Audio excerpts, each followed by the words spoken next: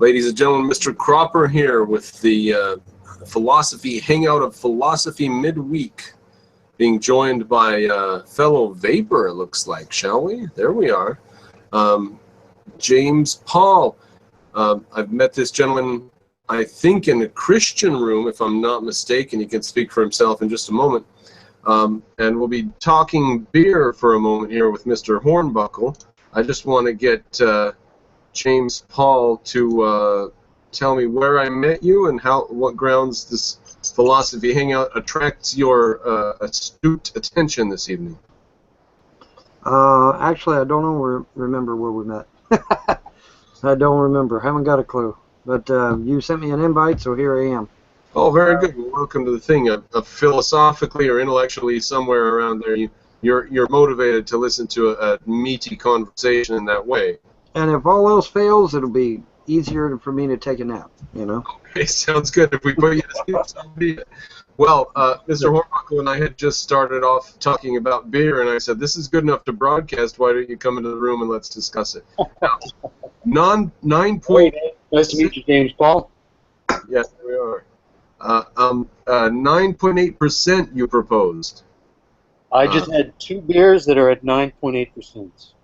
Craig Allen, welcome. You can unmute yourself at will. Now, how were they? Oh, Craig Allen is Piero. Welcome to the Jig, Piero. Oh, he just... Piero will be back. He realized it was me, and then he left. So 9.8%, that is to me, that sounds like a gamey, nosy beer. It's going to be fumy. Is that true, or were they okay?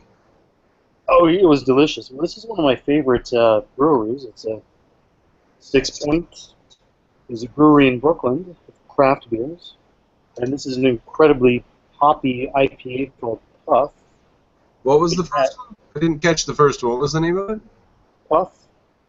Oh, is that the first one? I thought you showed 2 different beers there. Okay. Just one. I actually had another one that's called Resin before this one. I am sorry. And it has what? I don't know where they get these names. It has nothing to do with... I can imagine. Resin. I know where they thought of it from, yeah. Well, yes. Yes. But this comes in at 108 IBUs, which is a measurement of bitterness, I guess. Which I think that's moderately high. It's not... Some get much higher than that, but this is certainly pretty decent compared to non-IPAs. So. Yeah, I like the balance. The higher the alcohol content, the fewer you can drink before everything goes downhill. And I like to be able to sit around and drink and talk for hours, so I like good, cheap, thin beer. Ah, I see. Interesting. So, it has certain logic to it, yes. But see, a bottle of red wine's good, but it's like a turbocharger on the evening. So everything gets exciting more quickly, and then everything ends more quickly. Right. So that's like 12 or 13% there. So. Exactly. That's intense stuff. Racy stuff. One should you try to pace yourself, don't you? But when you've got a good full bottle of red wine, all thoughts of everything else but a good conversation disappear. So the beer you mentioned, what was that called? The Wolfenheimer? What was that one? Hefeweizen. It means an unfiltered wheat beer. Unfiltered in the sense that it's not very burnt or hoppy, but they leave the body in there. Very high calorie, so it leads to a very creamy flavor, and it's very, very seldom bitter. Like I said, not burnt or hoppy. So it's not sweet. It's not wheat. It is wheat. It's not sweet. Oh, it's not sweet. No. It's the one they serve with the orange slice. You've seen me order it, I'm sure. If we've had beer, I've ordered it. So we've drank some in Manhattan here and there. We had that orange stuff once. Orange stuff. So it's a little bit bitter, you say? It's the least bitter. It's thick and heavy like Black and Tan. It's thick because it's not filtered. And yet... Like Guinness? It's thick like that, but with no bitterness, or the good ones don't have bitterness. It tends away from bitterness. Okay. Anyways, we'll try to get a feel for what your style is here. Well, what we'll do is we'll hit a German place, and we'll try 3, 4, 5 different German Hefeweizens, and we'll just find our way around them. Because I'm a beer drinker, and I've had a few Hefeweizens. I've had a few different other beers. Well, Hefeweizen's the one that it's a beer drinker's beer. You want to drink some beer? If you want to just I want to drink a beer out of those German mugs with the tops. Okay, well, how many? I mean, if you want to look cool, just choose some bitter beer you don't like and just suffer. But if you want to drink beer every day and enjoy it, get something you can drink, like Natural Light or Hefeweizen. Natural Light. It's easy. It's 70%. That was a great commercial, man. I hope you get some royalties. That was great. This should be copyrighted material for the existence of that. I will get me another Natural Light. Piero, speak up. Speak your piece, man. Oh, it does say I'm Piero. Now I always come in, so that's my Indian. Craig Allen. Wow, nice picture there. What is that? That's oil, diffraction and oil on water. Wow, that's pretty cool. It's pretty intense. That's cute. Hey, what happened to John Paul there? He disappeared on us. Oh, he got an invite from me, so he came in, and I invite everybody in my friends list. It's turned into I don't know how to use Google Plus. I don't know what to do with it, so right now I'm on a careening path of havoc, I'm sure. So I just put anybody who it suggests to me over in the sidebar in this thing that pops up sometimes. I just say okay, and then when I open a room, I just tell them all about it, and I don't know who they are, and I don't know why it suggests them to me, and it grows because all of their people suggest me to them, each other. Nobody knows what's going on. Nobody understands Google Plus. Piero, do you understand Google Plus? What are they doing to it? No, but that's probably a good idea since we're going to use it at all. Is maybe those recommendations. I wouldn't mind expanding it that way. But do you did Van Helton say anything? Did Van who? The guy who was here? That dude that was just here. No, he said nothing. He said that I sent him an invite, so he showed up, and here he was. And we could help him go to sleep if it was boring. Which apparently. Oh, he says he'll be right back. Oh, did he? Oh, in the chat window, yes. Famous. Oh, the chat's something that I wish I had more attention to, but a good conversation. They have the chat in YouTube, too, and I don't know how to do all this shit. It's too much. There's YouTube, and there's Google, and there's Google Plus, and there's... I heard there was MySpace. Do they still have MySpace? So there's all this stuff. I think they have safe spaces now. This is my safe space. Someone yesterday got mad at me for asking about black culture. Veet. I asked him something about why him and Black Miasma speak white speak. And he said something about how I'm going a little bit off the rails there. And I said, you just call me Uncle Cracker. Now answer the question. I'm afraid that this is probably not a safe space for liberals. This is probably not that area. It's not, and I don't want to be microaggressed against. This is not the spot. That's why it's beautiful. I feel I was on a call with Veet a couple nights ago, and I'm afraid I lost my cool a couple times. I think I hurled a couple F-bombs, so I have a resolution to try to maintain better control and keep things on an intellectual level, so I'm going to work on that. That's a good resolution to have and hold and work on. It's a lifelong commitment that's going to be difficult. Especially with a moral relativist. Yeah, exactly. Moral relativists make me so angry. Is this a safe space for non-liberals, though? This is a safe space for anybody who can put up with the exchange of ideas. I know. You knew that, right? Yeah. All right. It was a rhetorical.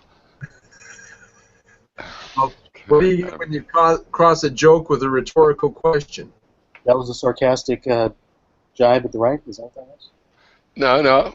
It was also a sincere question, but I know what the answer. I mean, I know Cropper well enough to know it's I was a good answer. It was kind of more like, well, how do you answer that? Because you could say no, not really, or you could say yeah, if you can take what you can give. Safe enough, yeah, exactly. Because a really safe space is like, well, I have something to say, and you probably think of me as a liberal about safe spaces, which is, first of all, most of the places are safe. What are they talking about? Like Yale's not safe enough? Right. And the other thing, I mean, they should live where I live, as they say. But not now. It's pretty safe where I happen to live right now. But and then the other thing is we have safe spaces, and this is a sense in which, yeah, I am a libertarian because I think most libertarians would agree. It's called your house, your own property. Yeah. Go walk around naked, and you're safe. Can't nobody's going to say you dress too risque. Well, somebody might say it, but yeah. So at safe spaces, there's always jujitsu in these things, and it's not that the idea of a place where you're safe or private or whatever is. It's just obviously that's not what it's being used, or that the worst one is the Yale example that makes the whole thing, yeah, it's just the whiny side of liberalism. But I argue that's people. There's whiny people in the bell curve of every philosophy. You got to deal with the people that aren't whiny and figure out what they're saying. Do you know that's true? We've got whiny little bitches in objectivism. Did you know that? Who's a whiny little bitch in objectivism? I'm not going to take that bait. I don't promote you to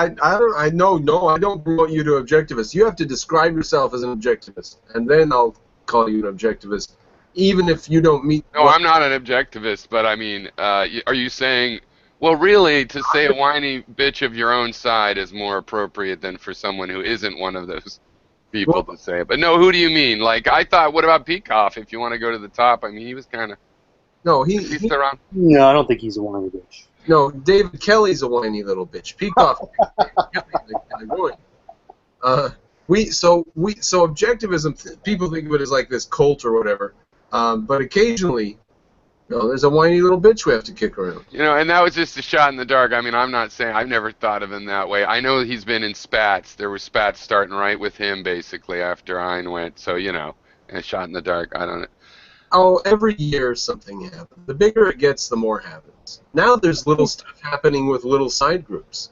I have little things. Things happen around me now. Because there's enough people who have known me for 10 years. There's 50 or 100 or something, and 20 or 30 of them follow me closely. And there's things. Some of them hate each other. A couple of them went insane. Qtron Man went insane.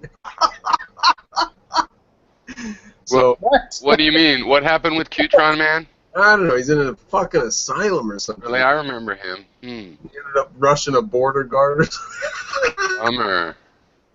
That was insane. No, him and his wife got in a fight about trying to get to the mall on the other side of the border, and he's like, "Yeah, I have no rights," and it was videotaped, and that was the beginning, and then later it got out of control. So I hope he's gotten well. Qtron Man, if you ever see this, I hope you have. I vaguely remember him. I don't remember too much, but I remember the name. Yeah. Well, I'm not an objectivist, but it seems like objectivism isn't the kind of thing that would have just one organization. I mean, fine, there's an organization even that I was involved with or people close, but it's the kind of thing, of course, she wrote the books. She has the written work like any other philosopher.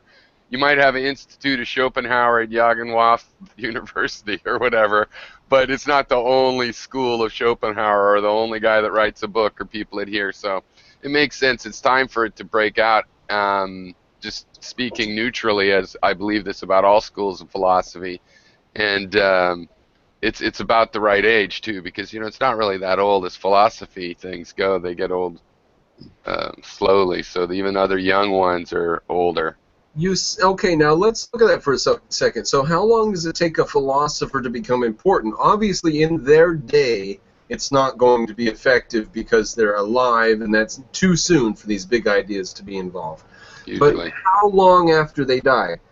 5, 10, 20, 40, 50, 100? How many years? Now, I think the dissemination of information technology changes that. So for Plato, it took hundreds of years. Yes. Later on with Galileo, it took 50 years. Later on with Newton and the colleges and stuff, it took 10 years once his ideas came out. And then, now it takes a year. So what does it take if somebody dies in the year 1980, or if she died in 81 or 2, I think? Well, I think... Go ahead. Well, I guess I'm done if you're ready to talk. Go ahead. No, I'm sorry, maybe Jason was going. I thought somebody else was about... Oh, no? Okay. Well, that's an interesting question. Okay, here, it's one of those things you're asking me just to go ahead and give a half-assed bullshit idea at the top of my head, because I do happen to have some ideas about that. I think usually it's one of the things where actually they are influential while they're alive. Someone like Nietzsche and other people sometimes aren't as influential or not as obviously, but they are. Like, somebody can be really influential in academia, but we never hear about him, and it's after his life that it's mainstreamed. Or Nietzsche, theoretically, he was popular among 10 people or whatever, but it was they were influential people that also were, it rippled out. So those are exceptions to the rule, but usually I think they have a big impact. Society acts like, oh, we've all changed. Look, we've got this idea, and really society hasn't changed much. Then people might forget about them. And then as far as the period I was talking about, where you would have a breakup of schools, because I've thought about this a lot with religions, like Mormonism is at the point where there's reform Mormonism, and the internet makes these things happen, like you say, but there's going to be breakoffs. There could be different sects. I mean, there already are between like fundamentalists, old school polygamists, and the mainstream Mormons, but I mean, there's also going to be reform, just like what happened in Judaism. How long does that take to happen? But anyway, with the philosopher, I think it's about 50 years after the hit book that made people put them on talk shows or whatever it was that got attention, in the sense the ones that are at least on, not everybody knew who Ayn Rand was, but she was on a lot of the intellectual talk shows, got interviewed in books and so on. So about 50 years, and then if it's going to live on, it's going to have more than one organization. Otherwise, it's Scientology or something, and it's not really a philosophy. I think it's pretty clear with Ayn Rand, even though I disagree with her so much, that there is a coherent philosophy that makes sense to people, but there's also a spectrum of interpretations. And also, when you have an organization, people embezzle, or all kinds of stuff happens that's going to muddy up. You need more than one organization, just because of how organizations work over time. They got politics or whoever actually was involved. So yeah, that's kind of my assessment. I would add to that, what about religions? If you have Reform Mormonism now, a couple hundred years later, I mean, is that going to happen to Scientology? I don't know. I want to start a religion so bad my skin itches. Yeah. If you could start a religion where your religious beliefs require you to engage in only free market activity. Well, I could have some nonsense. It'd have to be a moneymaker, because the only reason to do it's cynicism, really. And every year I could announce it wasn't true, and then just keep going and see who kept following. Every year I'd be like, Happy New Year, this religion's all false. See you next Sunday. And there could be like ongoing jokes like that. It could be hilarious. I don't know if you... It's opposite day. It's National Opposite Day in this religion. Yeah. And I'd read out of the Bible, and it'd say something like, sell your daughter and stuff, and I'd say, this is awful. That's why we don't believe certain parts of the Bible. And then I'd go to the next verse and keep reading, and ask for donations. And tell them they had to donate. I'd say, everyone who doesn't give me $50 today is risking car wrecks and lightning strikes. Peter, you were trying to talk. Go ahead and give us a Mexican immigrant's view. It's funny you're talking about starting a religion. I was just thinking about that yesterday. Why do people with dumb beliefs get to have an organization where they're tax exempt? Why don't we start like a church and have just I don't know, because I like the Church of Satan, because a lot of their ideas are ripped off of Ayn Rand, actually, but they've got all that stupid ritual and the silly imagery. Well, we could do something like that, but better. Yeah, exactly. It might be an open joke with some sort of actually stuff. It's what? It doesn't have to be a bullshit religion. It could just... be like anything we want. It could be good stuff. It could be some loosely defined thing around egoism or something like that. And we get tax exemption. What if it's an open joke with some sort of upper class where they realize that it's a hoodwink place to hide money? Yeah, well, that's just a scam, right? Yeah. What if that's what it is? Well, I'm not sure I want to be involved in that. Fraud. Well, no, it's not fraud. It's openly known by the upper classes that that's what's going on. I mean, the lower classes don't. They go to church and pray. They don't know shit. You could probably start a religion based on some really silly shit, and people would still believe it. Yeah. Well, here's the thing. It would be evolved. We would evolve it, right? We would start out with 5 or 10 different churches, and we would, in various ways, try to get money from people. And the ways that worked better would grow quicker. Right. And come to think of it, this is exactly what religion is today. One of the ways that you would tell people how you 10% of everything you make has to come to us to get the blessings of the Lord. That's Mormonism. I'm surprised people get into Scientology. Like, it's amazing that he pulled it off. I mean, L. Ron Hubbard, you've got to hand it to him. I mean, I don't know how many people could just start up some bullshit and then have a bunch of people join. It's not a bunch of people. So let me give you 2 sentences. I can give you the blueprint for Scientology. Beautiful person who never has to think and can't use their brain makes large amounts of money and is then flattered by somebody. And Scientology is just what follows. It's just the fill in the blank after that. You find a beautiful person who can't use their brain and they're really rich. Right. Anything you want. Anything you want. Especially if you've read Machiavelli. Huh. Okay. Interesting. All right. Well, Jason, I wanted to contribute one thought here. In terms, like, if you wanted to seriously create a religion,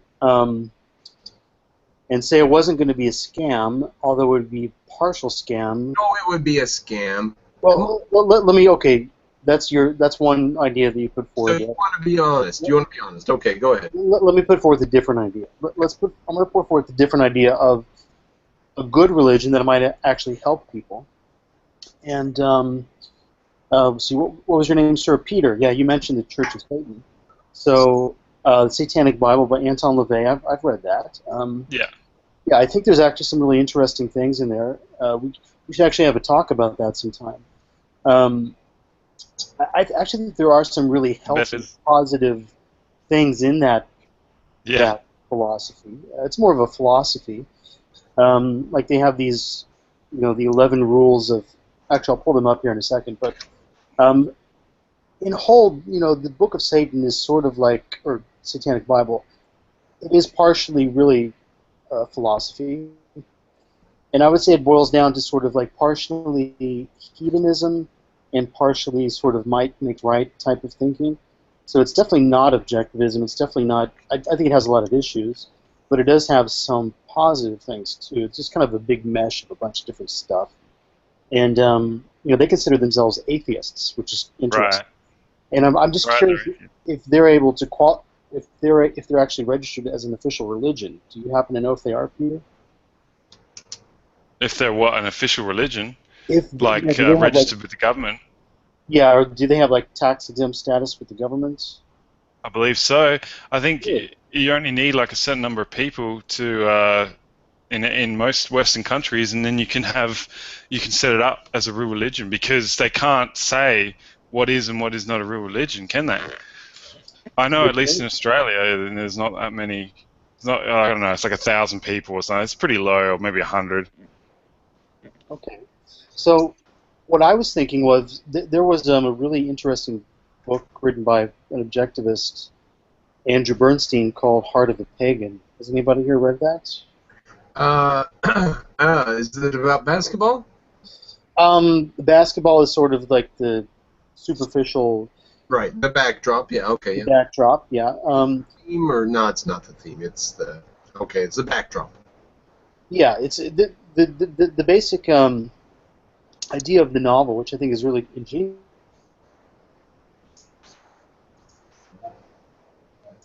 There's a bit of a freeze. Is he frozen? You're frozen, Jason. It's unfortunate. Jason was polite enough to arrange dinner with Mr. Bernstein and I, and we rode upstate on a train and met Mr. Bernstein, had dinner a few years ago with Jason and him and I and Mr. Bernstein. So that was fun. That was interesting. Let's see, Peter. What? Maybe Jason will be logging off and come back on eventually. We'll see what happens. But so this religion, you want to be less cynical or more cynical about it? I'm okay with, like, we could try different models. We could have a cynical one and a non-cynical. I wouldn't want to start a scam personally, and I wouldn't want to encourage anyone else to do that sort of thing. Just because you're cynical and you're like, well, fuck it, let's watch the world burn and make a bit of money. How old are you? How old am I? Yeah. I'm 26.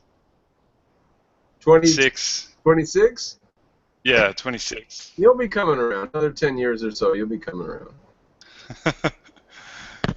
Well, I'll have what you'll know what's going on because you'll keep hearing the great preacher Mr. Cropper, and you'll know about this, and you'll contact me when you come around.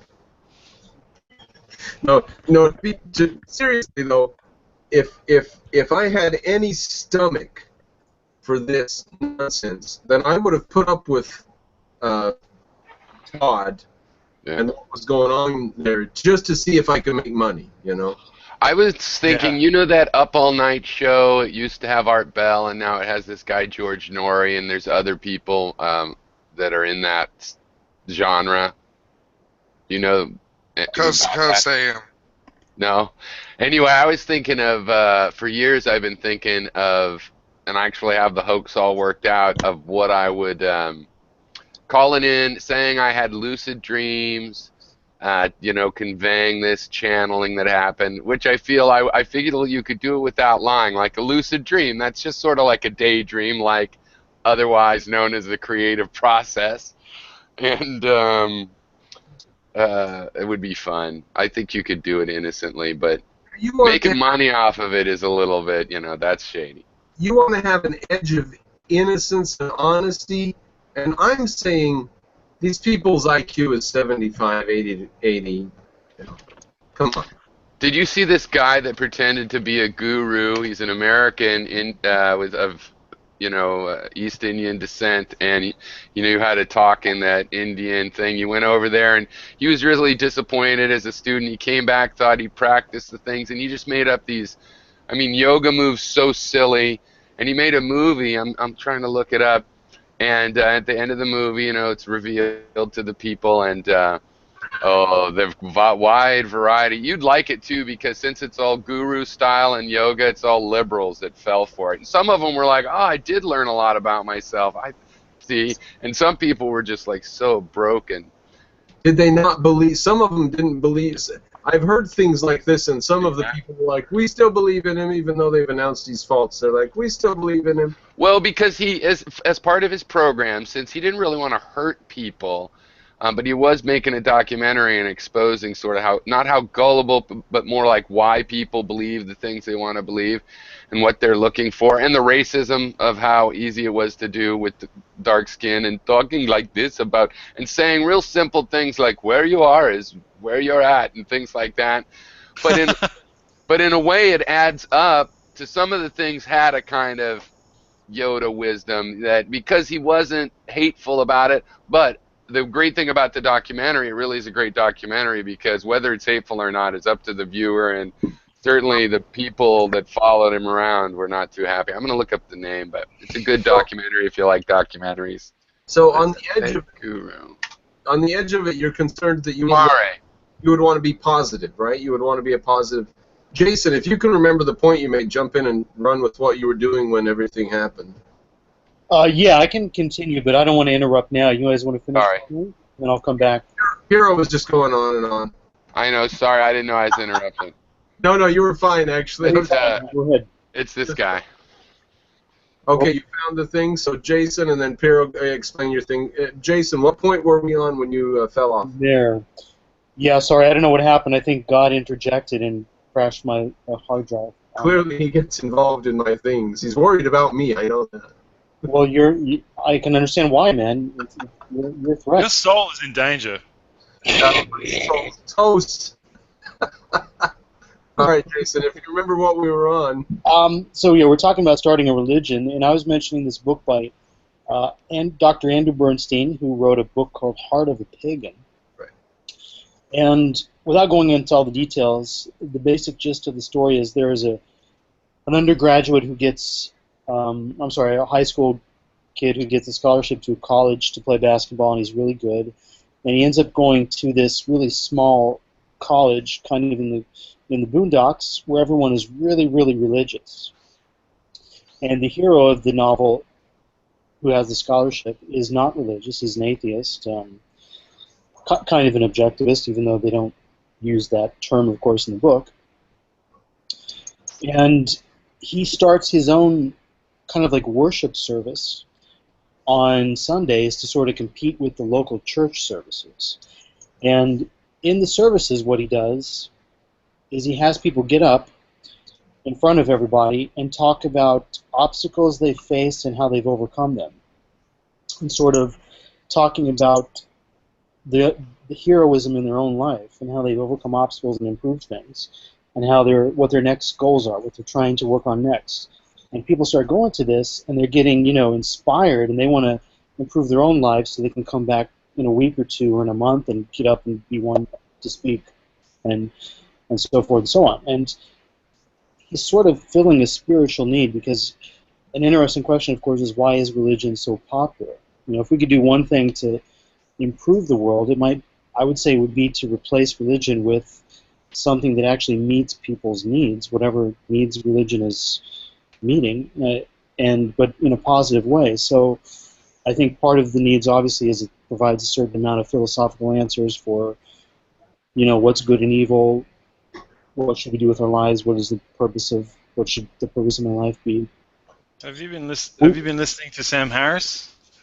I've heard Sam Harris before. I don't know about him talking about this topic, but I'm familiar with him. Secular spiritualism, I think, is the kind of thing. It's very similar to your ideas that there is some positive benefits that people get when they go to church. They have like the communities.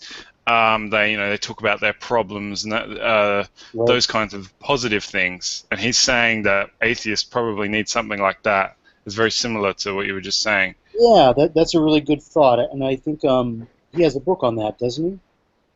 I think he might have a book called Waking Up. It's also about meditation and other things in a secular context, like spirituality in a secular context, I suppose, is the best way to put it. Okay, yeah, I definitely will. I would love to check out his book sometime. I've always thought that is definitely something missing from like the atheist or even philosophical community. I would say even the objectivist community, in the sense that. Can I go on a bit about that? Can I say a few sentences? Go ahead. Please do. So there was Christopher Hitchens who had things to say about this. I thought he said a few cogent things. He said, Hitchens. Yes. Oh my goodness. To him right now. To Hitchens it is. Great man. Well, he had a few things to say. He said, when you meet a fellow free thinker in any country, in any language, you know each other pretty quickly by snide remarks and things that each other says, and you can see each other, and we can see each other in the way that fake people don't see each other. And he said, we don't necessarily go somewhere every week and remind ourselves of our beliefs. We believe them in a different way. If you believe them in this shallow way, you do have to go every week and chant and sing and get together with other people and make sure that you all believe the same things and read the same book and all this. And he said, we don't have any of that, so why do we have the need to get together and reinforce a groupism? So maybe what we need to do is break down the need for people to get together in meaningless groups. We are here in a group tonight, and there's nothing meaningless, and there was no prayer initiation, and we're not going to splinter off and kill each other off anything that's said, and this is a different model. This is the model of the future for what can happen on a Sunday evening. It used to be gather at the local church or whatever, you know. This can be a different model, and it does not need to have the spiritual hangover nonsense that's going on in other models. Yeah, like for example, like I've noticed that that religious organizations they come up with with prayings and stuff just to remind people of the bullshit, because if they wouldn't do something like that, people would forget the the nonsense pretty quickly. So they have to do it every week, so that they remind people of the nonsense. Now, And in politics is the same thing. Like on TV is just the hammering of the same bullshit. Now let Yeah, me run go that point. The fact they have to revisit it, can I just mention, because we were talking about starting a religion, I don't know if you were listening, Superfin, but here's one title I propose for the church religion. It would be the Church of Paul on Mars Hill. And every single sermon would open every single week with, God dwelleth not in temples made with hands. And so, I'm not sure if we would have temples. We might just assemble in parks or fields, and that would save the company, or pardon me, the religion, money. And we wouldn't even have to build temples or churches. And so if it was a rainy day, you could just stay home. You wouldn't even have to come to church. We would only assemble on nice days. Because of this Paul on Mars Hill, it's in the Bible. God dwelleth not in temples made with hands. Or we could have nice temples and have no cynicism every day. Not here. Yeah, that would definitely save some money. But but the architecture, the arts, like for example, like the church is famous, is notorious from stealing Renaissance art and putting them in their churches. So that plays a part in getting to people's emotions. It would give us an edge hypocrisy-wise, because every Sunday or every Tuesday, whatever day was nice, the sun was shining, we'd get together and we would read, God dwelleth not in temples made with hands, brothers and sisters, and we would all feel superior to the people who were spending all this money on churches of ivory and gold, and we would say, please try to put what money you can into the basket for giving to the poor. We promise to build no churches of ivory or gold. We could rail on a bit about it. It looks like the other churches would be quite at a loss for how to answer that sort of thing. This is great, and we could say that that's the only true line in the Bible, which it is. We could say all kinds of things. This is fun. We could take it very hypocritical. We could go very... The best part wouldn't be the money.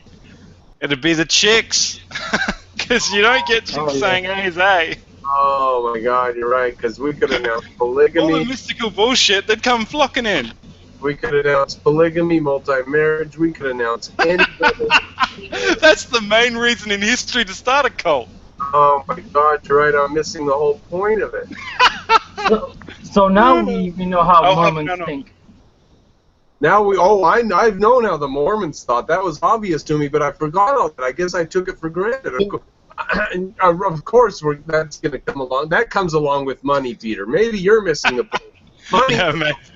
You're missing the point. It's all money. The money. If I got the money from dealing drugs, I would get all what you're talking about there. So, religion. Money brings bitches. Exactly, but religion brings whores.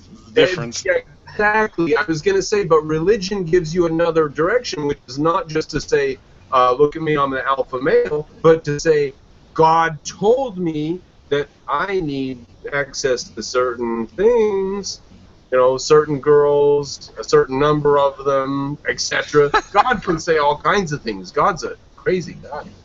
It's not me, it's God. I didn't want it. He said. That's actually what Muhammad.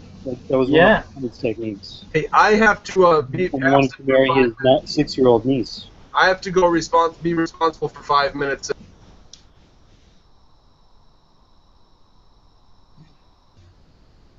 Okay. We see you signing, but you can't. Your voice can't come in.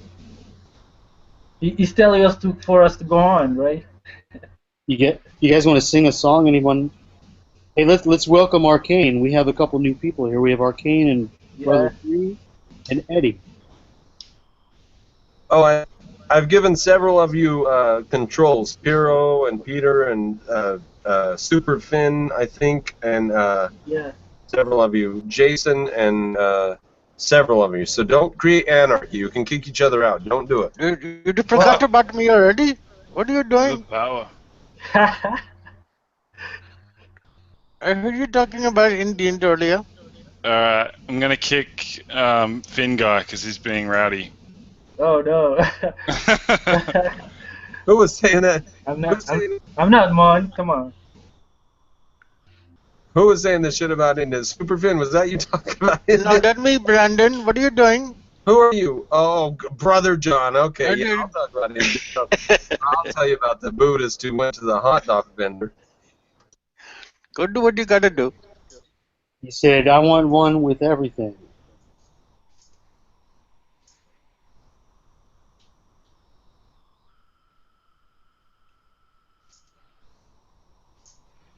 So howdy, who is Arcane? I don't think I've met Arcane before. I've seen him in the room before, but I haven't heard him talk though.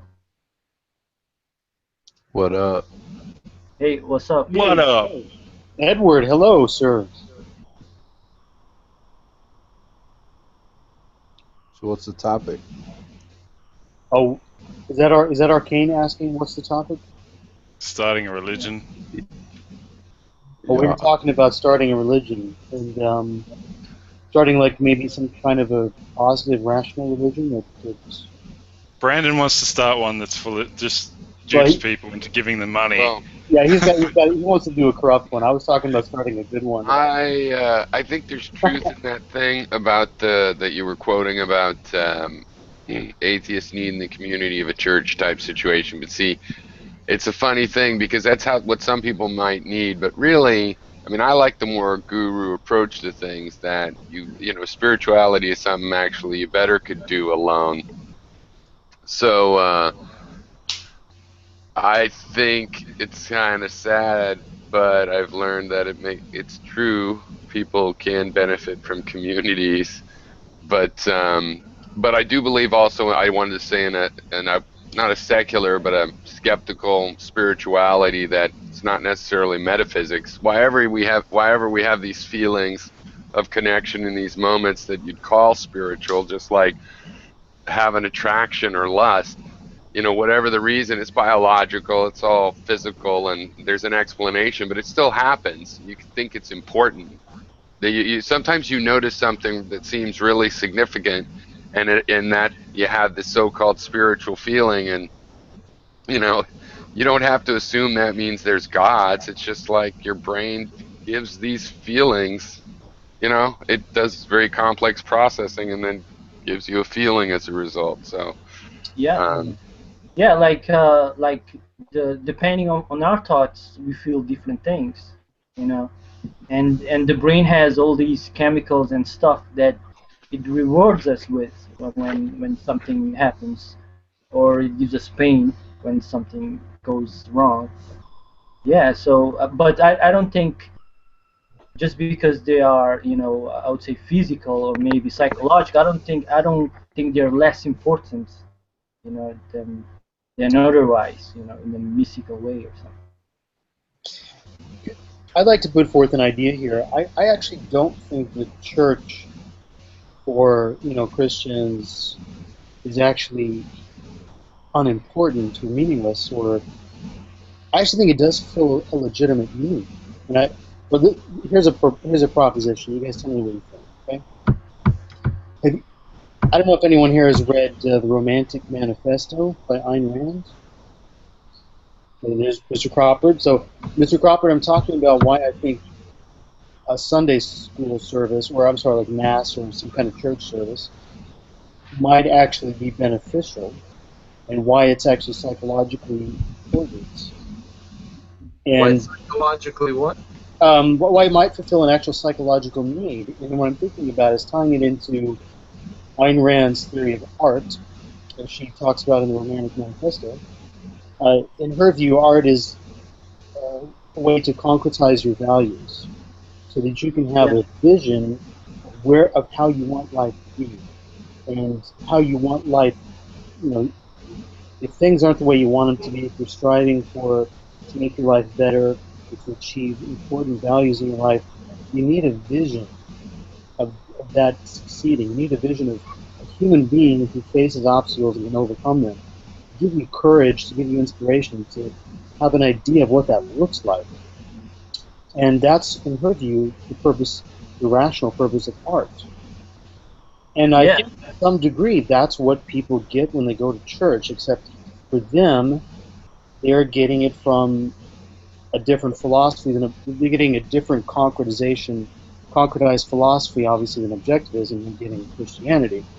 You know, if you go to a service, you see a lot of the preachers who talk about, they try to take things from the Bible and apply them to your everyday life, and about how people worked out problems in their marriage, or how somebody lost their job and they overcame it, and like there actually is, in a certain way, a lot of life-affirming things about it, that I think that's why people go to it, at least in America today. Maybe not in the Middle Ages when it was all in Latin and nobody knew it anyway. Yeah, to be fair, it's evolved to the point where what they pay attention to is the life-affirming thing, right? That's the only thing they talk about anymore. They ignore the bad. So yeah, like it's the same thing as the movie, isn't it? That's what people go to the movies to see. Yeah, exactly. And that's the thing that religion exploits, is the psychedelic effect on people, because people don't really have control of their immediate emotions. So people can use that, like for example, like huge advertising, TVs and stuff. Those things can affect your emotional state. So like for example, someone can be very rational, and if you approach them and you call them, you say you have a big forehead, no matter how rational they are, that will affect them psychologically. And that's how commercials and church work in a way, So go ahead. I agree completely with this assessment, and this is why we ended up with the fascists and the Nazis during the Second World War. It was a direct result of the kind of philosophical ideas that rushed into the gap after God died in Europe. Because he didn't die in America, he died in Europe, and that's why America has been able to maintain a stronger connection with some of the better Enlightenment values, ironically, is because you got a lot of Christians. And because you've got a lot of Christians, socialism can't quite reach a foothold. The nihilism or the fascist or Nazi ideas couldn't quite reach.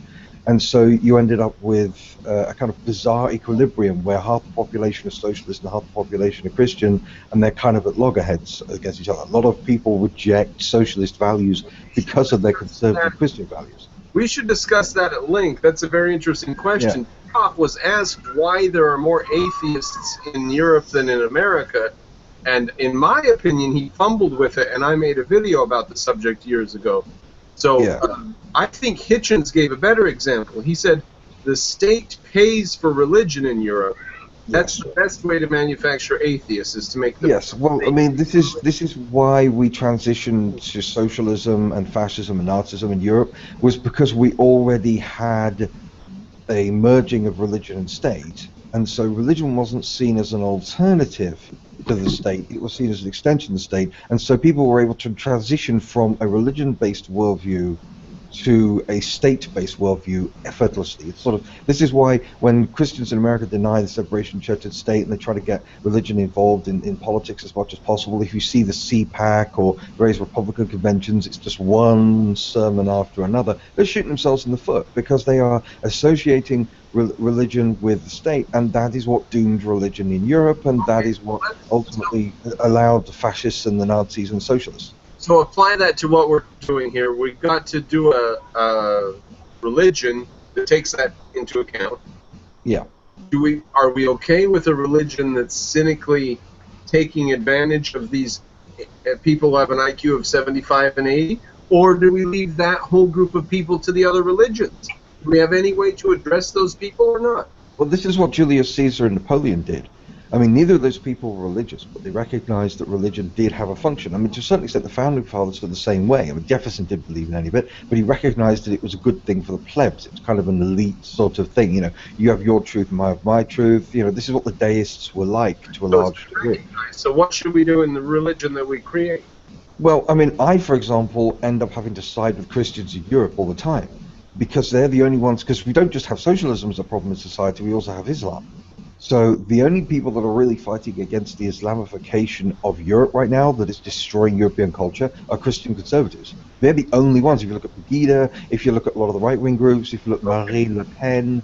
Well, to return to the question, though, how do we apply that to opening a religion today, then? Well, we don't. I mean, we have objectivism. That's for people who are rational. And then, for the most part, we just leave Christians alone. This is why I keep saying we need a truce of Christianity. There's all those people out there. There's a lot of them. Why don't we start a religion and a church and have them come to it and give us money instead of giving it to the dirty, filthy Christian? Because it would be disingenuous. I mean, I don't... It doesn't matter. There's no God watching. Jesus Christ. Yeah, I'm watching, and that's more important. The point is that... Yeah, the point is that... you got one of those big... You have one of those setups with like 100 screens connected to like various... But wouldn't you say that... Oh, sorry. Well, this is the problem with Plato's noble lie. This is what you're talking about. You're talking about suggesting a Plato-like noble lie, and we are not Platonists. We're Aristotelians. We are supposed to take the other path. It doesn't necessarily have to be a noble lie. It can just fuck people. No. I don't think if it's a religion, it would be a noble lie, and sooner or later those things always unravel and get exposed. No, it doesn't have to get exposed. It could be a comedy skit that people buy into. It would be for people 75 IQ points and less, because we would announce every day at the beginning that God dwelleth not in temples made with hands. Then we would hand a collection plate around and say something about the more you give, the more God blesses you, and some bullshit. And it would just be a money-making scheme for stupid people, and we would be told. No. Remember,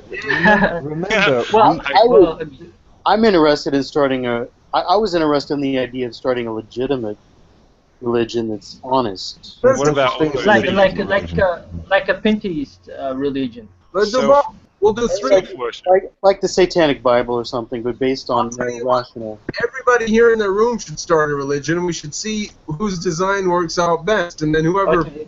Like for example, I'm an atheist, but I admire some sorts of religion, especially the pantheist ones. Like for example, the Egyptian one was a pantheist religion. Like the gods were personifications of forces of nature, you know. And although I'm an atheist, I admire the art of the Egyptians, like Anubis. Anubis is it's sort of like, I don't know, you can see it on my YouTube page. So it's like an inspiration. It's an art for me, you know. Right. So, yeah, I mean, we already have some Swedish people who are like some Scandinavians who sort of quote worship the Norse gods. They know they're not real, but they're using them as like inspiration. Yeah, I mean, we already do a lot of this already. I mean, there's just so much of this going around in pop culture and everything else that I just don't think we need to clutter things with yet another example of this. We have a philosophy, we should stick to the philosophy, be open and honest at all times, and leave the deception and the noble lies to the religious leaders. Yeah, and because those things was damage. I mean, we can challenge them, but at the end of the day, we have to prioritize which are the biggest problems. And in some ways, Christianity is not only a lesser problem compared to socialism and Islam, particularly in Europe, but it's actually a solution to a certain degree. It's a sort of stopgap. Superfin, what was your... Well, I was saying that like creating a religion, even if it has good intentions, it will end up, you know, as a bad, because people will turn irrational. You know, it will escalate. The irrationality, the dishonesty will escalate. You know, we'll be worse off in the end. Yeah, because you can't. It's like socialism. It's like what Lenin did. It's like what Marx did. You can't tell how this is going to go. All revolutions and all these kinds of group mindsets always end up spiraling far beyond the control of the originators. Sooner or later, Robespierre's going to have his head cut off. Sooner or later, the Mensheviks are going to be assassinated by the Bolsheviks. It's just not worth working with groupthink and working with emotions. Yeah. Hey, Edward, have you read... a lot of money in it. Brandon's hooked on the dough. No. Bloody materialist. Edward, have you read Ron Pizzaturo? Are you familiar with his work? Wrong Turl? Ron Pizzaturo? I think so. Can't remember. I read too much stuff. I wrote an article, I'm going to link it to you on chat, called Judeo-Christian Conservatives are today's main defenders of Western civilization. Yes, I haven't read it, but I've basically seen interviews. Yeah, I agree completely with it. Unfortunately, that's the situation we are in. The socialists, did you see the DNC debate? Did you see the DNC convention? It was disturbing as hell. It's like a big convention of gaslight. I mean, these people are fucking... Yes. Everyone was a victim. Everyone was virtue signaling. Everyone was. At one point, they held up a constitution and say, you know, those right wingers haven't read this thing, and then they proceed to give the Communist Manifesto as if it's the same thing as the Constitution. It was disgusting. So absolutely, Christian conservatives, not because they're the best at it, but because there's simply a large number of them, are the absolute Arcane, are the best examples of the defenders of Western civilization, because even though they have a skewed perspective of it, they at least have a perspective of it. It's still part of their worldview. But the Constitution, the values of the Enlightenment, because they were, after all, conservatives among the Founding Fathers. There were Christians among the Founding Fathers, Christians among the Enlightenment. John Locke was a Christian, kind of, sort of. And so, you know, Christianity is interwoven throughout reason and throughout Aristotelian thought since Thomas Aquinas. Christianity has been there through the good parts as well as the bad parts, and so it's sort of like a trawler ship that's sort of managed to, or barnacles on the hull of the ship. It's sort of accumulated bits of wisdom and reason and decent civilizing values, and so we're in this situation where the conservative Christians are less insane than all of the left now. All of the left. Oh, absolutely. Much better. Christianity is rotten and full of barnacles. Burn it. Burn it, burn it, burn it. Priorities. We have bigger enemies right now. But it's not as bad as Islam. I'm sorry, it's not as bad as. Or leftists, or yes. Well, you have to deal with both because the left are enabling Islam as much as possible. Fox News. If you watch Fox News this morning, Alan Combs was talking to some woman, and she was, because there's this whole thing with this Khan guy, this Gold Star family. The parents of the. This woman wasn't having any of it. He was basically saying, how could you possibly insult these people? And she was laying it all out. She explained about civilizational jihad. She explained about taqiyya. She explained all the deception practices Muslims use. And she basically said, this guy could be lying. He supports Sharia law. And Alan Combs said, because he's the token liberal at Fox News, he basically said, well, there's no difference between Sharia law and like the Jewish law. And this is that one statement is astounding. Over 250 million people for the last 1,000 years have been murdered in order to implement Sharia law. I mean, just massacred. Sharia law was imposed upon millions of people as the most brutal apartheid legal system of human beings. Millions of women have been oppressed. Millions of non-Muslims were massacred right up to the 20th century with the Armenian genocide by the Turks. The amount of atrocities committed in Sharia law is more than any other in history, with the sole exception being socialism. And this liberal son of a bitch can just stand up there and say, oh, it's no different to Jewish law that hasn't ever killed anyone apart from like maybe the occasional idolater like 2,000 years ago. I mean, it's just literally the most far apart examples you could possibly give. But to this moral nihilist, they were one and the same. It was the most scary, stark example of the total intellectual and moral breakdown of the left. You imagine? Well, I hope. Go ahead, Superfan. I'm sorry. Oh, no problem.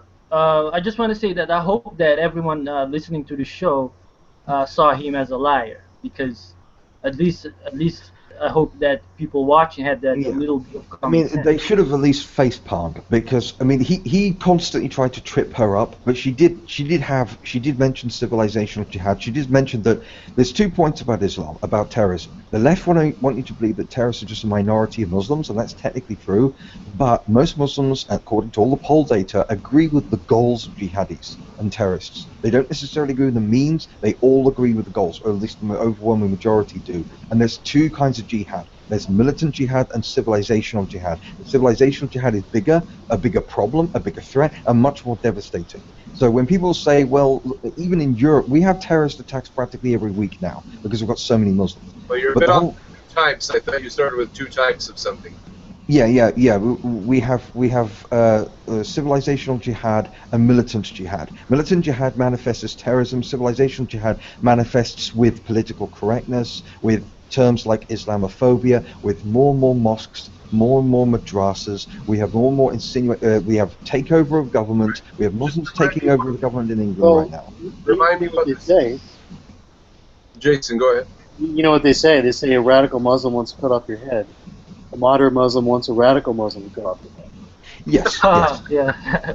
Well, I mean, the civilizational jihad is more successful. This is the thing. The only reason why some Muslims don't like the jihadis is because they're basically raising awareness of the fact that Islam is intrinsically Isn't violent. it just the same old bullshit between socialism versus democratic socialism? Isn't it the same? Yes, argument? yes. It's the same evil, but with But they're slightly going for different the ends. same values. Yeah. Well, this is why the Nazis were able to alternate, because the Nazis went from military coup to democratic elections without missing a beat. They didn't have any problem going from one to the other. It's the same with socialists. Socialists and Democrats are because if you look at the original Democrats in ancient Athens, they were fascists. They were a majority rule fascist movement that killed Socrates and everything else, and then created atrocities and mass murders. A lot of people don't know this, but the Democrats, the very first democratic group in history in ancient Athens, committed massive atrocities, which Euripides actually created a play that criticized it.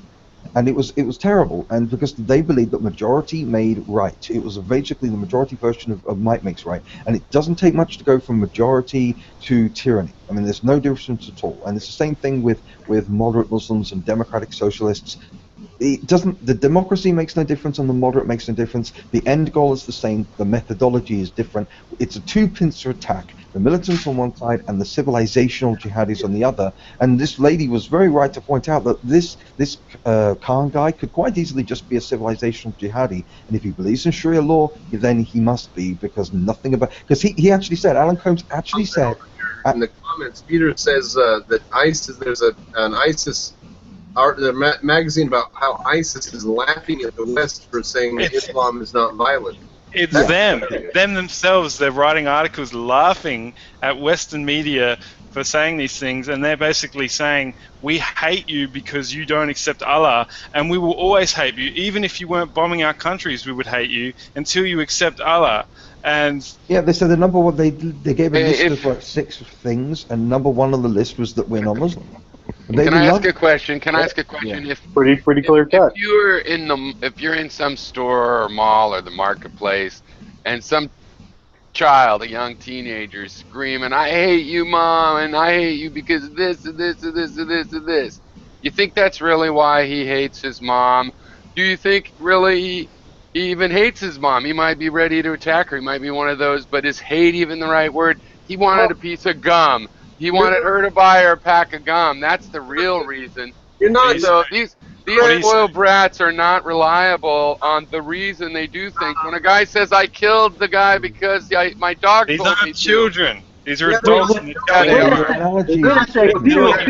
They're mentally ill people. It's also Are you defending the Muslims? Here's another example. This is typical. Here's an example. Some guy goes and shoots another guy. Some guy goes and shoots another guy. Okay, They're not crazy. They're not crazy. Some guy shoots another guy, and we ask if he was crazy. Well, I don't know. I think shooting somebody else is, unless it's in self-defense, it means you're crazy. It's Muslims actually are a not symptom crazy, of even when they blow themselves up. They're not crazy. Why not? Because they sincerely believe it. They sincerely believe it. And that's what you need to get your head around. They really believe it. You don't think crazy people sincerely believe the things they believe? And so do sane people. There's a difference between mental illness and sincerely believing something. What? Well, then we win, Piero. Mental illness is a problem in the brain. But I was also saying they're acting like spoiled brats, and the point that you haven't answered is I don't consider, whatever you want to call them, I don't consider them a credible source of why they do what they do. I think their motivations are otherwise. What about their priests? They preach their self-diagnosis. I do think ISIS is insane, but whatever, the semantics, their self-diagnosis of why they behave that way, I don't trust that. No, They act exactly as you would act we if you can believed us. verify I it. think they are doing the same thing. No. It's in their best interest. For it, we can look it up. They cite specific when they decapitated Lee Rigby on the streets of London. The guy who did it, with his hands covered in blood, carrying the machete, went up to a camera and he cited specific passages from the Quran. And you could look up the specific passages in the Quran, and they completely correspond to what he did. And there's other people that say that J.D. Salinger told him to shoot Ronald Reagan in a book he wrote. I mean, but what? the Quran is the center of a religion. That's a stupid analogy. The Quran, the book wasn't the center of a religion. The book wasn't demanded that you follow it and to be taken it literally. The only internally consistent interpretation of the Quran is through literalism and through the doctrine. So what about the Westerner kids that are converting, that have no Muslim background whatsoever, but they do have a background of not getting along with their parents in the mall, and they are going over and joining ISIS? Was the power of the religion made them into be violent, or were they? What? That's exactly proves the point that it's about the ideology and not being crazy. It does. That's why people from all over the world could join it, because are you telling me that for some reason there's a huge amount of disproportionately insane people in one particular religion? Right. Millions and millions of people that all just. Everyone in Arabia. You can't just say they're all insane. No, That's but ridiculous. Well, I'm not saying they're all insane. Not all Muslims are trying to kill you. All Muslims are trying to impose Sharia law on the world. That is the they're point not. of their religion. Because Yes, they are. Not true. How could they not? We know. Some Muslims. Hey, you know what? Some Muslims specifically don't believe in Sharia law. They're hypocrites then. No, that's not true. That's not true. Not The division. those Excuse me. The division in Islam goes back far enough that one branch doesn't believe in Sharia law. What branch is that? I've never heard of it. They all do. Yeah, they all do. Sorry, all There Sunni and are Shia some believe in Sharia law. liberal, even libertarian groups, but they're like, it's like 1%. It's like, Yeah, You know the there is- difference between No, even they do. Yeah, there is like a really did you know that obscure in branch. Indonesia, a place I that's believe it's the probably difference between the successful Shia Muslim and the country Sunni, has on basically. female genital mutilation rates. like Shia Muslims, they do their own fucking shit. Yeah, I mean, Shia. There are at least 2 to 3 major terrorist groups that are Shia. There's dozens of Sunni terrorist groups, but there's at least 2 or 3 major ones. I mean, Lockerbie, the town of Lockerbie, had a great big jumbo jet land on it thanks to Shiite terrorists. So in Scotland, so we've seen plenty of. In fact, it was the Shiite Muslims that began the terrorist attacks. They were at it before the Sunni, pretty much. So, do you think that the conflict in Ireland was because of the violent passages in the Bible? No, it was because of politics. We just had some former IRA supporters in the chat a few days ago, and they explained that the reason why was pure tribalism. It was Ireland versus England. This was about the atrocities committed by the British military that didn't use rule of law when dealing with the Irish, and they had a uprising because of the way they were treated. It had nothing to do with religion, other than to reinforce the distinctions. But that's all religion was in this instance. It was a reinforcement, and everybody knows that. They weren't quoting. No one in the IRA was quoting the Gospels to justify terrorism. Sure whereas about that? every single atrocity ISIS has committed I'll take a stab just at the that. literal Sure expression about of that? passages in the Quran. Yes. Can I just say, broadly speaking, that there were 2 schools of thought as far as the Irish went. One school was, let's try to control them and make sure they're not trouble. That was what the Brits did. The other school was, get a job. That was the American practice. So we imported half of their country, and they didn't come over here and become terrorists. Now, if they were terrorist-type people, they would have come over here and caused problems. They didn't. They would just drink a lot, and they took over the police stations. So they had problems with them, not because they were problematic people, but because how they dealt with them. The way they dealt with them was Let's try to control their culture and make sure they're not bad, and make sure they're not saying things that are bad. Yeah, I mean, you took the IRA out of Ireland and under control of the British, and they were fine. But you take Muslims out of Syria or Nigeria or Saudi Arabia, they're just as big a bunch of bastards. They beat their wives just as hard. They rape just as hard. They steal just as hard. That's bullshit. Ed, my point is going to carry, though. We're not going to have those problems in America that you're having in Britain, France, Germany, Sweden, Belgium, Denmark, Italy, Spain. Can I just keep going on, or is someone going to... I mean, there's at least 20 European countries right now that have huge spikes in rape and other crimes because of Muslim immigration, and we know this from what few statistics come out, but the police and the politicians are doing everything they can to hide the statistics. Sweden has put an outright blanket ban on any reference to nationality or ethnic origin or religion in all crime statistics now, because up until 3 years ago, people could see for themselves that all of the rapes committed by strangers in Sweden were done by Muslims. The massive rape epidemics that kept going on in Sweden were because of Muslims, and it's because it's by white guys. They would be happy to let those statistics. Absolutely, it's because it was all done by Muslim immigration. Because Europe isn't America. We don't have a huge history of gun crime, and we don't have a huge history of that kind of problem. Could I talk to Pyro for just 1 second? Go ahead. Hey Pyro, I just wanted to. So I know what you're suggesting that what ISIS is doing is kind of, they're basically crazy or insane, and it's not because of the religion that they're following. So I understand that idea. I mean, because what they're doing definitely seems crazy to me too. But how do you come to that conclusion when you look at the history of Islam? I mean, I don't know if you studied the history of Islam at all. Yeah, somewhat. Okay. So you're aware that Muhammad, when he conquered Arabia, basically did the same type of stuff that ISIS is doing? Who? Muhammad. Like, you're aware? Like, for example, the Battle of the Trench. Are you familiar with that battle? No, but I'm familiar. Yeah, I'm familiar that they had wars and there was banditry and a lot of that part of the history, but also.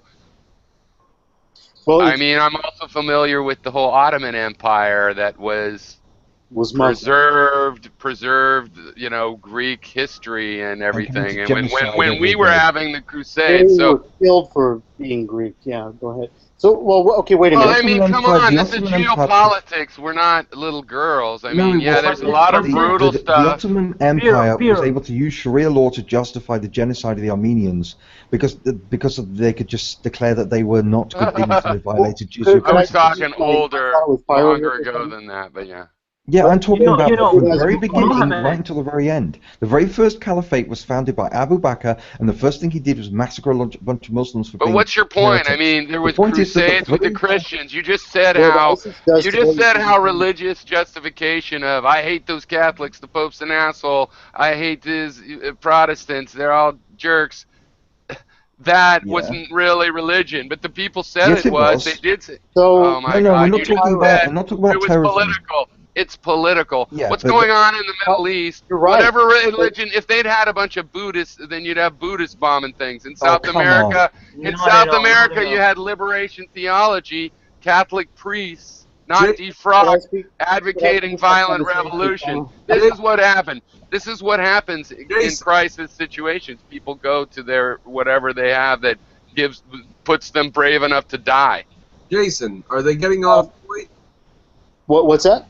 Are they getting off point? Steer them if you think they're Pyro, I just want to come back to I know that this is an emotional topic. If I could just say this piece, and then I promise I'll be quiet and I'll let you speak. I understand the argument that you're giving. It's the argument that Robert Pate gave in several of his books about suicide bombing. I think the difference here is that there's definitely something called suicide bombing where people are trying to eject foreign influence, like Buddhists that you mentioned and other groups.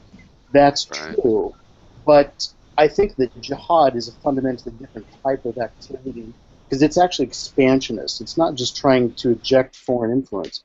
It's actually trying to expand outside of its borders. And a prerequisite to doing that is, of course, ejecting foreign influence. So that's step one. So of course it looks similar to the other suicide bombings, but then it goes on and does something additional after that. But my only point is, from an inductive point of view, if you're looking at trying to figure out why are these people doing this, if ISIS was doing what they're doing today, and it was the only time you saw Muslims doing this, or very rarely, you would definitely think, well, they're just crazy, and I think that your argument makes sense. But when you look at history and you see, well, this is what Muhammad did. He literally decapitated 800 Jews in front of their wives and then raped the women and sold them into sex slavery. Did you hear what I said about geopolitics, right? So you know about Machiavelli and the Prince. You know how geopolitics has worked on the whole world. So, like, they've been fighting wars over there for thousands of years. Oh, yeah, and every other part of the world, too. Islam is political, though. It's not just a religion. That's what makes it different. So it is geopolitics because Islam is political. Like, yes, Muhammad said to acquire political power and to kill the infidels. Jesus never said that. Yes, this is the key difference between Christianity and Islam. When Christianity does something wrong, and there's a political component, you can't just blame Christianity. The political component is a separate component that does need to be taken into account. When Muslims commit atrocities and there's a political component, it is also still an Islamic component, because Islam is an explicit political, legal, and military principle, and the religious element is just the element that holds the three parts together. It is not the be-all and end-all. Christianity is just a religion. As American, my country is founded as a prison colony, half of it, and I'm fine with that. I think we can handle that. I think a nation of immigrants, they come over here, and even if they're trouble, their kids, they can be assimilated and will be assimilated, and they won't stop. And if you try not to assimilate them, try to keep the Xbox away. Good luck, Dad. So basically, I'm just not as worried about that. And yeah, there might be more crime.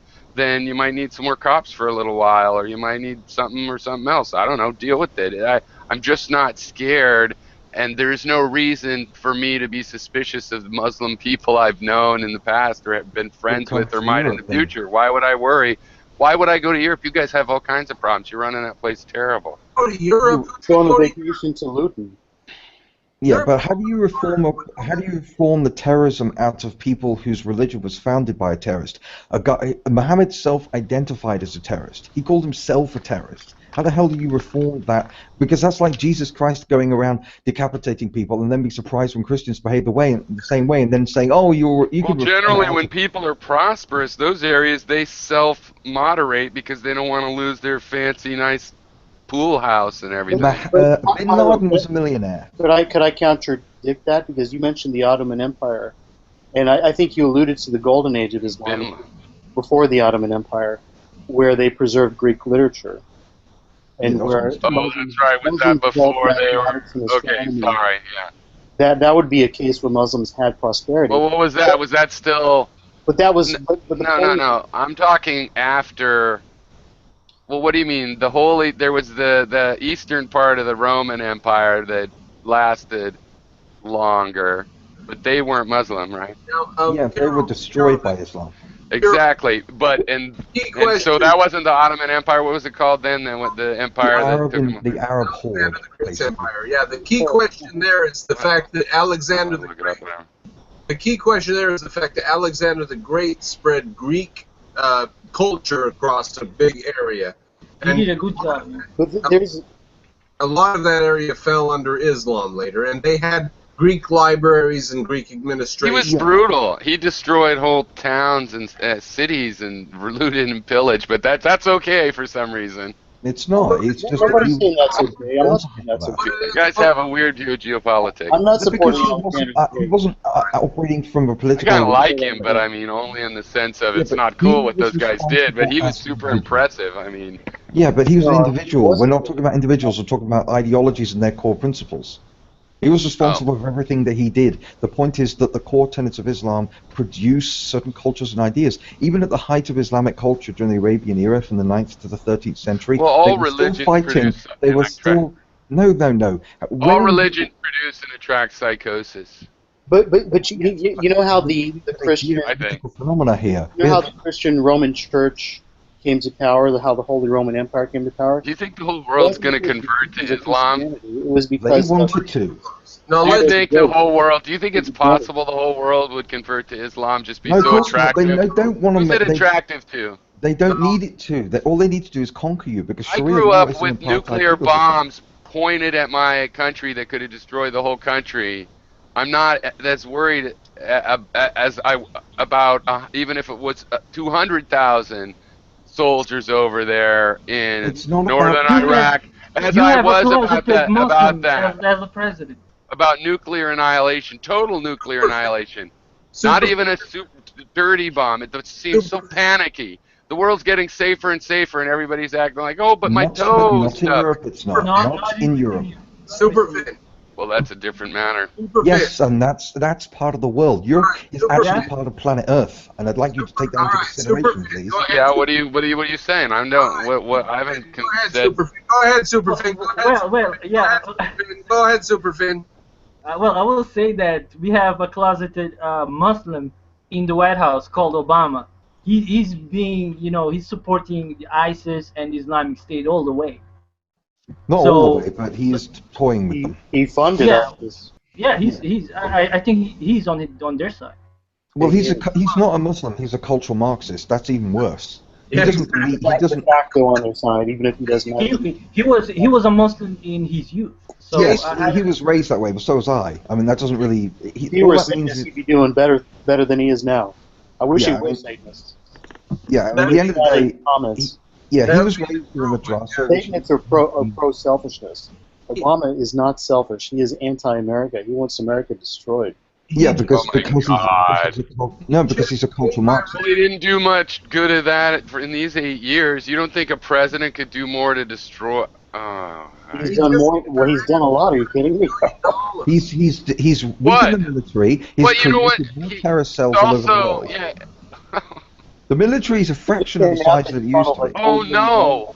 The Iranian government. I'm pretty proud of our military still. It's pretty strong. No, it's not. Iran, Iran is now richer and more powerful and is on the way to a nuclear weapon. Yemen is now a hotbed of terrorism. No, that's not true. They're not on the way to the nuclear weapon. Yeah, take Iran.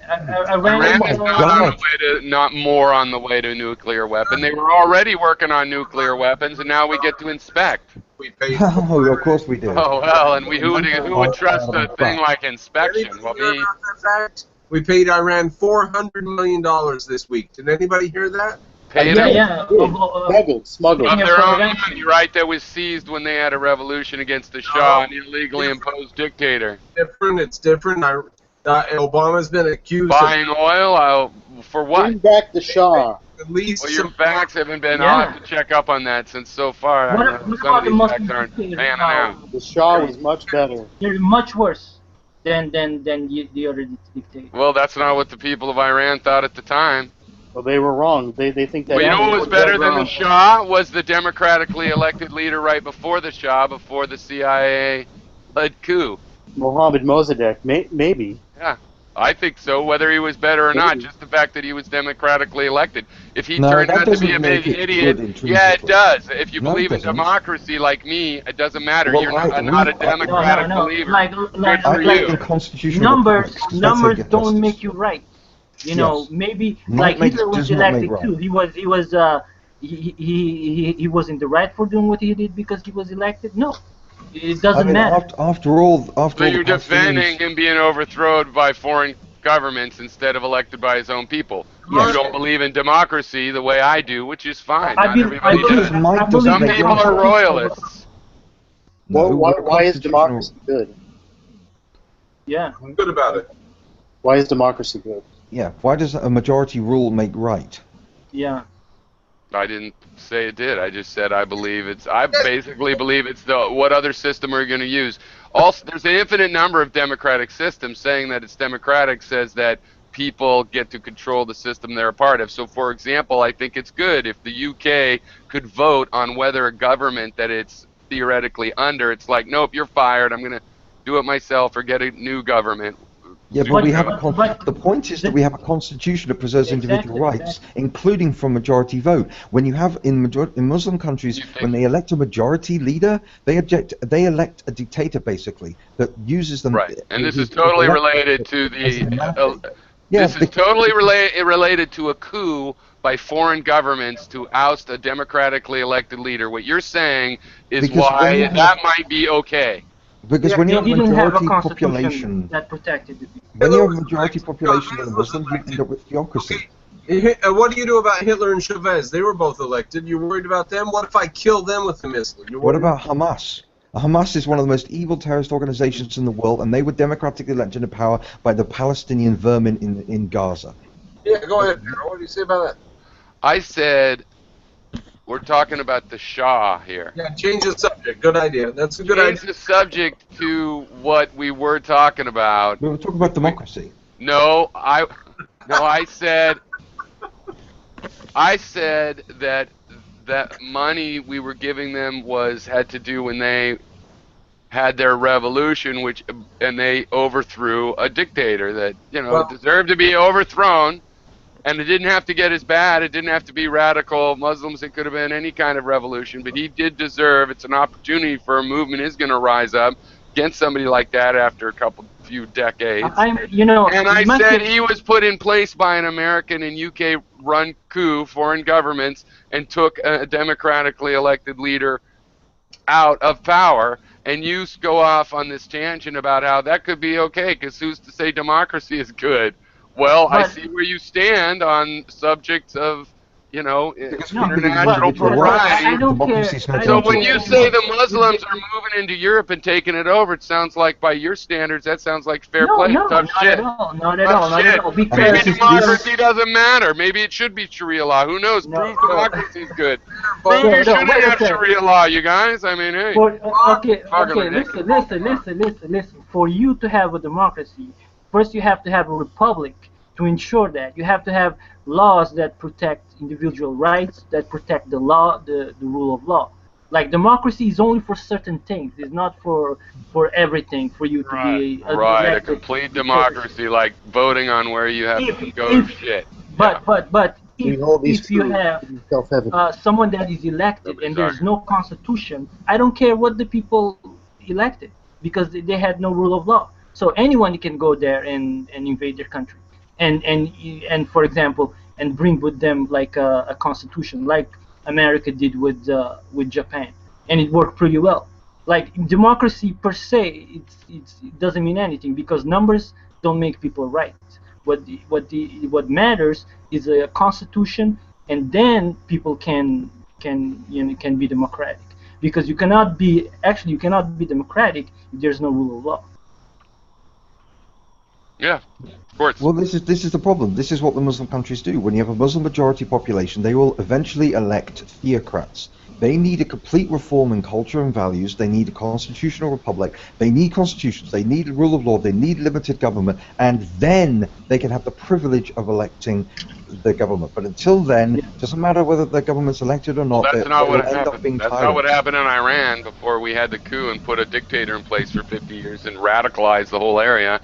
But tough shit, I guess. No, I don't trust you to go in and micromanage. I'd say let them have that leader, and if their leader starts a war with us, I'd rather not micromanage. I'd rather just leave them to stew in their own juices until they figure it out, even if it takes 1,000 years. As long as they don't, obviously bother us. You don't seem to realize that we screwed them over major. They screwed themselves over the moment. You don't seem to realize that when they were ever screwed over by the UK, Iran, or the US. That never happened, right? They have absolutely no grievances against us whatsoever. Well, I'm asking you, do you say they have no legitimate grievance? I just told about the coup, and you guys are like, yeah, maybe the coup was a good idea. Maybe democracy isn't good. Okay, is that what you're saying? The bucket compared to the bigger problems. Piero, you are correct. I agree with you that America was putting in a dictator in Iran, the Shah. And I think that was a bad idea. But what is their complaint? What would their complaint be other than that the Shah was violating individual rights? And they don't believe in that. So the case, which he was to some degree, that the response to that should not be to put somebody in that's going to He violate. was also the rights of exporting the wealth out of the country. What's that? He was exporting wealth out of the country and kind of kept the country Okay. open for European powers, and they got sick of that. Okay, that could be true. I don't know, but I'm not supporting. I'm not saying the Shah was a great guy, but how is that saying that the Ayatollah Khomeini is a good idea? I didn't say that. I don't think geopolitics is as simple like that. Like, how does that mean the other leader is a good... What? Why would it mean that? Well, that's the problem. There are no good solutions. It's not like that. It's more like if you oppress people, they might all rally behind a crazy person like Hitler because they're ready to looking for a reason to be ready and willing to die because their situation's gotten that bad. There's enough people just totally going nuts. They want to do something crazy and have a reason for it that they can believe.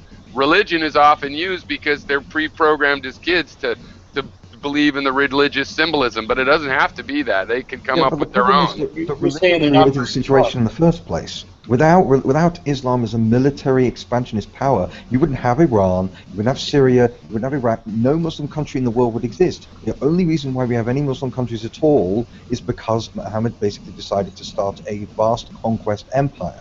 And that mindset, that drive, that's the same reason we only have any country on earth. There is no country on earth that is not the result of that process. Can I just let me suggest none. That's a ridiculous analogy. There's no other single religion in the world responsible for Which country is not created by conquest? Do I have a mod? Israel. Can I suggest an idea? Okay. What? My idea is that there are different diseases, and there are different severity of those diseases. Some diseases are like the common cold, and some are like AIDS. And Islam is clearly more like AIDS. No. Socialism is the AIDS, and Islam is the common cold that would ordinarily be able to deal with, except for the left have destroyed our immune system, and so Islam is going to kill Western civilization because the left destroys our ability to fight back against evil values. Not the common cold. Things like Christianity is the common cold. Come on. No. Christianity is the inoculation. You know how Nietzsche says that if you're nauseous... You know that there's a passage where, paraphrasing, Nietzsche says if you're nauseous, it just means that the poison is stronger than you. Yes. That's what's happening here.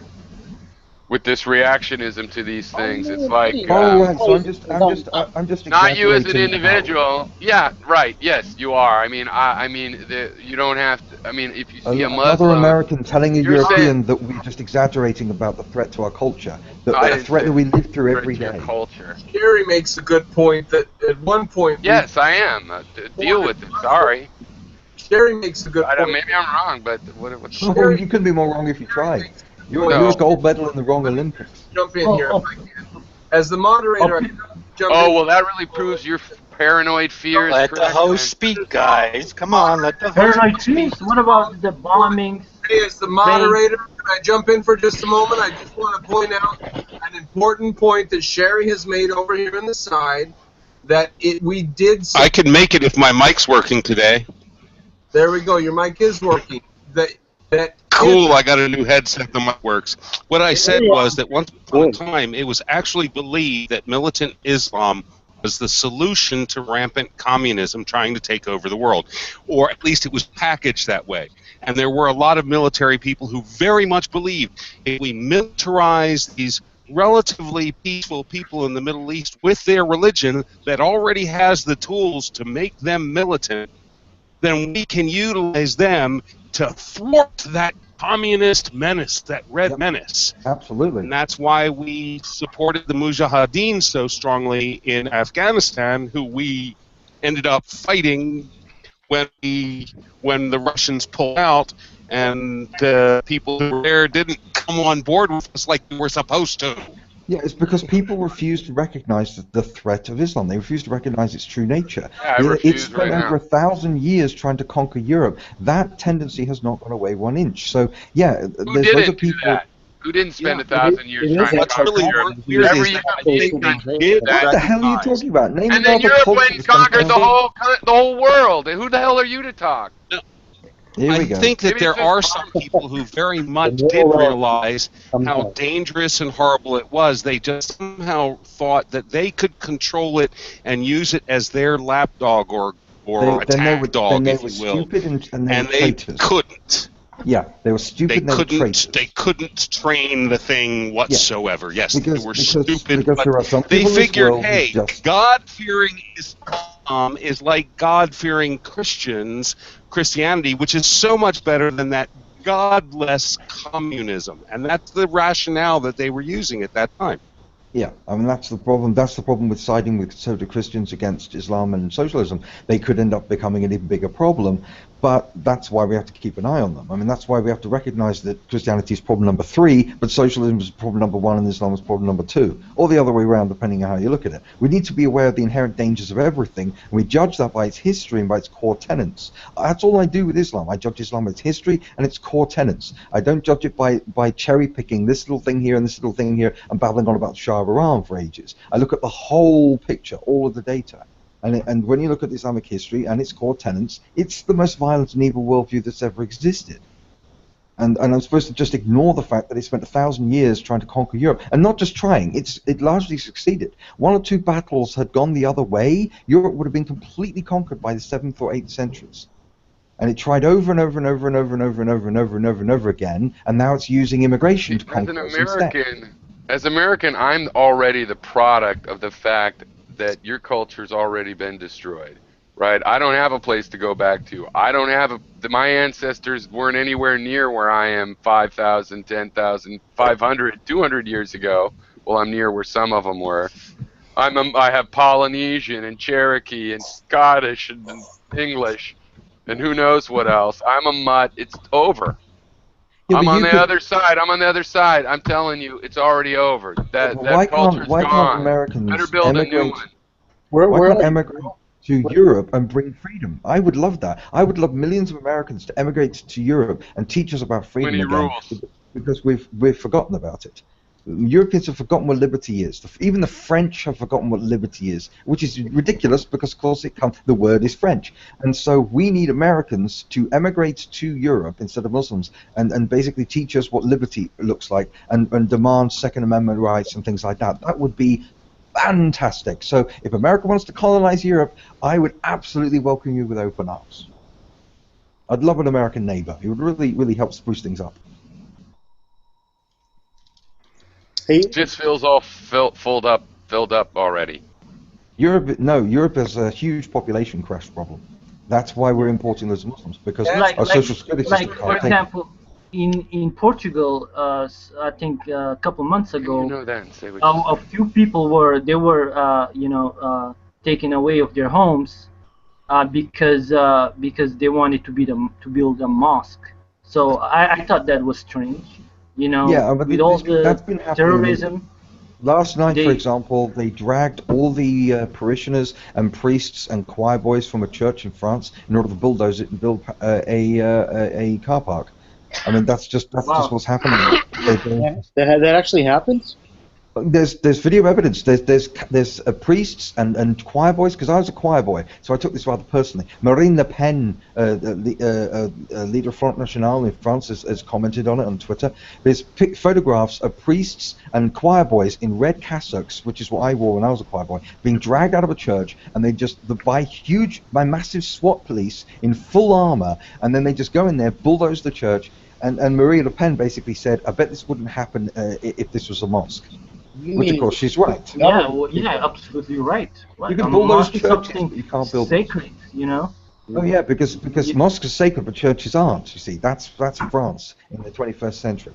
There's such self-loathing, such self-hatred. Mosques are sacred. Muslims are a beautiful, wonderful religion of peace, even when they're cutting our fucking heads off.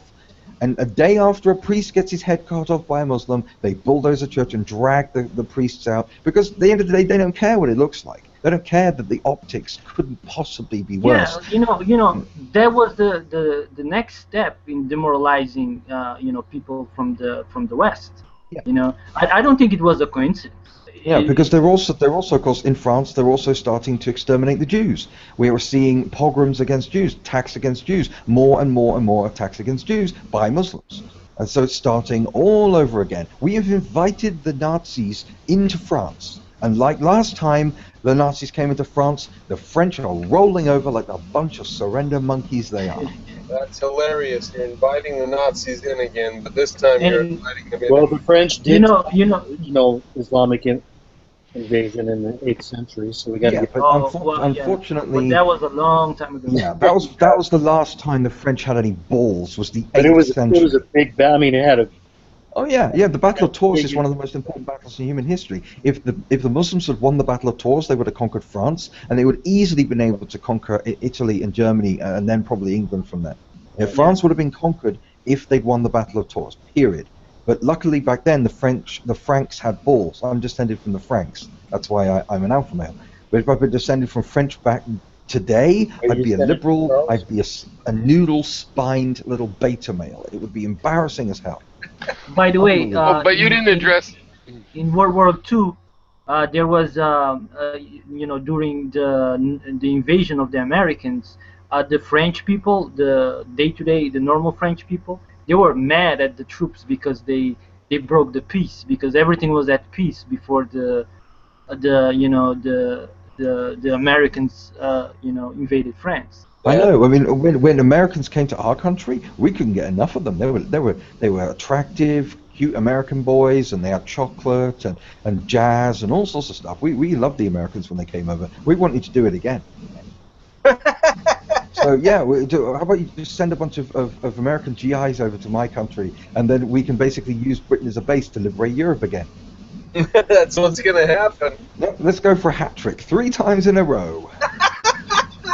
What if it don't work 3 times? What if it doesn't work a 4th time? It'll work. At the end of the day, when Britain and America ally against the forces of evil in Europe, amazingly wonderful things happen every time. Okay, it costs a load of lives, but in the end, Europe was better for the American and British kicking shit out of everybody. Hero, go ahead with what you're saying. No offense, you seem like you're able to talk, but I don't think you really answered the thing, and then you're adding about the leftists being the cucks and stuff. And I've got to say, when people say that, and they're also so scared about whether the Muslims and terrorists are going to get them, well, you're telling me to be scared. But I want to finish. It sounds weak to me. All right. Yeah, it's right. So my but anger, you didn't answer my question though, which was, I am on the other side of this. I'm already a mud. As far as I'm concerned, there is no your culture to worry about being destroyed. I'm on the other side of it. Maybe you perceive my position as liberal because maybe you don't understand that maybe your goal of holding on to some quote unquote air quote cultures, I'm sure they really exist, but that's a different goal from me. I don't. I want to create a new culture that can survive what's already happened. So you don't have any, you don't think there's anything of value in American traditions, cultures, values, principles, constitutional rights, enlightenment principles? Well, what about the and there's things in the Islamic tradition. Name one good thing about Islamic culture. Maybe just the food. Algebra. Oh, come on. Oh, come on. Those don't count. Well, whatever. Kebabs.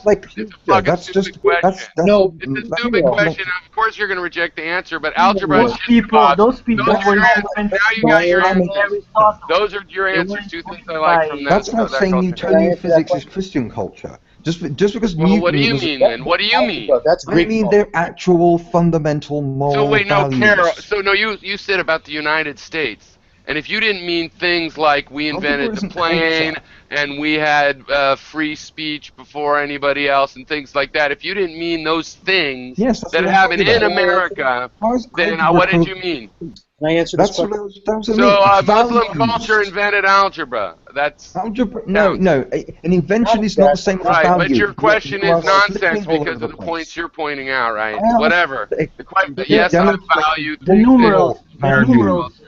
Not an invention, a cultural value. As a matter of fact, here, for example, for over 100 years... You're dodging the question. No, for 100 years, to immigrate to our country, required getting here.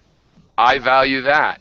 That was a good policy. We could handle it. That's what made us tough, not wimpy little whiny man about, but they're sending criminals. It's like, great, I know how to make criminals work, and they're great loggers. whatever. We handled it. It's part of why we're tougher than these cucks you're worried about. Jason, can I request your answer? Whose answer? I thought Jason said he said, can I answer this? Could I say one thing, Hero? Yeah, sorry, I don't mean to get over. And okay. also, I like talking to you. I don't mean to be insulting other. You were insulting liberals, and it's fine. I don't feel insulted. Don't be insulted. I don't. I wouldn't insult real liberals. You know, real liberals that stand up for freedom of speech, I respect. It's the ones today who want to bow to Islam that I don't respect. But I respect like Bill Maher because I think he stands up. Yeah, I mean he's a real liberal, but he's like a minority now. All the rest of the left have turned on him. I've not seen this thing where people like liberals that support rape as long as an Arab person does it. Angela Merkel. Angela Merkel. We have huge numbers of left-wingers. Yeah, we have huge numbers of.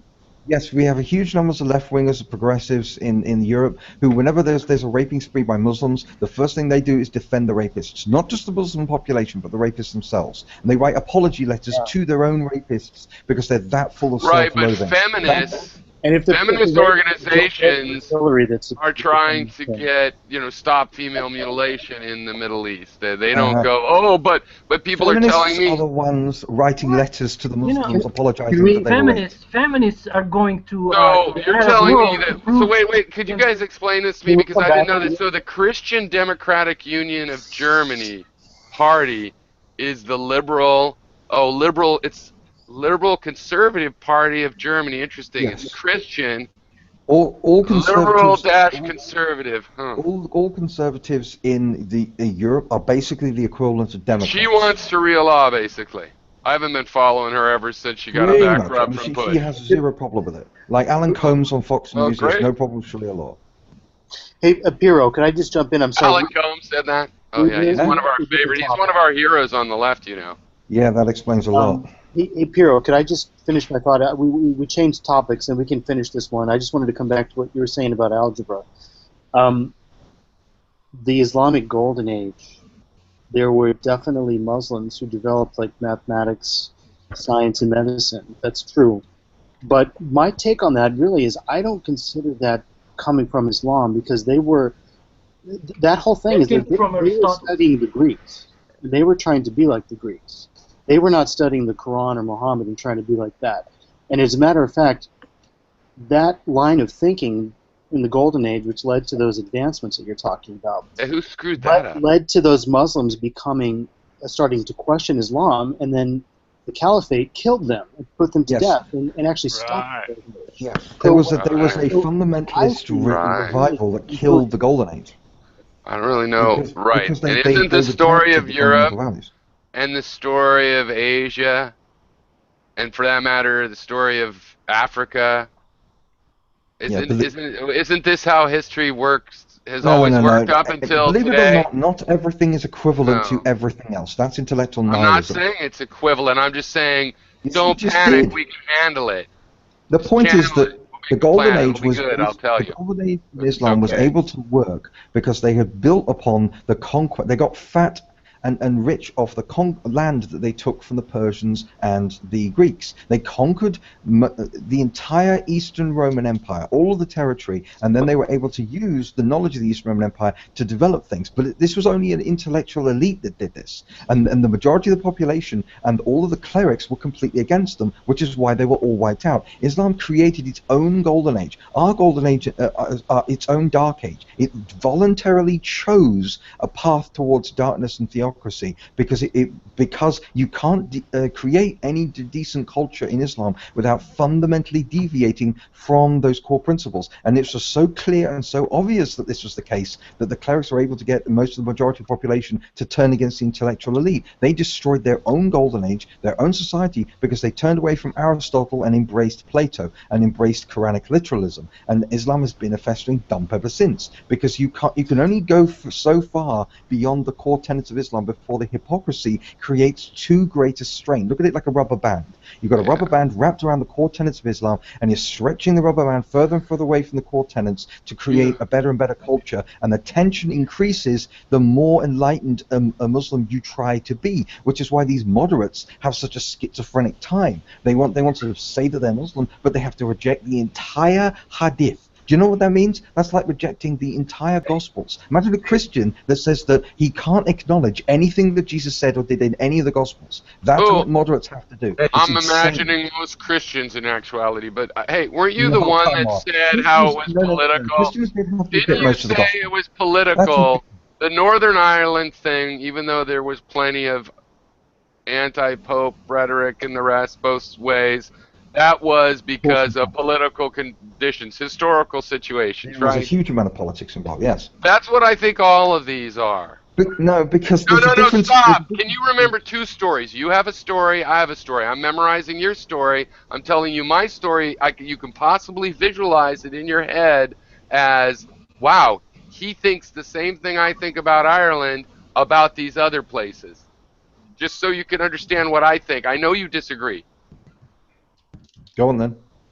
No, that's what I'm saying. Well, that's what I think. I believe, like you, only I apply it to all these other hotspots. I know what happened in the Middle East that caused this. Look, I know what happened in Pakistan and India that caused their problems. I grew up under the threat of IRA terrorism. The school, I went to a school, I won't say the name of it, but it was right next to a military base, right in the middle of London, and we had regular bomb drills because of fear of the IRA, and we grew up with the IRA, and it was clear that it wasn't a religious element. The religious element did make it worse, absolutely. It entrenched the distinctions between the groups, but the catalyst was the political persecution of the Irish. Yeah. Absolutely. You look at the history book. The politics came first. The religion was a sprinkling that made it worse. The religion exacerbated it. It wasn't the core. Every single form of Muslim oppression and violence in the world is an expression of the core tenets of the religion, and began with the Islamic expansion out of Arabia. So the political persecution of religion.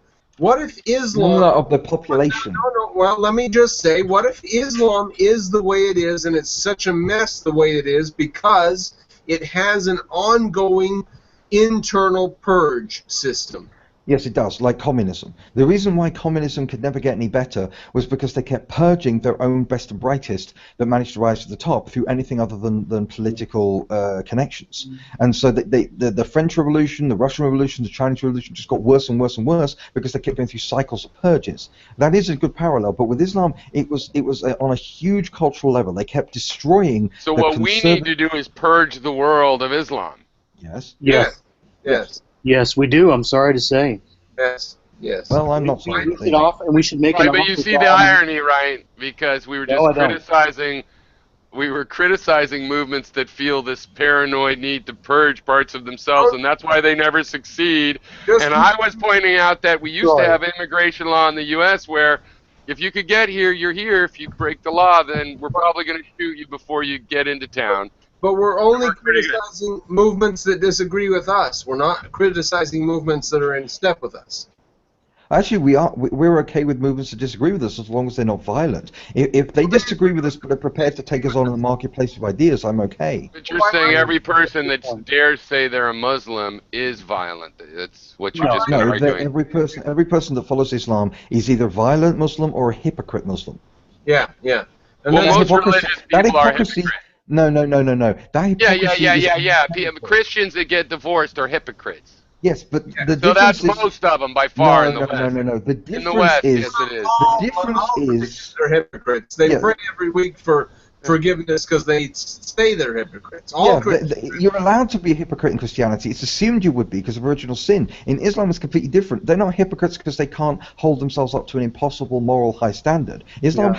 Christianity has an impossibly high moral standard, and all Christians know that. The hypocrisy is internally consistent. With Islam, it is the internal consistency that is the hypocrisy. That's the difference. To be internally consistent with Islam, you have to be violent. So it is possible to be a perfect Muslim. It's impossible not to divorce your wife. ISIS are the consistent, internally consistent Muslims. You're telling me that not divorcing your wife is an example of an impossible moral standard. Yeah. Well, what's the problem? Yeah, Jesus said don't divorce. Sounds possible to me. Jesus said, Jesus said, don't do, you probably Like never the had a bad Buddhist, marriage. the Buddhist idea that you can't kill anything, any living thing, because point they're is all, completely that would different. be impossible because you're going to step on bugs. That's literally impossible moral standard. Yeah, that's Jainism. As Yes. Buddhism acknowledges, the Buddhists that believe that are like, yeah, but you just have to Yeah, but realize the Muslims don't say we have an impossibly high moral standard. They say kill everyone in your path, and a lot of Muslims Have you ever known any Muslims personally? Yes. I have. And were they like that? Dan has known them very personally. They were unbelievable bigots. They were the biggest bigots that I've ever met in my entire life. They are. The point is that I'm Every not last talking about the ones in the Not West. me. I met him at a private school. But we're not talking. I wasn't anecdotes going to the anyway. private school, but my school rented dorms this from them. This is just So I met a bunch anecdotal of them, evidence. and I I met don't some really care. disgusting ones from Saudi Arabia. Yeah, but this But is I all about also met anecdotes. really cool ones from Malaysia, and I met don't a ton. care. This is anecdotal evidence. We're dealing with the core tenets of the religion and its overall global effect. No, That's we're the trying big to find deal. out if there's hypocrite Muslims that aren't violent. You can't determine that if you just talk to them. You have to study what the core tenets of the Could I religion are. ask something? Are you kidding? Wait, gotta stop think right there. You guys are conceptually. individualists, right? But you're saying I have to study a book and not an individual to find out what the individual's like? collectivists. They're collectivists. Could I ask a saying, question? I can see You're the communists insane. not read Das Kapital or the Even Communist Manifesto. Really nice ones are really shit hypocrites. The Yeah, best. but their hypocrisy is what makes them good, not bad. When a Christian fails to uphold their high moral standard, they are hypocrites, but that's internally consistent. See, When this is Muslims are why we don't want to let you control the governments. No. I don't want to control governments. I don't want governments to control anyone. Why were these Muslims you knew cool? Ed makes an interesting point. To the extent they're hypocrites, they're good people. Yes, that's the point. It's the total opposite of Well, this is Christianity. bullshit. I've known honest to goodness good people They're that not, were Muslims. Yeah, but how do you know they're not hypocrites if you don't know the core Because tenets of why? the religion? They You were don't know following religion. Western laws, or because they were You following? understand what hypocrite means? It's when you fail to follow core tenets. You have to know what the core tenets are before you can determine whether they're hypocrites. So shut up, read the Quran and the Hadith, learn what Shut the core up. tenets of Islam is. You shut and up. then You're you can make that determination. you have a problem. I already pointed out. You do not know what the word hypocrite means. You already agreed Christians were hypocrites. Yes, but we already explained that they are Why, hypocrites to a that's high okay. moral standard. Do you Whatever. you So are they're not both listening to hypocrites. a You word need we're a new saying. reason. All right. Learn what the word Can I ask a hypocrite question? means. I think Oh both my God. blood control, so let's not let this escalate. You both have. Kumbaya, my lord. See, there we go. Kumbaya. Said someone's going to start Gregorian chants, and we're all going to go downhill. I wanted to ask Piro about the Muslims that he knew that he said were super cool. Like, what is it about? And I've known Muslims who I got along with and I thought were nice people, but I'm just wondering, what was it about them that you knew they were good people? Exactly. Well, I mean, I knew people for 6 and 8 years close, live with them, camping with them, being friends with them, and getting to know them pretty well. And they would never steal, totally non-violent. Just didn't support any violence. I saw one time I was in a library, like all religious people. The best religious people, we already agreed, have to be hypocrites because it's psychotic, the extremities of most religions. Once I saw a guy, a Saudi Arabia kid, who was related. I mean, a lot of them are. A lot of rich kids, foreign kids, went to the school. Again, I didn't go to the school. I went to a state school that had rented some dorms on this campus. And it was a Malaysian friend arguing with the Saudi guy, and he was telling her she wasn't really a Muslim because she didn't read it in Arabic and stuff. But he was the one that was. He just totally was partying. You know, they had a house up in the hills, and they had just parties all the time, and you know, going up gambling and having lots of girlfriends and stuff. So that's pretty two different kinds of Muslim. And I knew a lot more than one. Some of them I had for friends for years and years until I left California. Lost track of the people I'm thinking about now, but I'm sure if I thought I could think of the Muslims I knew in Hawaii, you run into them. And They're an ordinary bell curve of people in terms of good character and bad character, thieves and honest. Yeah, but you're failing to take into account the core You're tenets. wrong. But Piero, Yep. did you ask them, for example, what they thought about Sharia? Like, did they think that Sharia should replace all? The ones that I'm talking about that were my friends were all secular, liberal people. Just like when you meet a secular liberal, or I don't mean they were individually secular, but government secular, no, and believed in even the right to choose and things. Generally, these were from a liberal side of their culture, but Hypocrites. Did they tell you? hypocrites, yeah, like all religious people. Did Like they give Ayn you Rand, arguments? right? Did they give you arguments from the Quran or from Muhammad's life about why they believed? They're ordinary people. We didn't spend a lot of time arguing. I have discussed that stuff with them, but I mean, no, we didn't argue. They didn't. They knew I was an atheist, and we had Christian friends and Catholic friends, and you know. Yeah, but the fundamental So difference what? is that because Islam teaches violence, the hypocrisy is what makes them non-violent. With Christians, they could be hypocrites and be violent. They're not supposed to be violent. So the difference is violent Christians are basically violating the hypocrites. But with Islam, the peaceful Muslims are the hypocrites. That's the total Read the reverse. fucking Bible, moron. Yeah, no. I'm not talking about the Old Testament. I'm talking about most of the teachings of the New Testament. Most Christians have a peaceful impression of Jesus. Do you deny that? Most Christians have a peaceful interpretation of Jesus. So in terms of that interpretation, Edward is right that you have to violate. So what? The people that believe Islam, that are these hypocrites that have softened it up, they have a peaceful interpretation. Yeah, they no, look they at don't. the peaceful No, they parts don't. You too. can't. Could I interject? You're wrong. You know? There is no to finish my. I don't want to It interrupt. doesn't really matter, just as long as we keep you out of power. Piero, could I just ask you a What's question? power got to do with it? I'm not denying that these people you know were good people. My question is, how do you know that their good behavior and values actually came from their understanding of Islam? I don't think they did. I think religion is a symptom of various things, and mostly where you were born, and if you wanted to be a good kid to your parents, or if you wanted to be a bad kid. There's reasons that people turn to religion. Religions are languages that you could talk about philosophy in the street throughout history. So you could say all kinds of things in them. You could say kill those people because they're a danger. You could say no, even though they're a danger. Like the Baptists came out, the American Baptists came out saying they're taking as many refugees in as they can get. And even though some people are like, why would you do that? They're like, well, this is what we do, you know. Yep. And yeah, it's a risk. Yeah, it's a risk to us. So what? Jesus said to. So the problem is some people want to be good people and some people want to be bad people.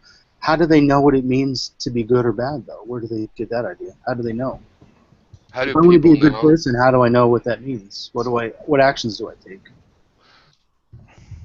Well, you have a moral system. That's what a moral system is a system you can use to help you figure out what's right and wrong when you run into tough ones. they have conscience and they have Western values. But the problem is that at any time a Muslim No, they were decides just not to over be- for college. They were just over for college, an undergraduate. Yeah, but they had to be Westernized before they came here. They don't just take people off the streets. But the point is that No, they were rich, at any that's time, what you at mean. any They were all time- rich. They were all rich. Yes, exactly. They're Westernized. Yeah. At any time, Rich is westernized. yes, in Muslim right. cultures, yes. This is what I could go into it in detail. But the point is that at any time, a Muslim could decide not to be a hypocrite. A Muslim could decide to be consistent. That's the difference between the violent Muslims and the peaceful Muslims. The Stop violent making that Muslims point are over and over. I don't grant that point. consistency. Christianity does advocate violence, and there's not some sort of a. But at least they'd be It's counted not as a hypocrites core and not as tenet, and it hypocrites. doesn't have a I'm sorry, political but that military wordplay doctrine. does not. It's not. It Hero, doesn't. name do one. anything. Name one teaching. You in the certainly New don't need to Testament keep that repeating it advocates because I got it. No, you don't. Name one verse in the New Yeah, I Testament. just that disagree with advocates you. Violence. Because Remember, see, you have to remember two stories, not just what you think was right, but also what other people believe. Or otherwise, you're going to get confused. But have you not studied get the core unconfused. tenets of Islam?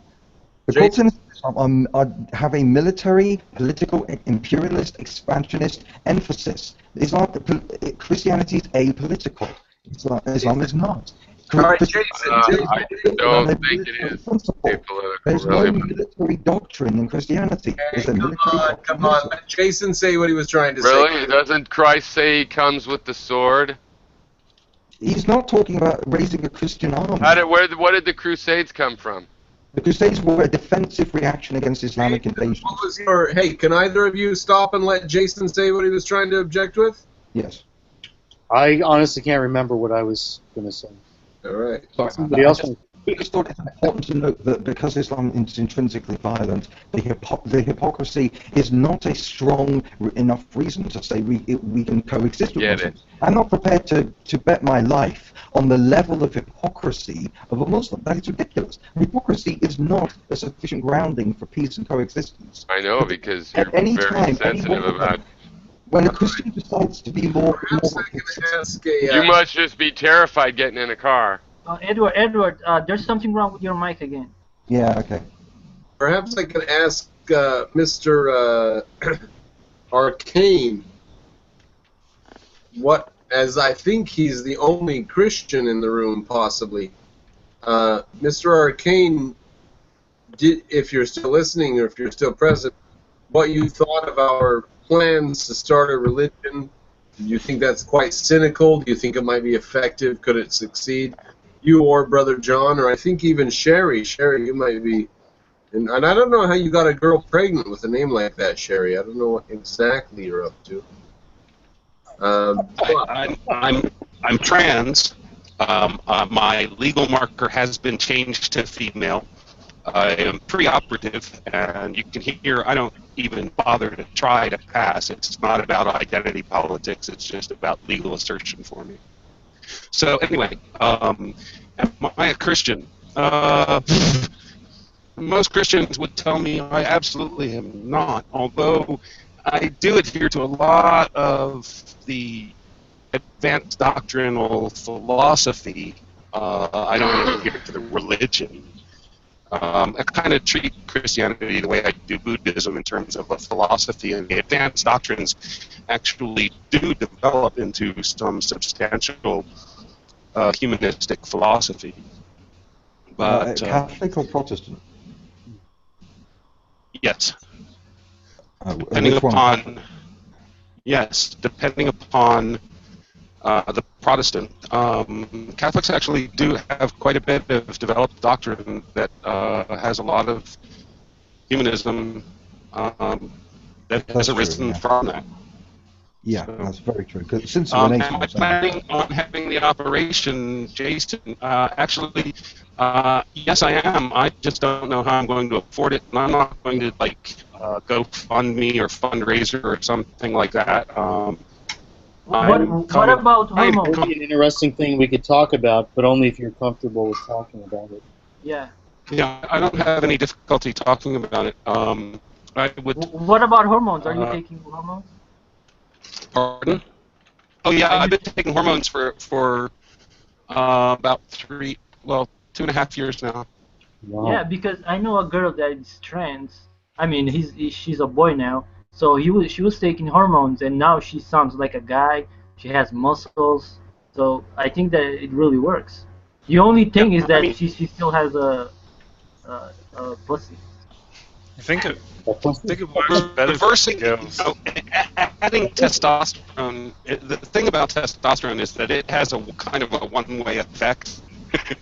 I'm not going to be able to reverse what testosterone did to me for my first 50 years of living. There's a really interesting video on a channel called Transgender Philosophy that talks about why people come out late, and I identified with a lot of what that had to say too. If anybody's interested, I don't want to get into a whole bunch about it. But, could I ask you something? I'd have the surgery. Sure, I'd have the surgery tomorrow if I knew how to afford it. I already have a doctor aligned and all this kind of stuff, and my doctors have signed off on it. It's just all about the money right now. Could I ask you a question, Sherry? Please. And like I said, if you're not comfortable talking about it, it's okay. You don't have to. So, this is my. So I was talking to a friend of mine about this whole issue recently, and the question came up: if you knew somebody who was, felt, they were biologically male or female, but they felt like they were a different sex or they wanted to be different, and they wanted to have the operation, would you recommend that they do it? which is an interesting question. So I know you said that you would have it. So my answer was that, well, number one, it's it's their own life, it's their own body. I don't have any right to stop them if they want to do it. But number two, I would be very hesitant because I would kind of feel like telling them, look, I totally accept the fact that you have this feeling that you want to be something else. I'm not denying that. But my concern is, once you have that operation, it is permanent. And in my view, if you are biologically male, you're never going to be able to be biologically female. Because I could take the hormones, I can have the operation, but still my chromosomes are still XY chromosomes, right? So It's the absolute truth. I feel like other people would not really want to be in an intimate relationship with me. And I feel like I would be screwing myself over. So I would be concerned about you for that. Right, and I'm still very much sexually interested in women. So I technically qualify as a lesbian, but lesbians don't see me as a lesbian prospect. And this isn't like enhancing my love life in any way, shape, or form. Since you're so honest, can I take advantage of how open you're being about it? So, what do you think about the idea then, especially in the situation that you're describing? So there's an identity to it, but do you think, in a way, it's not to enhance, you're not really trying to become something that'll attract something else, it's just to go forward in your own life? Is it maybe just like, at that point, see, I can't even spit it out, like body modification, like a tattoo or extreme? Yes. Some people get their ears made into elves' ears. Some people have tattoos or piercings, or they have those elongated things in their ears, or whatever. Yes, in many ways, it's very much like that. Now, to tell you the truth, that point about chromosomal genetic makeup, that's absolutely true. I will never be a genetic biological female in that sense. Unless, and here's the fantasy that was off in my head, I go to that next level. What if we could come up with a retrovirus that could rewrite my Y gene? I would probably be in experimental trials with that. That's crazy or risky. Maybe I wouldn't go that far. But that would be one of those ideal kind of things if I could have my higher genetic makeup change instantaneously. Can I interrupt? I don't see that technology in my lifetime. So the best I can do is a facsimile of merging my mind to my body. Do you think that will make it? Go ahead, Brandon. Sorry. Can I give 2 sentences here? I think that there are cultures in the past that have been obsessed with sexuality. I think the church is obsessed with sexuality, and I think that it's an aberration. And I think that human identity is not necessarily all about sexuality. And I think this is a temporary distortion in our culture. I'm gonna clip. Wait, I gotta clip that out. I'm gonna use that little clip where you said sex is an aberration. No. Don't tell me I can't use things out of context. I know how the internet works. I'm gonna go make a video right now. I agree. The times when I think all publicity is publicity. I'm like Trump. I can take all publicity. Yeah, there are times when I think about Jason, going back to this issue of the surgery and stuff. There are times when I think about it, and I think, well, there might be other priorities that I would have for that money towards humanity over my own vanity. So while I'm very much asserting that, yes, this is my reality in terms of personal identity, I'm not trying to play politics with it, and I'm not saying that it's the #1 priority for me to look at the way I want to look. I mean, there are people who have all kinds of cosmetic surgery, and that's what this comes down to, like you were saying, body modification. And there are times, and this is one of the reasons why I started to GoFundMe for this, because I'd rather have you, if you're going to give your money to something, give it to a different cause that I think might be more important for all of us. So I get into a lot of conflict because I do have my own dissonance with dealing with this cultural arrangement, and it's not that this third gender or this alternate expression of gender doesn't exist historically. I live in Hawaii. The Mahu are the aspect of the Hawaiian culture that were perfectly accepted, men who lived as women, no surgery, but they are the ones who were able to keep the Hawaiian tradition of hula alive, the storytelling, the only language that those people really had prior to the English, even as the English missionaries were trying to oppress them by saying, no, women can't be running around in grass skirts, but men can. Men can wander around in grass skirts, so they could keep up the tradition of hula, especially those men who were playing or living, not just playing, but living as women. They would sometimes take husbands, sometimes they take wives, but they would typically do female role they take female social roles, and that's the other aspect of it. There's a cognitive component and there's a social component. It's not all social, it's not all external. There is a cognitive component as well. Are you proposing that there are male and female brains, that like people are actually born with like a male type brain and other people with a female type brain then? No, well, yes, actually, if we go on to the chromosome level, okay, but if we're talking about a tendency or a trend or a pattern that is more prevalent amongst females and more prevalent amongst males, although there's a range and there's significant overlap, yes, there are structures that develop differently, and there are neurochemical levels that operate differently. But it's not a matter of if there's, it's not, it's the pattern in which the brain works. The basic substrate, yes, there's a male and a female based on the genes. And then there's how the brain itself functions based on when hormones were introduced during the gestation and development of the person, whether in the womb or afterwards. And then those things can be influenced even more by culture. What if we just say that once in a while the wrong genitals are with the wrong brain, and then we just, that's okay? Is that okay?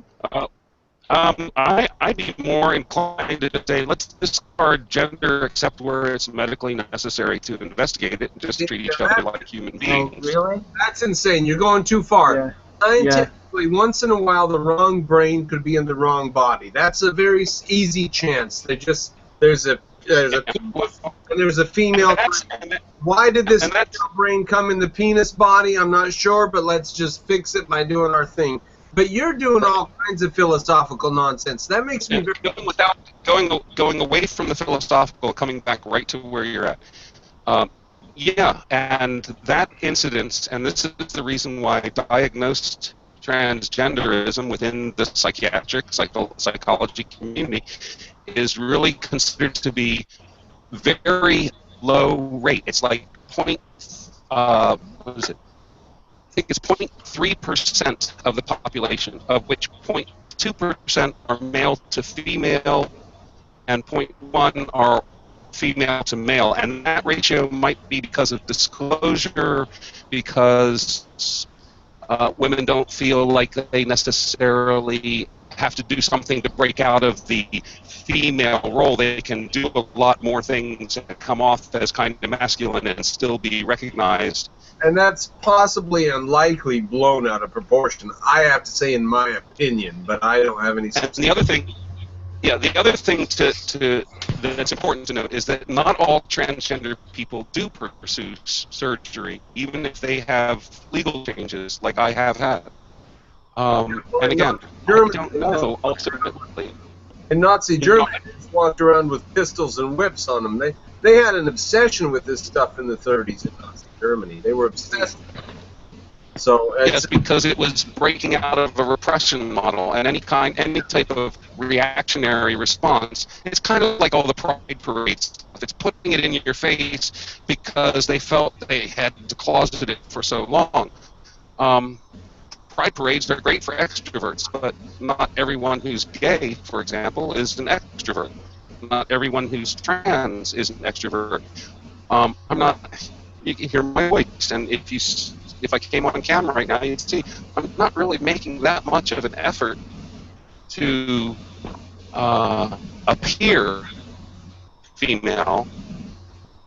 I'm not trying. I don't feel like I'm lazy. I guess that's what it is. I'm lazy, and I'm 53. Yeah. It's kind of late to be starting this. By the way, your mic is having problems. Yeah. Try refreshing. All right. Well, I don't know what to do about it. Every single room I have always has a tranny in it. What the fuck's going on? Greytex, Nadia, Sherry. Well, maybe. I don't care if everybody who shows up is a tranny. If you're all objectivists. Yeah, what's wrong with that? Come on. I said I don't care. I don't care. But maybe. I am slightly suspicious about these people that are obsessed with sexuality. I'm slightly suspicious. All right. Sherry, one more question. Someone who has controls can unhide her. Probably sooner than I. Shall I do it? I shall do it. Thank you. Thank you. Yeah, like I said, I don't have a whole bunch of like identity politics attached to this. This is my own journey, and if someone else were to ask me about it, I'd say, hey, get some counseling, find out who you really are and what you really mean to do with your life, and if that's your path, well, go for it. I'll support you if it's not. Go for it. I'll support you as long as you're not intentionally acting like a malicious asshole. And there are plenty of trans people who are acting malicious assholes that I don't want to identify with. Are you afraid somewhere in the corner of your mind that this might be the fact that there's some sort of fantasy by some people, which modern medicine has made it possible to actually instantiate, make it real? And so is it not necessary, like it's being blown out of proportion maybe, it's not necessarily a medical condition, it might just be a fantasy that people are exacerbating by attention to it, and the liberal press has things that I'll talk about at length if you want and stuff. Does that worry you?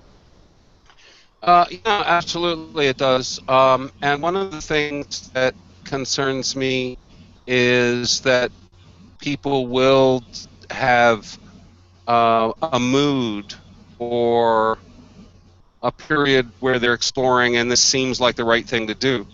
I'm 53, yeah. So this isn't a spurious thing for me. Well, that's however, if you were 23, it would be different because you've got a long. So now you've got. Let's say it goes all wrong, and now it shortens your life by 15 years. Is that right? Beg your pardon? A sex change shortens your life by 15 years. I haven't seen that data. Because of the hormones are very, very, very destructive. I've heard the cancer causes. Testosterone actually is more destructive than estrogens. Because of all the problems, if you average in all the problems that they're likely to cause, it shortens your life expectancy by 15 years. Now, if you're in your 50s, fuck it. Yeah. You know, get a pussy and try that out. You know? Well, I ask one question? 50 years, he still has. Yeah, and the other thing, though, and that's the point of me being 50, is it's not just whether it's a fantasy, it's the persistence of the imagery. Whether it's been persistent and consistent. And I have heard from my mother and my sister and my aunt about behaviors that they noticed when I was a child that they were you missed out on the good stuff. Ask your uncles and your brother. I don't have any brothers. In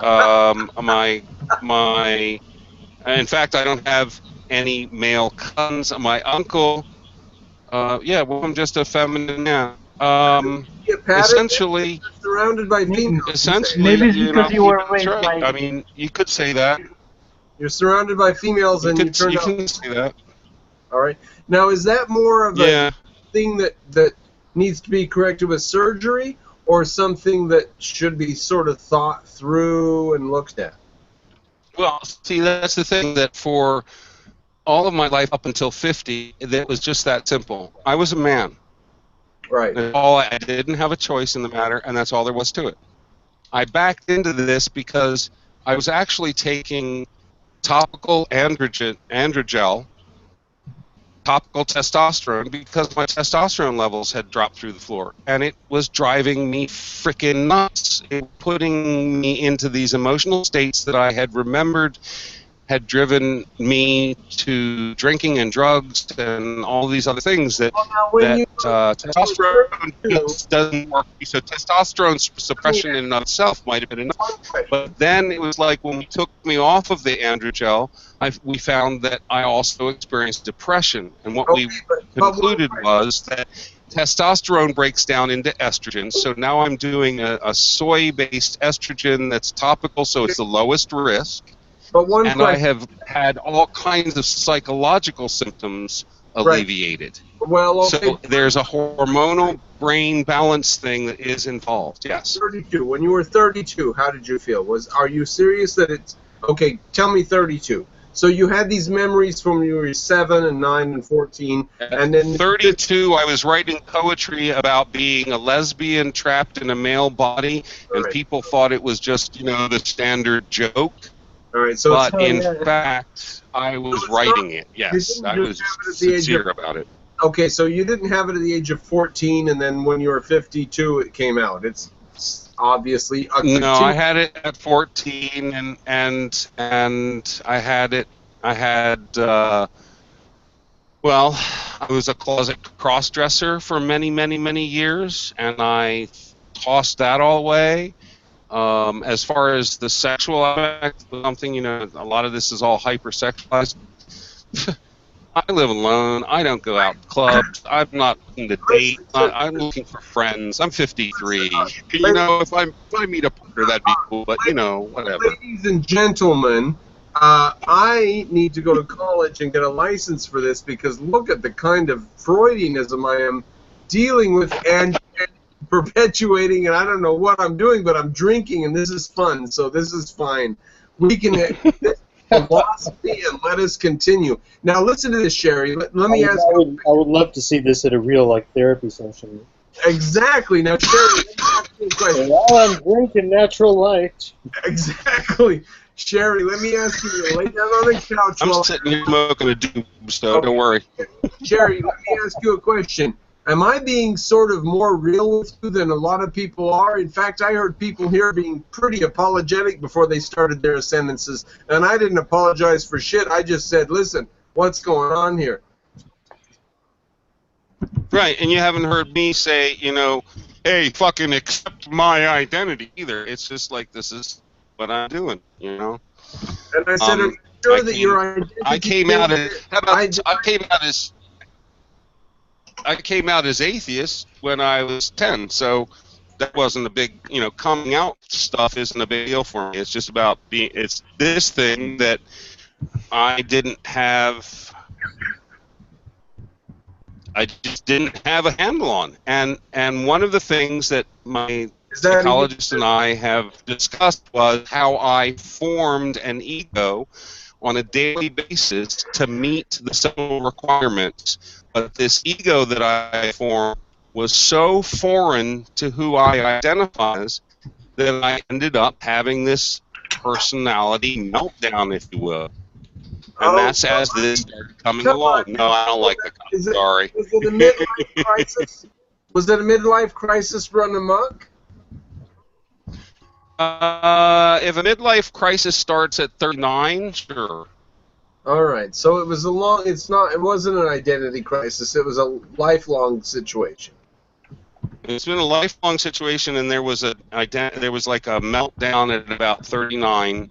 I hobbled along for a couple of years, and Then I was told that I had to take off work and that I'd be on disability for a little while. And I figured, oh, okay, 6 months, and here it is 10 fucking years later, and this is where I've ended up. And now, having dealt with that, having dealt with a whole bunch of PTSD, a whole bunch of, or recently some ADD and this gender identity stuff, now I feel like, fuck, I'm ready to go back to work again. I got most of the shit sorted out. If other people get along with it, great. If other people do, great. In the meantime, I just kind of want to get on with my life and do my thing. Invite people who want to join in, and people who don't, they can fuck off. You know, and there's plenty of people in between. You know, there's people, 2% will love me no matter what. 2% of the people I meet will hate me no matter what, and the other 96% are like, Cherie, who? So, you know, I'm not that important. All right. Well, I'm not gonna. No, you're very important. Your own life is important to you, though. To me, well, sure, but I'm of the mind of de Montaigne, and that's that. Of course, I'm important to me, and my pleasure is important to me, and I won't be very pleased with me if I'm doing harm to others, because that's just who I am. So, you know, but I don't have to think real deeply about it. I don't have to get real academic or any other crap about it. I don't have to, like you were pointing out, Brendan, I don't have to get all deep and philosophical about it. This is just me. I do have one question for Cherie. What caused you to avoid identity politics?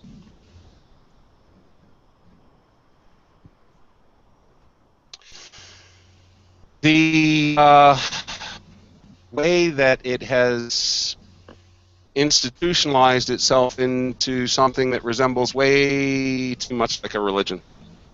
Thank you. That was an extremely good answer, and I'm very, very happy with that, because I can respect that enormously. And this is one of the reasons why I believe that social justice is important, and I would advocate for it. But fuck worrying. That's just being that advocate is just kind of bullshit. You know. It's, but wait a second. Don't you hate cis white males? I want to elaborate for a sentence or two on why he thought that was such a good answer, if he could. And Ed, don't go crazy, but let other people go. But why were you so pleased with that answer? Well, because that's the right answer. I mean, that's what it does. I mean, the trans people. I mean, because I'm a huge fan of Milo Yiannopoulos. What he's trying to do is rescue the LGBT community from this kind of regressive mindset. Because when you approach things collectivistically, sooner or later it's going to go tribalistic, and so you end up with trans versus cis, gay versus straight, women versus men, and it becomes very, very, very toxic and very, very. It is because it's very ideologically conformity based. There's a huge amount of political, philosophical conformity in trans communities, and of course this is causing tension between gays and trans, and it's just an ugly mess because the politics is more important to these people than actual trans issues. And I'm still, you know, it's like trans issues are not LGB issues, just like LGB issues aren't feminist issues. Yeah. Racism isn't a feminist issue. All of this intersectionality is all well and good as long as we're recognizing that all of these things that we're talking about intersecting aren't one mass. There's all of these different variables that we're measuring and analyzing, so that not only can we sit there and bitch about how society is all wrong, but so that we might actually engineer positive solutions for the well-being of all towards the future. Yeah, if we're not doing social engineering as the result of it, why the fuck are we bothering? Yeah, this is the balkanization process. When you try to get a lot of people that don't belong together and you squish them together, you end up creating more conflict between these people than otherwise exist. If you just had gays in here and trans over here, they get along fine. But when you try to squish them like that, it causes more problems for everybody. So I'm glad you saw through that and avoided it, because to me, it isn't trans people that are the problem. It's the politics of trans that's the problem. Yeah, and, you know, I don't necessarily want to be renowned for being trans. That's That's identity politics. You're not your human being anymore. You're not an individual anymore. You are, like, this is why Hillary Clinton, because her personality is so crap, has to hide behind her gender, has to just say, well, this is an historical achievement, you know, the first woman, blah, blah, blah. The identity politics is ranked up to 11 with her at the DNC because they can't defend her on the basis of her record, her character, or anything. She's not an individual now. She's just a womb voting that wants to be president. I want to know if Arcane Logos or Brother John is present to make some comment on all this, because as atheists we have we're sort of scientific about it, and we're a little bit confused about what to do with it, and we don't have like a background reason to denounce trans nonsense, but we're a little suspicious of what's going on, and we are going to be scientific as we on. But as Christians, you must be going absolutely fucking wild. I mean, you must stay up at nights masturbating or something. What's going on with you guys? Well, not me in particular. Fucking all Maybe, maybe Brother John might stay up and masturbate to that kind of thing. But We all do. We all stay up at night doing that. But what do you think about? I think you're thinking about trans. Like, No, I'm getting out of control because I've too many traps are pretty much.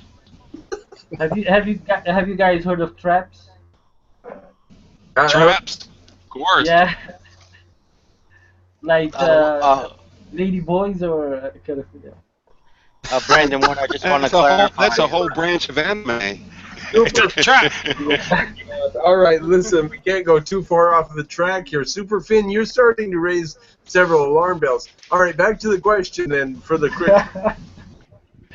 I'm going to clarify, Brandon, first. I'm not a Christian. I was for 20 plus years. You're some sort of no. theist or something, though, aren't you? I have pantheistic leanings. Yeah. So you think everything is God? Antis? I don't even. I'm not making a claim. I'm just telling you that's what I believe. I understand. Atheists say, why not just call it the universe? I get it. All right, believe me. But back to the original question. No, I have no issue with whoever somebody chooses to love, as long as it's between two consensual adults. I don't care what they do, but in the the privacy of their own life in their own bedrooms. All right, so you think a little bit of freedom, sort of do what you want, sort of thing. Now, is that sacred enough for you to protect, or are you just gonna say if someone comes along to ruin that, that's okay? No, because I would stand up and protect their right, to live their life the way they want to, just as anyone else would want to. Okay, so I don't have to agree with the Christian to stand up for their right to believe what they choose to believe. Well, then Once you start infringing your right, your rights upon someone else, that's when and you want to make rules and regulations according to your religious dictate, then I have a problem. We're proposing freedom within a pocket of protection then. And you're saying you wouldn't hesitate to protect it by physical force, I assume? Or you just would protect it by, like, prayer and be nice and give them flowers? Or? If someone's life is being threatened, it doesn't matter if they're gay or straight, black or white, you should protect their life. We're trying to get you to be an objectivist here, and you keep on not giving me reasons why you're not. I think you're an objectivist of some kind. I am a libertarian. At least, I like a lot of Ayn Rand's ideas, But I know even among objectivists, come on, you guys, differ in opinion in many. Hey, yeah, I'm a pseudo-objectivist. The world, I don't know if you've noticed, but we're on an expansionist campaign that nobody else can equal. So, all right, what about the other gentleman who believes in God? Do you want to take the stage for a minute? The atheists have a bit of an advantage. yeah, personally, I'm kind of happy about it. You're happy about the atheists doing their thing? No, I'm happy about the this surgence of trans and LGBT.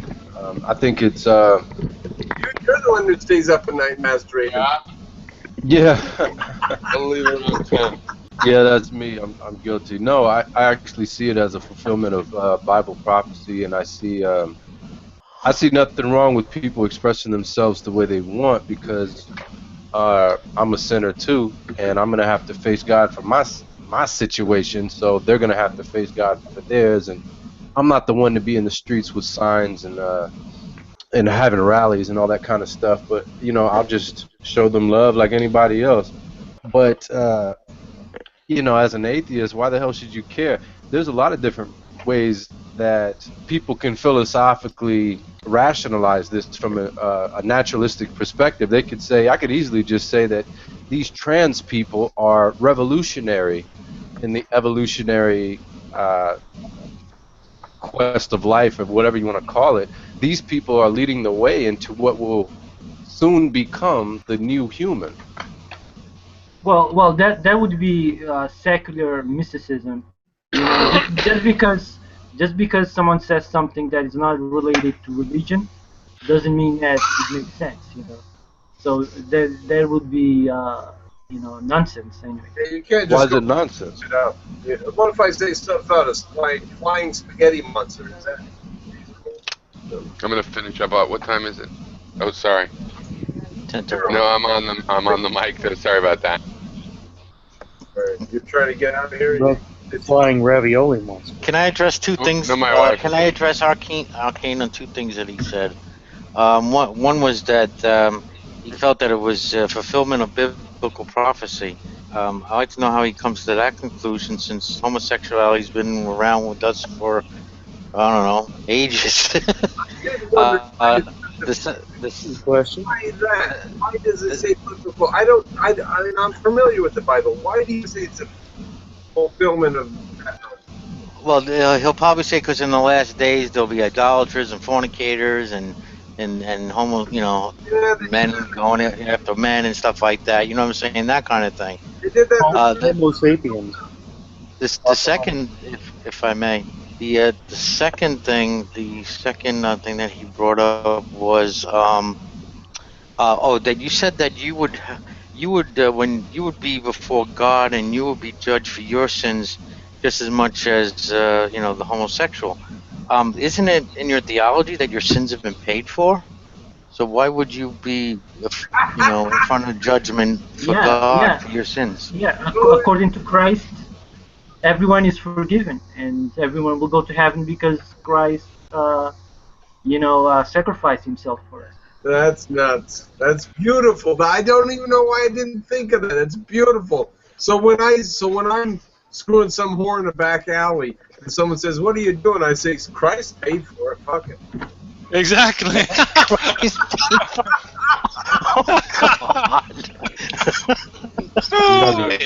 You guys are of course joking, right? I'm assuming that you guys are at least a little bit more learned in the Christian theology than to think that's for real, right? Sky is empty. There is no God. We are alone. We are nuclear waste all day. If you follow Pauline doctrine, there actually is a spot in there where he suggests, yep, all are saved, period. It's a done deal, over. The rest of it's all, yeah, better act like this because we need to stick together. Yeah, I don't think this guy subscribes to universalist theology somehow. Tell some drunk bastard that late at night out in the bar. Yeah. You know, this has been a huge debate for, you know, centuries actually. You guys actually want my answer or no? Even within, If you can address even the within Catholicism. Yeah, like 2 questions. Yeah. Even within Catholicism, so Give him the floor. Give him the floor. Yeah, Yeah. go ahead. I knew like this religious girl, and I asked her that she said that anyone that doesn't believe in God will go to hell. And I said, I thought that it was being a good person. If you were a good person, you would go to heaven independently of what you believe. And she said, no, you have to believe or go to hell. All right, Arcade. Okay. Yeah, you don't stop sinning when you become a Christian, although your mind has changed about what sin is. I wake up every day and I repent for the sins that I know that I'm going to commit for that day because I'm not perfect. So if I die unrepentant, I'm no better off than the homosexual or the thief or whoever else has sinned. So it's kind of unfair to say, you know, everyone's saved once you Jesus died for everyone, therefore you're saved no matter what you do. That's nowhere in the theology. If you sin and you're unrepentant, you are doomed, and that's why we're supposed to try to walk with Christ every day. We're not You said, Arcane, I'm sorry, but you said that you wake up every day and repent for the sins you're going to make that day. Yeah. Yeah. How do you repent, which means a change of mind, about something that didn't even happen yet? Brother John's got a good point. I've got all that covered. I got the whore in the back alley, and then I got it repented, and Jesus did it. He bled and all that. I got it all. Yeah, just sin as much as you want and say sorry. It's fine. You may as well do as much as possible. You're going to heaven anyway. Yeah. See, it's going to be a good day today. I better. You guys aren't serious though, right? Well, and then there's also the way you say it, it's exactly that way. And then you got to also consider though that there's also that Calvinist point of view that says, the believers were born with the gift of belief, and those of us who don't believe never are going to, and we're just object lessons for you until you die and go to heaven. Now let me answer. Well, that's not what I believe. I think what Arcane means is give that. a more serious answer to Arcane. Arcane, I want to give you a slightly more serious answer. So, really, what you call a sin, we think is self-destructive. Okay? So, you think that we've got to stop people from doing these things by telling them that they'll burn in hell, but we think that you can figure that out for yourself that you shouldn't do those things. So we're going to feel free to do it. So, in our view, you're free to do those things, and we're not going to create a religion to stop you, but the rational and reasonable and smart people will do those things less often, and they'll have a better life. So no, we don't advocate the whore in the back alley. But if you run the universe, why not? Well, if atheists are correct, then there is no real justice about anything. I mean, really no accountability. Okay, so, wait, can I one sentence? One sentence, you get it back. One sentence, and you get it back. The Romans said, any justice that exists, we create. There, go bad logos, Arcane logo. Well, Romans also says that we're without excuse for our suppression of the truth as well. So, kind of gotta take it in its proper context. Yeah. Belief and non-belief. I've got that. It's getting very interesting. I'm just interrupting to say goodbye for the night. You're a good host. Thanks for coming in. Good night, Hero. Night. Yeah, thanks to everybody. Edward, you too. And see you later. I've been trying to make him, so I'm glad I caught it. Okay, bye. Brother John wants his 2 initial questions answered. Brother John, do you want to speak up and ask about what's going on? Arcane, you've got to defend yourself here, because Brother John's expecting an answer. Yeah, do you remember my 2 initial questions, Arcane?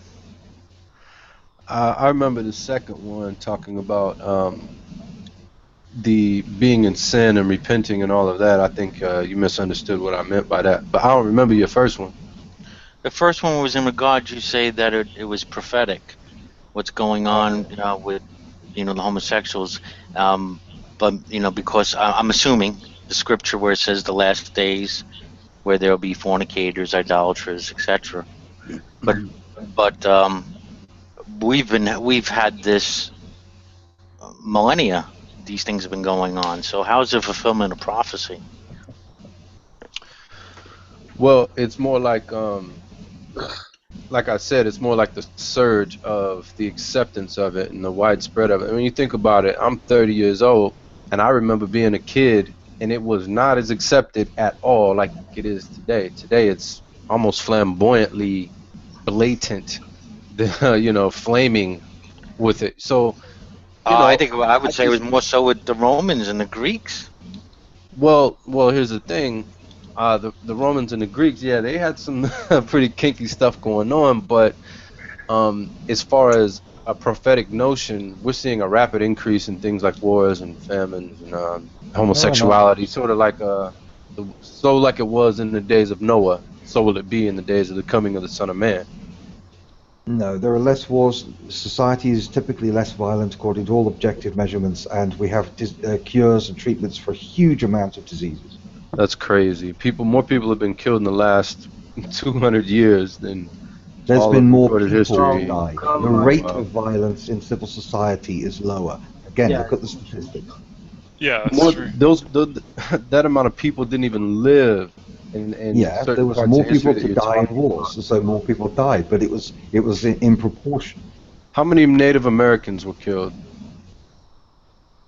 Are we saying the proportion of people dying? Like, just You look can't at the deny that population. there's an Just look increase at the of blood. population. Do you think that the people in ancient time, they weren't having kids? No, they were having lots of kids, but a lot of them were dying. And nowadays, people live longer. Less people die. That's why we have 6 billion people on Well, the look at planet. this. How easy is it to sit back and say, "Oh, that's not prophecy," right? How easy is that? Well, how easy is it to say it is? Well, it's not that easy. It's extremely easy because you've got confirmation bias. Well, if you Yeah. think that it's that easy because you've never studied it, then sure. I have studied it. Well, then I don't think You you belong to a have. denomination that believes in immediate prophecy. There are other Christian denominations that don't. You're saying what you're saying because you come from the denomination that does. This is my Simple as this that. is my Pure opinion. I don't have to confirmation appease you. I don't have to please your bias. You don't have to do a damn thing. fancy. I can give my opinion, and you can be obtuse about it. I don't care. Not obtuse. I'm just explaining it. But yeah, I think it's happening. I think the signs are here, and I think we're denying it. Problem is that Christians have been saying that for 2,000 years, including Paul himself. So Yeah, I what know. makes you right and Paul wrong? Kind of crazy. If Paul could get it wrong, why would you get it right? Well, I think you have to take Paul in context too, but or the Revelation in context as well. You can't just take little parts of the Bible and then try to make it I'm not. apply. I'm taking You have to all of make it First fit where it's Thessalonians supposed in to context. fit, man. First Thessalonians, he clearly says that Jesus will come in our lifetime. Anthony, And then in Second Thessalonians, someone What has Jesus to say? I'm talking about Paul here. What Jesus say though? He said that no one may know, not Exactly. even the Son. The But that problem- was after he said that it would. The problem that isn't it the would come in our theology; lifetime. it's the people that adhere to it. So, Yeah, but he contradicts himself, pointing well, to Paul, one. Paul is cherry-picking not God, so I would one- expect that from Paul. Yeah, but if Paul could get it wrong, then and 2,000 years of Christians could get it wrong, what makes you think you're right and all the other Christians were wrong? And Paul. You know what 2 Peter 3 says? It says, "In the last days there will come scoffers walking after their own lusts, saying, 'Where is the promise of his coming? For since the fathers fell people asleep, saying all that things for 2,000 continue as there's they been were since the scoffers beginning since of the 2000 creation.'" all the time. They're always there. Those people are always there. That's a very convenient thing. I'm here today, and if that shit keeps going on for 1,000 years, then they were wrong because I'm here today, Scott. Right. You'll scoff, and things will continue as But they were, if just your like you religion, believe. if your religion was a fraud and created by liars who knew they were lying, isn't that exactly what they would say, knowing that people would mock it? So how Aren't does you that kind of not fit? loading and How does it begging the not fit? question at the same time? No, because I'm just saying that it perfectly fits with your religion being a fraud. If your religion is a fraud, Well, if you that is what presuppose you that, would say. then sure, That is go what ahead. they would say. Pointing out Yeah, the if you Bible says presuppose that my so-called religion is a fraud, then you're going to find every little reason to believe that, aren't you? No, I'm proposing that the hypothesis that it's a fraud completely matches the evidence. That's all I'm proposing. Well, I'm saying that you have a presupposition that you No, can't I am sustain with proposing arguments. a You hypothesis. can just assert it and then talk over me I as if understand you have as a some kind of rational presuppositionalist, you basis for think what you're everyone saying. presupposes. It's okay though. I understand. You talked There is over a me all the difference. last time I spoke with you too. Yes, yes, yeah, because it's what you you're full do. of shit. I understand. There's no mod here. I understand. There is Mr. Cropper. He can block me anytime. He can block you anytime. He just wants a massive shitstorm between you and me. That's what he is. I have the controls too. Cropper loves chaos. He is Jerry Springer. He's Jerry Springer, and we are all his puppets. Edward, I did learn how to share control today, so I'm no longer in total control, so behave yourself. Yeah, guys. I'm very moody today, so watch out. It's I decided I had to figure out how to not get a tranny thing happening every time. Like it's always the tranny sleeping for the last 2 hours. So Brother John told me how to share controls today. Oh, what happened, Peter? You gonna meet down? See what you've done. See what you've done with your anarchy. You typical Randian anarchist. Now listen. May I ask a question? Okay, go ahead. Okay, Brother John, go ahead. But this is brilliant because now these things can happen after I get too drunk to continue. But Brother John, go ahead. I can't unmute him. How do I? Okay. Let him do it. He's responsible for his person. Yeah, in regards to in regards to these prophecies, it talks about the last days. The writers at that time thought they were in the last days. The last days was coming. I mean, what do you do with the scripture like it says in Matthew 24:34, where Jesus says, "Truly I say to you, this generation shall not pass till all these things be fulfilled." If a generation is roughly, 40, 50 years at most, He was selling tickets. that generation surely passed away and these things were not fulfilled. No, he was selling tickets. What do you do when you sell tickets? You ham it up. Well, this is why he immediately says after that line, but as to that day, as to that hour, no one knows, not even the Son. Because it's called a redaction. A redaction is when a later writer comes in and then tries to mitigate a clear contradiction or a clear error. Now, obviously Arcane's not going to accept that, but that's because of his presupposition, obviously. Listen at you. But Listen at you. Or it could be, you know, like rational people could ascertain or even just entertain the idea that maybe he's giving you signs of what to look for, but telling you at the same time you're not going to actually know exactly when, so be on your toes.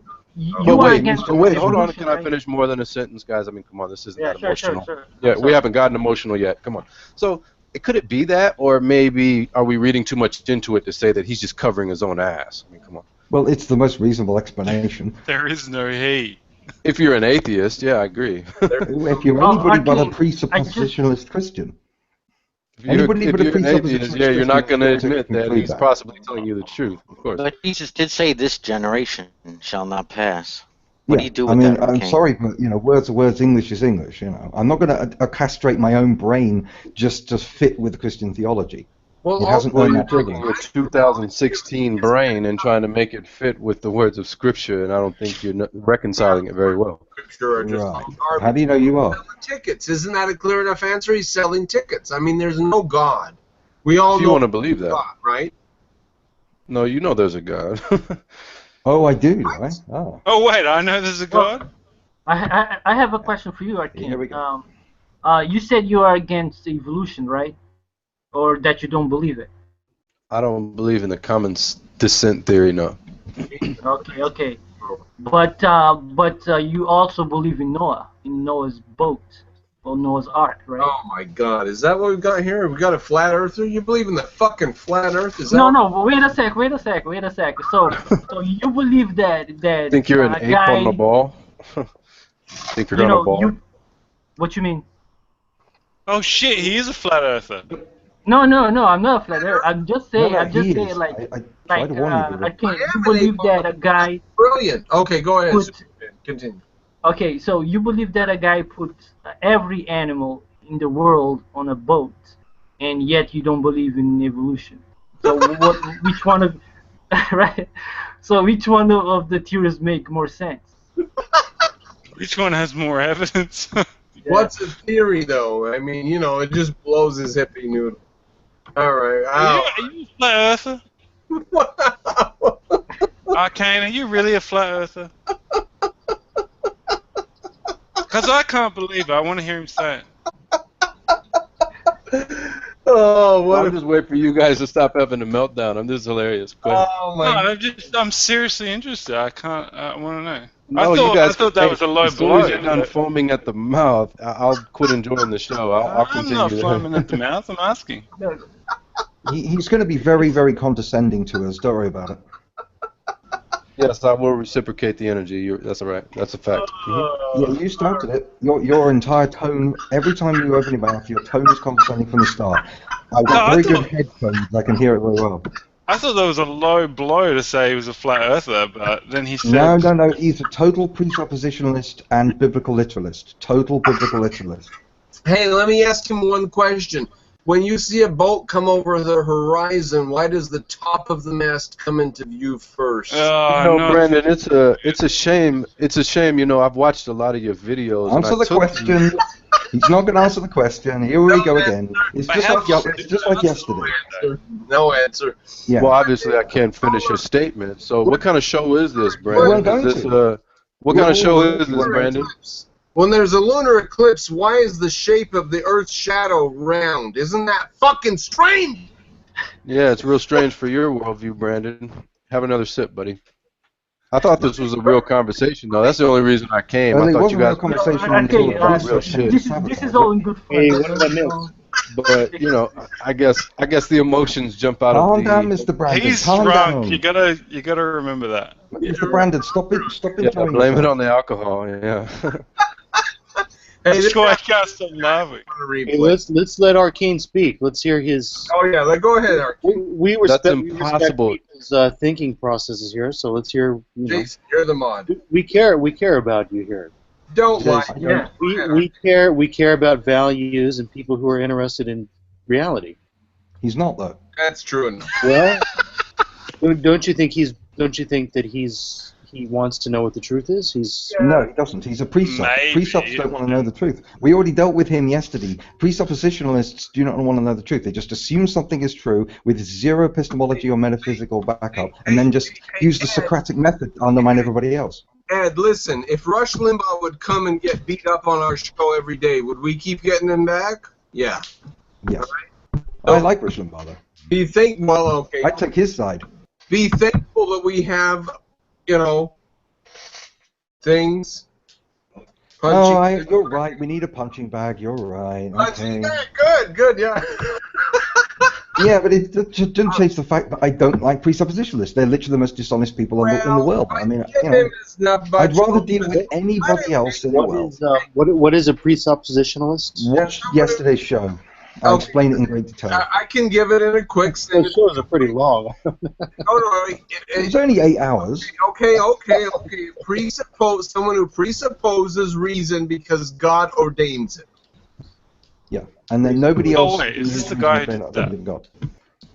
Are we talking about our Now, can we let him answer? Is he still there? Have you gone to sleep, sir? Or can you answer now? We're Arcane. Can you? Yeah, go ahead. Let's let him talk.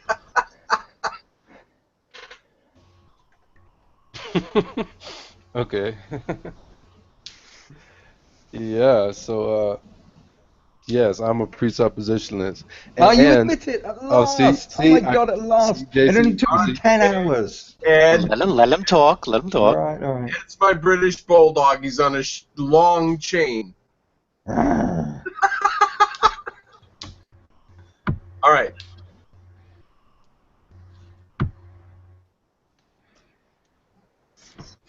They're very shy. You have to give them lots of stage room. Down boy. Wow. No, go ahead. I'm asking for the guy in the Negro in the top hat. Am I racist now? I am racist now. All white Americans are racist when they're drunk. It's not a top hat. It's a cowboy hat or something. What is that? A Marshall? We want to hear Arcane's position. Is that where the hillbilly got his swagger from? We're asking Arcane to speak for himself. He'd give us a dirty limerick or something. Oh, Sherry, we've got a female who's not a. Welcome. Oh, Not- no, someone's saying. Sherry, Oh. you're as hot as anything. But, Sugar! Sugar's here now. Hello, Sugar. Maybe she'll add, some nourishing to the room.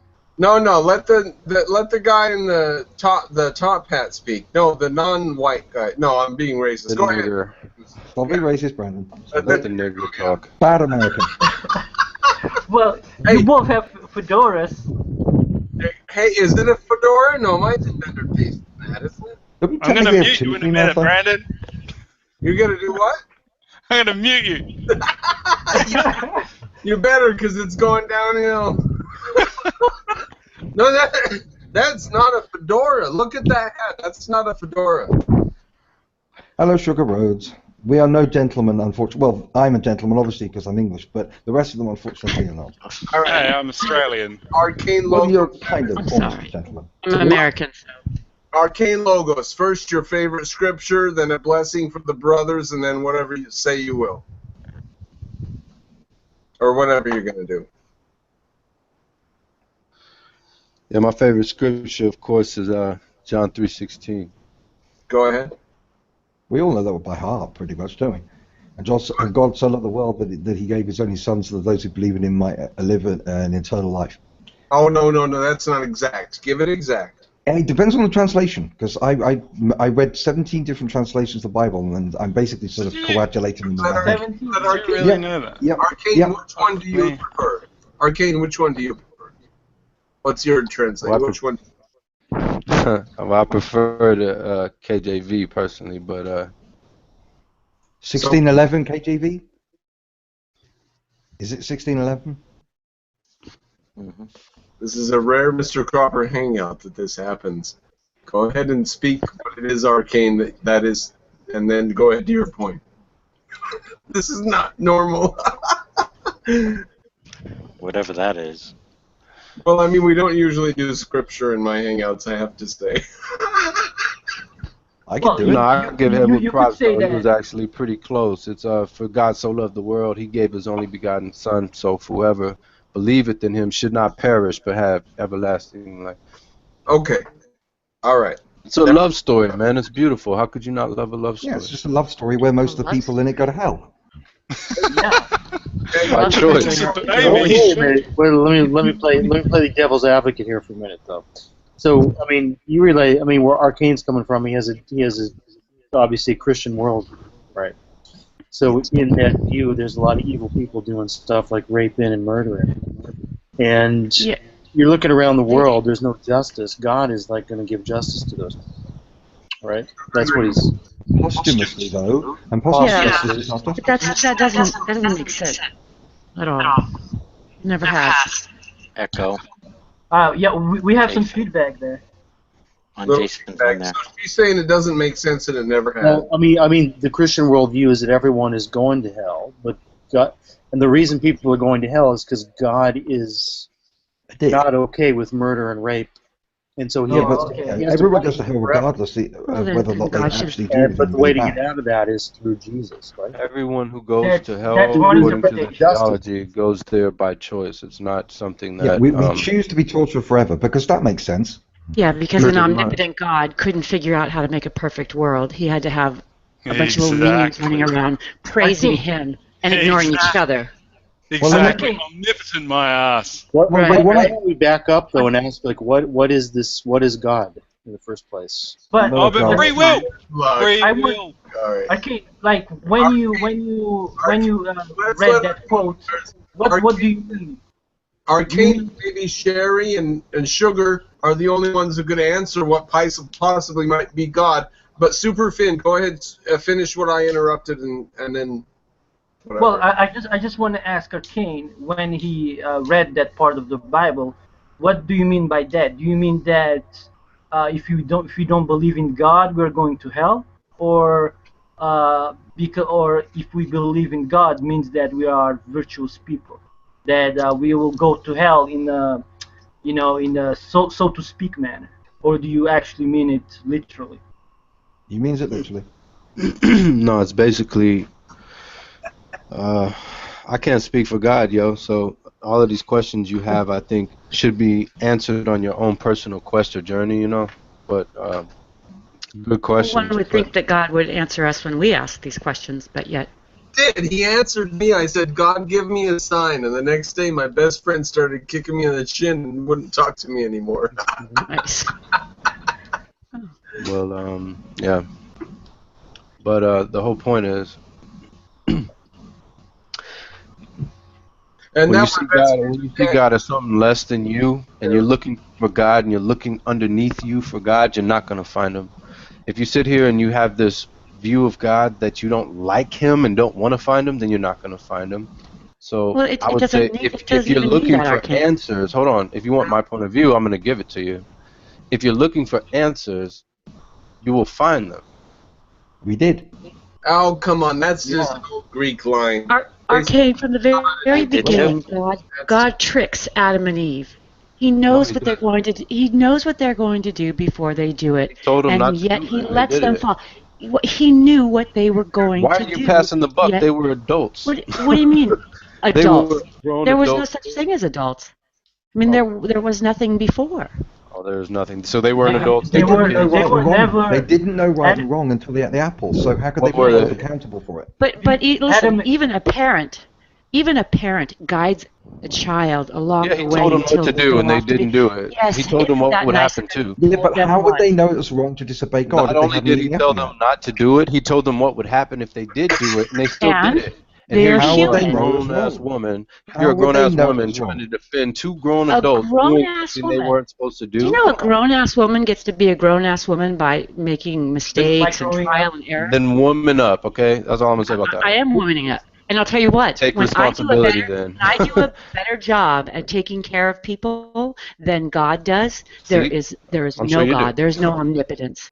Well, I'm sure. we all do. Arcane, We you all said do. that as soon as you, let me we get respond away to from the Sugar here because she had if we get away she had a from couple personal remarks to attacks say. and just deal with the issues. Yes, let me respond to Sugar. Sugar, when you have children and you tell your children, if you do this, something bad's gonna happen to you, and they do it anyway, what you're basically saying is you were responsible for them doing that. That's what you're saying? You're making you're making a really broad. You're making a really broad statement because you have to ask me what age is the child and how much do they know, how many times have they been told. There's a lot of factors in there that before I could even give that answer. It's not Right, standard. there's a lot of factors by which God could have done this, could have done that. If I may. He could have made it perfect from the beginning. If I may. You want God to have a Why did he put a snake in robots where he controls every little thing that you do and no one's accountable for anything. Yeah, okay. Yeah, we are accountable to each other. Yeah, God is accountable for his own actions. Like Isn't angels. God Angels accountable for the were. way he set up creation? Isn't God accountable for putting the snake in the Garden of Eden? Isn't God accountable for creating the tree of knowledge? Isn't God accountable for creating people who didn't know right and wrong and then telling them not to do something even though they wouldn't have known it was wrong to disobey him because they hadn't eaten the tree yet, you logic sodomizing charlatan? And if I may add to that, yeah, but then we wouldn't have learned. If I may add to that, giving Adam and Eve, if I may add to that, if God gave them Adam and Eve the consequences, how did they even understand what those consequences were without having the knowledge of it first? Well, they can't understand what you death understand is. The scripture is the tree of the knowledge of good and evil. That doesn't necessarily mean that they were idiots before he gave the command not to do it. Plus, he gave them the repercussions, what would happen. So he obviously gave them the information, knew that they were able to. And I finished more than a sentence, Edward. Come on, man. So he obviously knew that they knew not to do it, but they chose. They didn't know it was specifically wrong. not just them, but specifically Eve, and I think there's reasons why Eve did. But you're forgetting that he knew that they were going to fail. You're missing that point. Yeah. He knew it. Why are you saying I'm missing that point? I'm fully aware of my theology. Well, I don't think you are, sir. I don't think you are. Why do you think that, man? Well, because if he knew they were going to fail, why even go through with it? What's the point? Perhaps there was a plan ahead of time also for redemption for what man did. But he would have known that too. But he could have. Oh, come on, Arcane. Come on, Sugar. Use your God brain. need to go through all this? Yes. Why can't he just set it perfect to begin with? Why does he have to put this temptation in their way and go through this song and dance and give birth to his own son and then all this crap? Why doesn't he just make it perfect to begin with? Because he's a diva. Because it was a story made up by men. He was sadistic. Hey, Arcane, I have one quick question for Arcane. Arcane, with all that song and dance and nonsense and baloney, do you see why I'm tempted to start a religion and just see if I can make a swing at it? I can make up shit as good as that. Jesus God You already almighty. have your religion, dude. What are you talking about?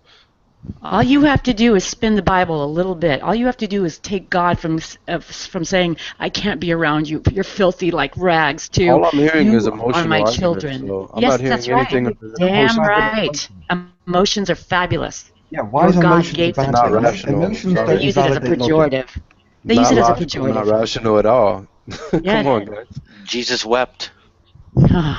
Hey, Suffering will be legendary, even in hell. so can I say one thing here? So, I mean, honestly, if we make an assumption here that there's, that the word God has a meaning and that there is such a thing as God, then we can come up with theological arguments, and you can definitely come up with arguments to explain the Garden of Eden scenario that would actually make sense. However, it's all arbitrary. So I just, I want to go back a little bit before all this and just ask the question, because if our assumptions are wrong, all these stories about the Garden of Eden, of course, are wrong too. So what is the meaning, like speaking to Arcane, who is God? What is God? Just going back to the beginning here.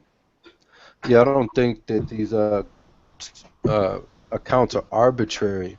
I think there's a clear outline in Scripture. But of course, people take, you know, an inch and run with a mile with anything. So people can take the Scripture and create their own little cult and then confuse the hell out of everybody. Like, well, who's the real deal? But I think if you read the Scriptures, you're if you read assuming the Scriptures with an honest heart, if you read the Scripture with an honest heart and not a greedy heart or a manipulative heart, you're not going to get all these. Can I finish? You're not going to get all these. How do you know that people you disagree with on scriptural interpretation? How do you know that? This is an emotional Listen, Edward, argument, let him finish so he has no excuse. Yeah. No excuse. Okay. Define God. What do you think God is? Yeah, I'm trying to, you know what I'm saying, get into my little groove here, but people can't let me speak. It's frustrating. How the hell are you going to get a proper context of what I actually believe if you don't even let me get out what I believe? So it's like, so yeah, so like I said, if you're looking at the Scripture in a way that is not honest, you're not going to get it. But if you read the Scripture as if it's actually trying to tell you something, God is love, first of all. Second of all, he's like our Father. He created everything. So in that sense, he can really do what he wants with us. So when people give me arguments like, why did God do this or that and the third, I have, you know, coming from a non-Christian perspective myself once, even then I had to grant, well, if God does exist, he can do whatever the flip he wants. Because, you know, if I create a computer, I can do whatever the hell I want with it. So if I create a human, even if it's a robot or has a soul or whatever, logically I do what the hell I want with that. So, you know, God is love. I think God shows mercy. If you read the Scripture, it's ultimately a love story. It's not a story of him being a jerk. Oh, really? Like he's been like a sadistic God. You know, look at the world. Look at all the suffering. Look at the things I think that sadistic humans did that to the world, not God. What, hurricanes? Yeah. What about that? What about kids that are born defective or, you know, with deformities? Wait, yeah, this is Arcane, a product finish. of our... Ed, go ahead. Arcane, Ed, go ahead, finish. Well, the point is that he basically says you've got to look at Scripture honestly, and I completely agree. I'm a biblical scholar. I've studied the Bible for 20 years. And the problem is that then he said that you've got to read it with the assumption that it's trying to teach you something. How is reading it with an assumption honest? When you read it, or when I read the Bible, I don't assume anything. I read it, I then study the context, I then study multiple translations, I study biblical exegesis, I study the actual comparative documents from the same time period, I try to gather as much data as possible with an open mind. I don't assume a Christian perspective going in, which is what he's basically saying. That's not an honest interpretation. And when he says that you've got to read it honestly, what he's really saying is begging the question. He's saying that anybody that reads the Bible comes to a different conclusion, as I did. I came to the conclusion that it was false. He's just going to say, oh, you're not reading it honestly. And that's just begging the question. You could do that with anything. All right, Peter? Maybe we could ask Arcane. Arcane, how do you know the Bible is true? Somebody's alarm. Somebody has to go to work. It means I'm ready. Go to bed. That's a good question, Jason. Yeah, how do you know the Bible is true? Well, I know the Bible is true because without it, we can't make sense of reality as far as grounding our epistemological foundations or anything that follows. So why do you believe in God? Because of the impossibility of the contrary. I think God is self-evident, axiomatic. Oh, really? So, like, if God created us, then who created God? Yeah, good question. Well, that assumes that God would need to be created. I don't think God is created at all. Well, why do you So if God does not need to be created, why does the universe?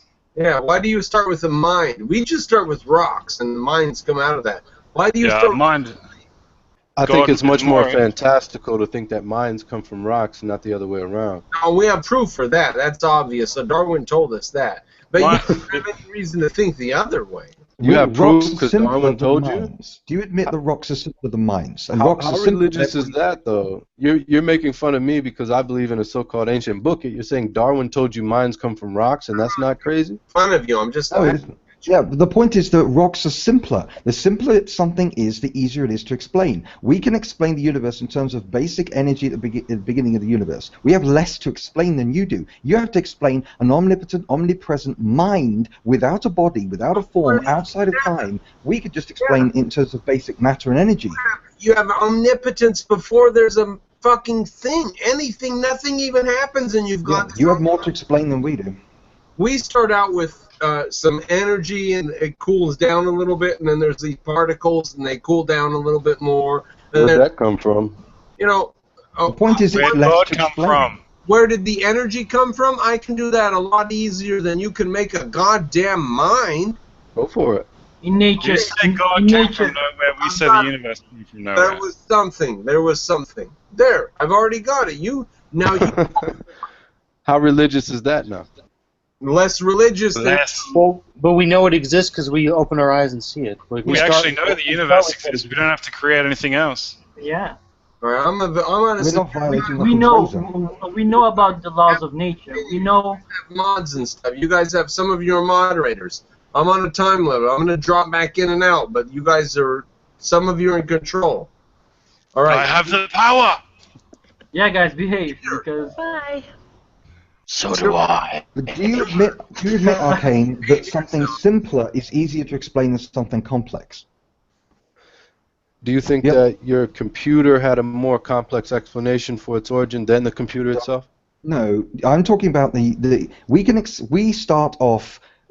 We accept nuclear fusion and evolution, etc. We start off with something much simpler than a mind. Do you accept that starting off with we have to explain where energy and matter comes? Well, we don't actually. But do you admit that having to explain energy or matter on a basic level is less intellectual effort than having to explain a mind?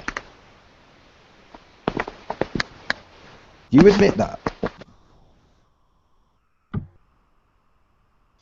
No, I just gave an example. The computer is not more complex than the mind that created it. So if you're looking at the computer and saying, well, it must have started simple, you would have been wrong, wouldn't you? We're not looking at computers. We're looking at fundamental matter and energy at a very basic level. We're looking at primordial soup. We're looking at energy. You don't know what that is. No, we are starting with the basics of the universe. That's our belief system. You don't know what that is. You want to call it a belief system? You want to call it a religion? Fine. My religion says that we started out as very simple energy, then we became more complex. I can explain the process, even if you don't accept it. But the point is that we start off with something simpler than you do. Do you admit that starting with something simpler requires less intellectual effort to explain than something more complex like a mind? Well, I just explained to you how, no, that doesn't logically follow, because certain things in our reality that we actually can see, as in things more complex, creating less complex things which are more complex than other things. So it doesn't logically follow that things have to go from simple to complex when we have examples. I'm not talking about the process, I'm talking about the starting point. You start with a mind, we start with... Yes, you have not observed the starting point, so you don't just get to beg the question and assume that everything started simple. No, I'm not begging the question, I'm saying that's my worldview. I granted you that it's a worldview in a religion. Yeah, I don't agree with you that things started simple and then were complex. But now, if they did, I think you have a different definition of simple. I think you're talking about things that are much more complex. First of all, you're talking about the fundamental particles of the universe. I think those are more complex than you even. Than a mind? Hydrogen atoms are more complex than a mind? When did that come out of my mouth, Edward? You said that. No, didn't just no. Like electrons are very simple. Atoms are very simple. What are atoms made of? They are made of energy. Of energy, and what's energy made of? Well, I believe in the ether, for example. I believe not so simple, is it? Do not engage him scientifically. It's not what it's about. It's not scientific. Whatever level of complexity. Don't buy into it. Yeah, I know, but whatever level of complexity you can attribute to energy, a mind is always going to be more complicated than that, because by its very nature. Yeah, as far as we know right now, by its the mind very is the nature. most Listen to what you're complex saying. Hold on, dude. Let the conversation bounce for a second. You're saying by its very nature. So you know what a mind is by its very nature. You know what matter is by its very nature. I know what a human mind is. I got no evidence of a God mind because, of course, there is no evidence What for are God. thoughts made of? Go ahead, I would. Well, in our case, the brain is an electrochemical processor. We have synaptic gaps that pass chemical energy, molecular energy into electrical energy. So we have a combination of electrical impulses and chemical impulses that combine to create through emergent properties of mind. The point is that the mind is both complex in its immediate manifestation and complex in terms of its physical origins. You're suggesting a mind even more complex than ours that doesn't have a physical origin and yet is somehow less of an explanation than basic energy, which is what we started Don't buy into his frame. I know, I don't. Buy into his frame, you lose. He's a priest-up. I don't have to answer anything. Yeah, I know. You can't let a conversation happen. What is the stuff that you see on your monitor? No, he's letting the conversation happen. Come on, Arcane. He explained his position. What software made that? But I will say this: if atheist is honest, the beginnings of the freaking universe, the best answer is I don't know. But even if we grant you a God, it's still a big leap to the Christian God. You know, how do you get from a God creating the universe to the Christian God being the true God? Well, how many questions you want me to answer? I mean, even a God begs the question. It's like you just jumping in with your personal objections and we should you don't want with the mind. Like an echo chamber of I don't like God Day or something. I didn't come in here for this shit. I got something a lot simpler. I know what did you come here for? You did come for the argument. Come on. The burden of seriously, why would I come into a room to hear a bunch of you bitch at me about how much you don't like God? Like, what the hell is that? The burden of proof is on you.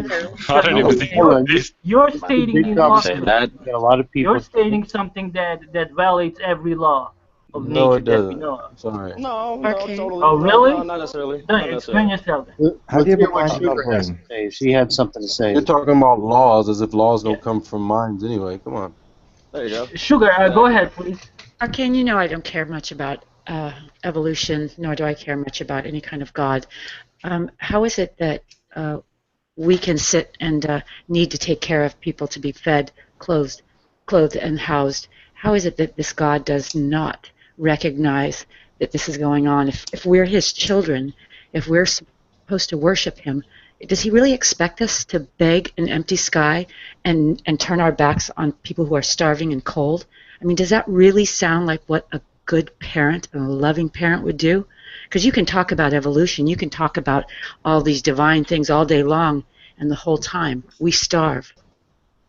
Why don't you say that to the people who could end world hunger overnight? Yet you're sitting here talking about God. Why don't you talk to your God that created us? Can I jump in here for a second? I'll let you finish. Can I finish? Oh, I can't finish even? Okay. Wait, Sugar. No, Vlad. Gotcha. Hold on, Vlad, hold on. Sugar did address Arcane, so let him, it's only fair he get a chance to respond. Yeah, give me a break, man. Like, I've heard this argument 1,000 times. I think I've heard it 500 times from you. Because we're never going to answer. I'm never going to stop because I've spent my time volunteering to help feed people. I've done that. So she's better than God. We're all better than God. Oh yeah, where'd your food come from, Sugar? Did you create food yourself? From people who grew it. Yes, we do. Oh, people ourselves. God doesn't help us at all. Yeah, people made food. We had to develop agricultural technology. I wouldn't have a friend. Yes, people made. I wouldn't have a friend who chose. People made the trees and the fruit. People made all that. It wasn't here when we got here. It doesn't matter. Does any of it matter while we starve, Arcane? Does any of it matter? Listen to you. No, listen to you. What are you doing? Are you tap dancing for somebody in the sky so you How do you even want me to respond to that? You want me to say, I'm a mother. I'm a grandmother. I know what it's like. I'm not your cookie cutter. All right, guys. Hey, guys, listen. Go find a counselor. Time out, Arcane. Time out, Arcane. Hold on. Where's my monitor? Man, the problem here is, I think Sugar initially asked a sincere question, all right, and then people thought I'd jump in there. But now it gets all starts to get emotional and starts getting personal without actually addressing the issue, which, you know, comes down, and you've heard the question before, Arcane, it's the problem of evil. Why, you know, why does not this good, loving God who's like a parent intervene and stop the horrendous evil that happens in the world? Right. And it would be nice even if he could just tell us to shut the hell up. If God could tell us to shut the hell up, I'd accept that. Well, the answers have been given. I mean, you sit here and listen to Christians tell you, you know, over and over again, the problem of evil is a human problem. It's not a God problem. I said at the beginning, when I was a non-believer, I didn't always believe in Christianity. I couldn't stand it before I accepted it. So I had the same issue. Why in the hell would God do this? Until I kind of immediately realized that, well, he can kind of do what he wants, so let me just grant that just for the sake, and let me hear what he has to say. So when I read the scripture, it's like, oh, okay, I get it now. He sent a plan of redemption. It cost me nothing to be a Christian but my own pride to say that I am a sinner and that there is a God who rules over me. That's pretty much it. Didn't answer the question. Didn't answer the question. Why does God let it happen? So what you're trying to get out of me, what you're trying to get out of me is not what I'm willing to give you. I'm not going to sit here and be your little monkey. What I'm going to tell you is what I feel like. You know what? Don't start with that, Arcane. Nobody called your name. Can I jump in here real quick, please? No, I'm not going to be your little clown. I'm sorry. A BLM. I'm not asking you to be a clown. I'm asking you to defend your position, nothing more. And you didn't. Guys, Brandon is back. I'm Brandon. I just want you to know Vlant wanted to get a point in. He's been waiting. But go ahead. Yeah. Okay, sure thing. Me then Veet. Yeah. I just want to take some of the steam out of here, but yeah, go for it, Brandon. No, fuck that. Fuck that.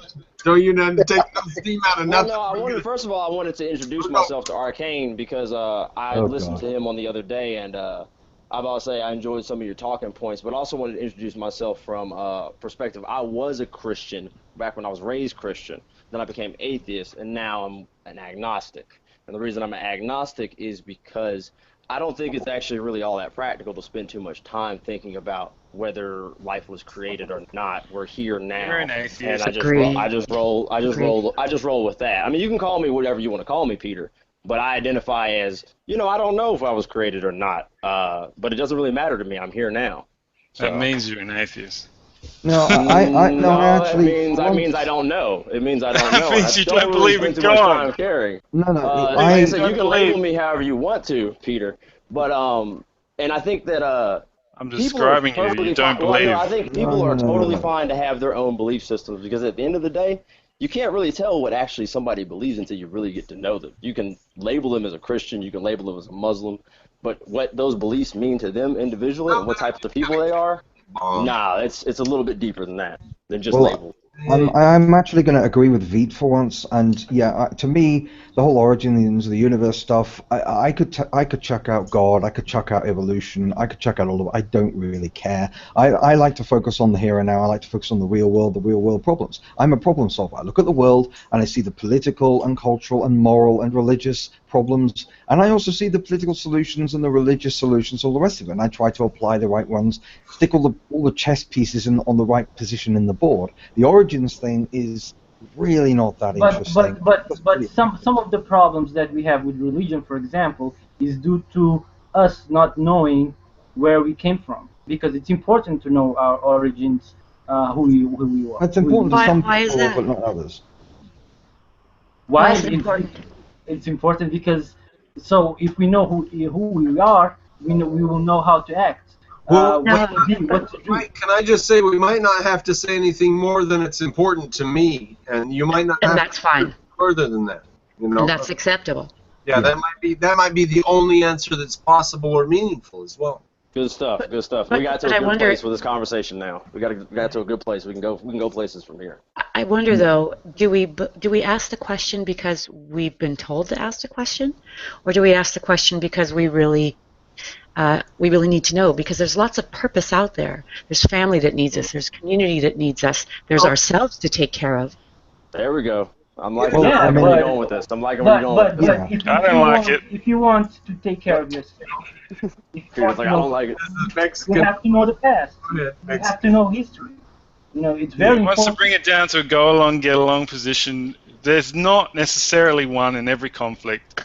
I will agree that sure. we need to know. I will Violence agree with exists you. for a reason. We do For need sure. to know Self-defense history. is a Well, thing. there's a third option. I actually did want to ask these questions. I'm a philosopher, so I wanted to know the origins, and I looked into it, and I do have definite conclusions about what we are, where we come from, the origin of the universe, absolutely. But then, when I finished doing all that, I looked back at all the other problems of the world, and I realized it's not that important. I didn't really get much out of it.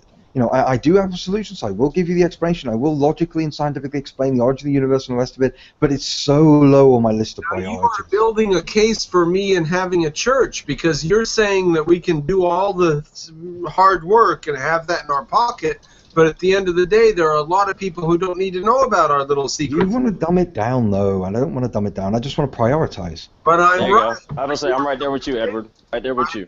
That's why you and me, we don't get along, but we got a lot that we can share with each other. Yeah, I think that the last time we didn't get along because you hit a nerve, but quite frankly... What was that? Hold on, I couldn't hear you because Brandon was Yeah. Last time we didn't cackling in the background. Yeah, I got a nerve hit last time, but quite frankly, you're a billion times better than someone like Arcane, so I'll take a million of you over Arcane any day. So you shouldn't try to lift me up by putting somebody else down. I think we're Arcane, and I've only talked to them a couple times. You don't know presuppositionalists like I do. I mean, you haven't been driven insane by them for 20 years. So.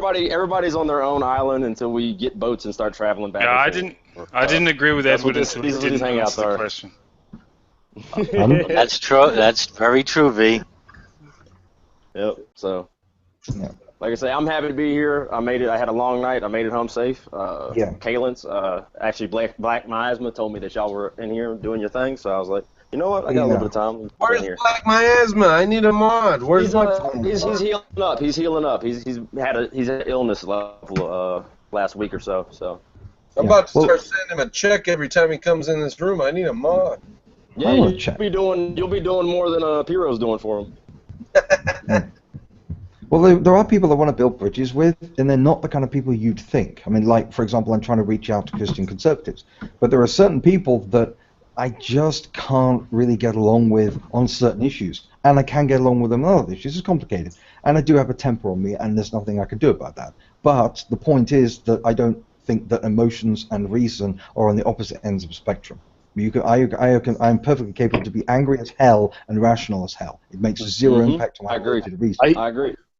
I like your anger, though, Edward. I think you have good values. I'm glad that you feel that. Well, this is the thing. Anger. The thing is, the left, because certain people on the left, I won't generalize, certain people on the left, because they're so apathetic or nihilistic, they hear my anger and they basically think, oh, you're overreacting, you're being emotional, you're being a child. And I'm like, no, if you have a conscience, you're going to get angry. You're going to get angry at the terrible things in the world. There's a million things. Right now, for example, there's another terrorist attack that just happened on the streets of London, and the exact place where it happened to occur is a part of London that I have walked past many times. It's actually a favorite corner of mine next to a park.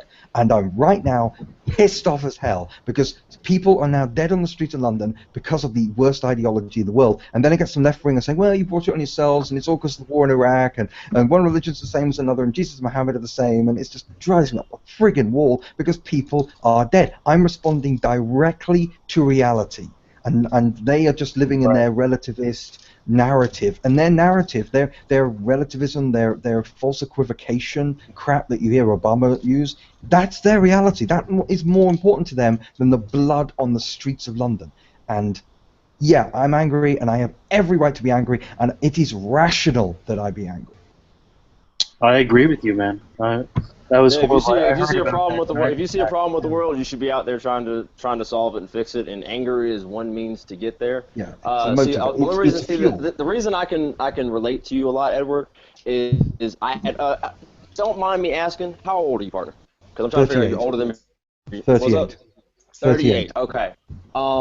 Yeah, I didn't start working on my anger issues until about 6 years ago, and I thought that I wouldn't be able to actually get anywhere with it, but holy crap, Well, the interesting it's thing is, amazing what you can do. I didn't start to get anger issues until I developed a rational moral philosophy.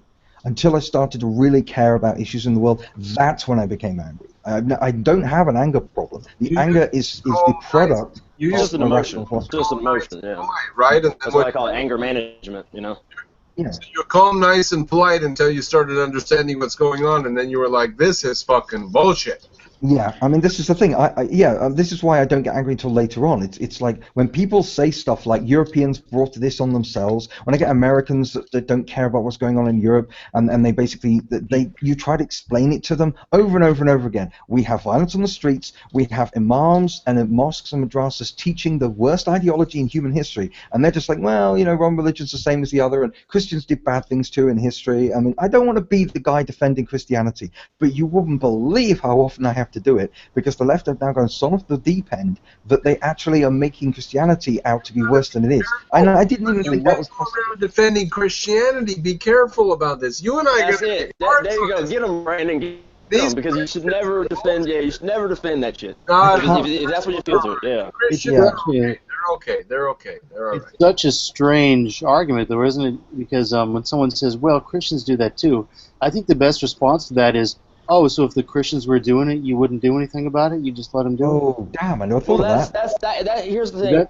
That's kind of what the idea. Like a lot of people, when they say that, they might be coming from the perspective of where were most of these bombs that were dropped in the Middle East over the last 30 years? Where were they manufactured in?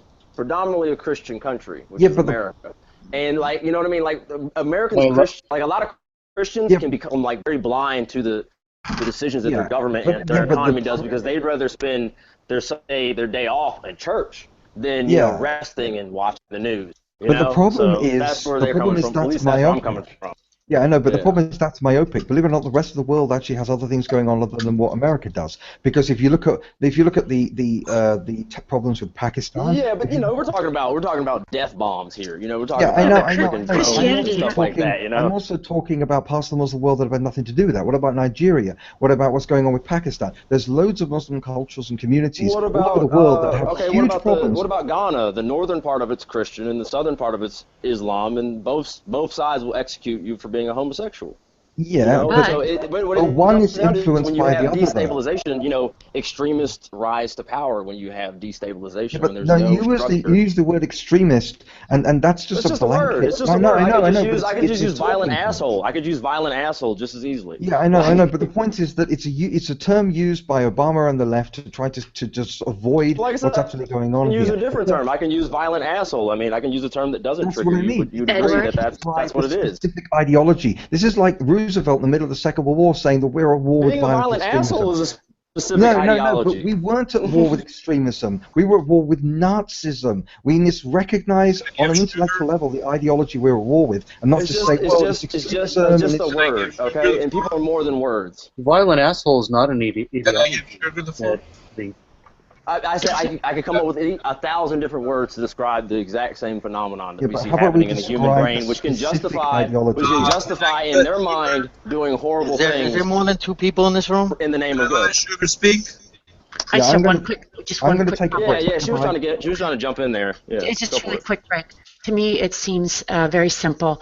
This is the way it's supposed to go, because when we do things good, we can't take credit for it in the Christian world. All glory must go to God. When something goes wrong, somebody else will atone for our sins. This is how they set us up. We don't need to care. And I think that's BS. If I do something wrong, I atone for my sins. I make up for it. If I break a law, I'll pay for it. But if I've done something good, I will take appropriate credit for it and share it with those who actually helped me here on earth. I like that's it. I like you. That's why pride is one of the 7 deadly sins to keep you from. No. See, you can't use pride as a pejorative. That's not right. You cannot have God give you.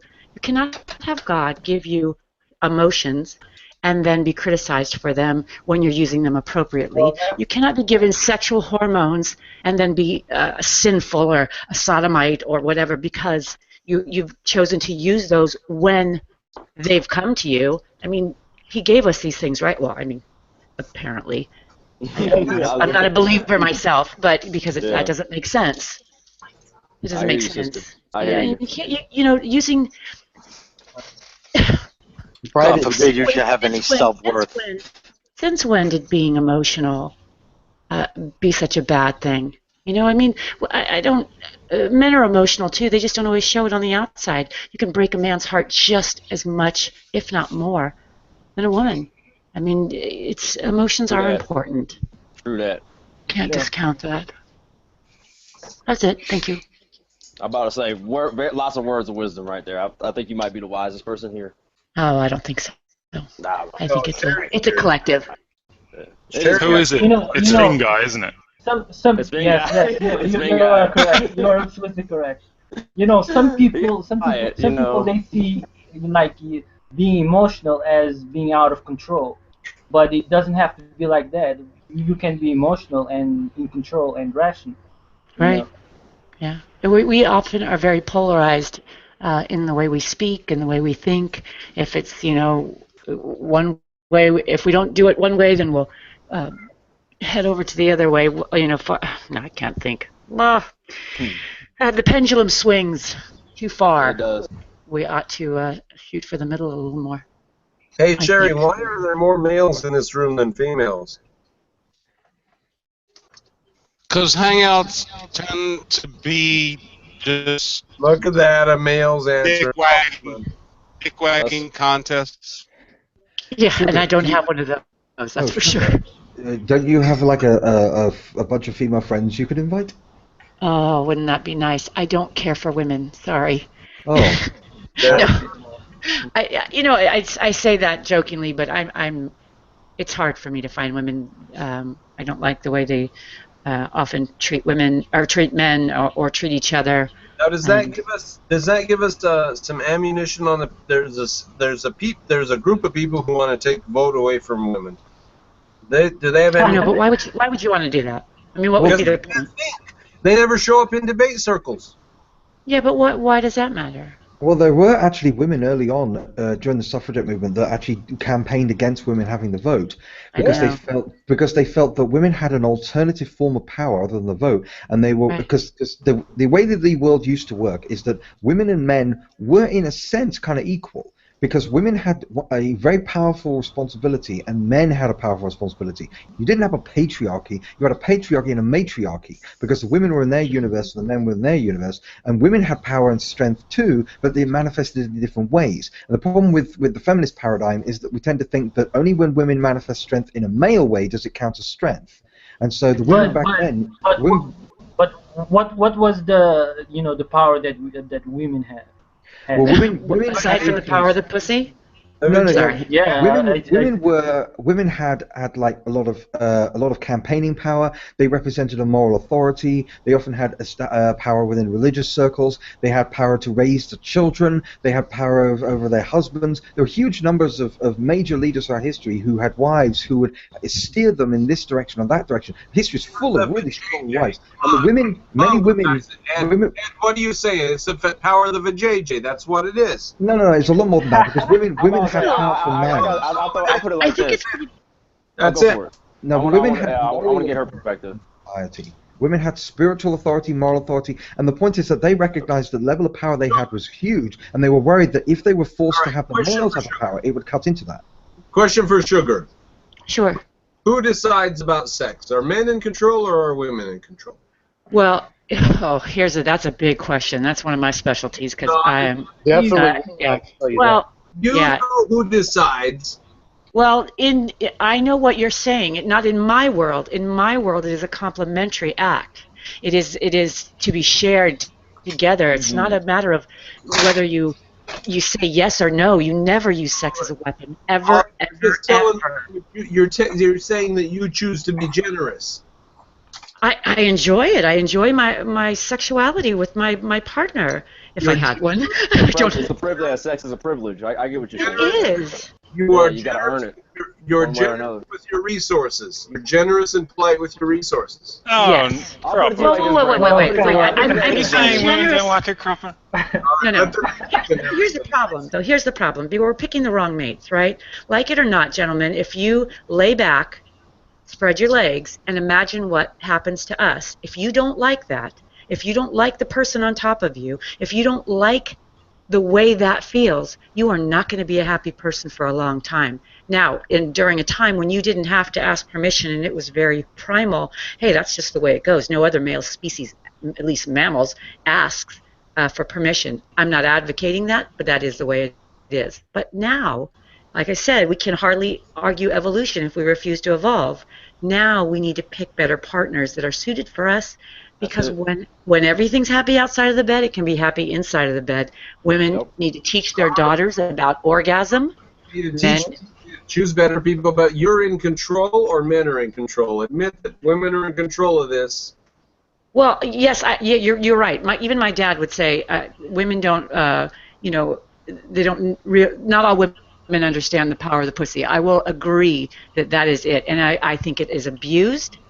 I absolutely reject any type of theory that says that you should use sex as a weapon. It's just ridiculous. If you don't, of women use their body as a weapon. I know it's wrong to manipulate men. Wait a minute, gentlemen. Lots of men use their muscles and their strength as punishment as well.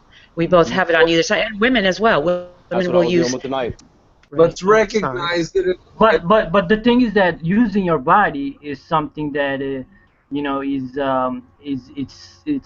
permitted, but a man to use his muscles is frowned upon. So. Well, we ought not hit each other. Come on, they're not. But we ought not hit each other either way. I mean, but we know that women hit men far more than they ever admit. We know this. Yeah. Wow. Okay, let's make a new category we call sexual coercion, and then we're in real. It's not coercion if men fall for it. That's already a thing. Okay, wait a minute. Let's take a look at the other thing though. For if a woman is not taught, right, that orgasm only happens 27% of the time with penetration, and her man doesn't really understand her anatomy, and in some cultures they don't even believe that there is that kind of anatomy, that they should even experience pleasure. Right, or they remove it, right? They acknowledge that it exists, but Muslims believe that it should be removed because women aren't supposed to have orgasms. Right. Which is inherently unseemly. Right.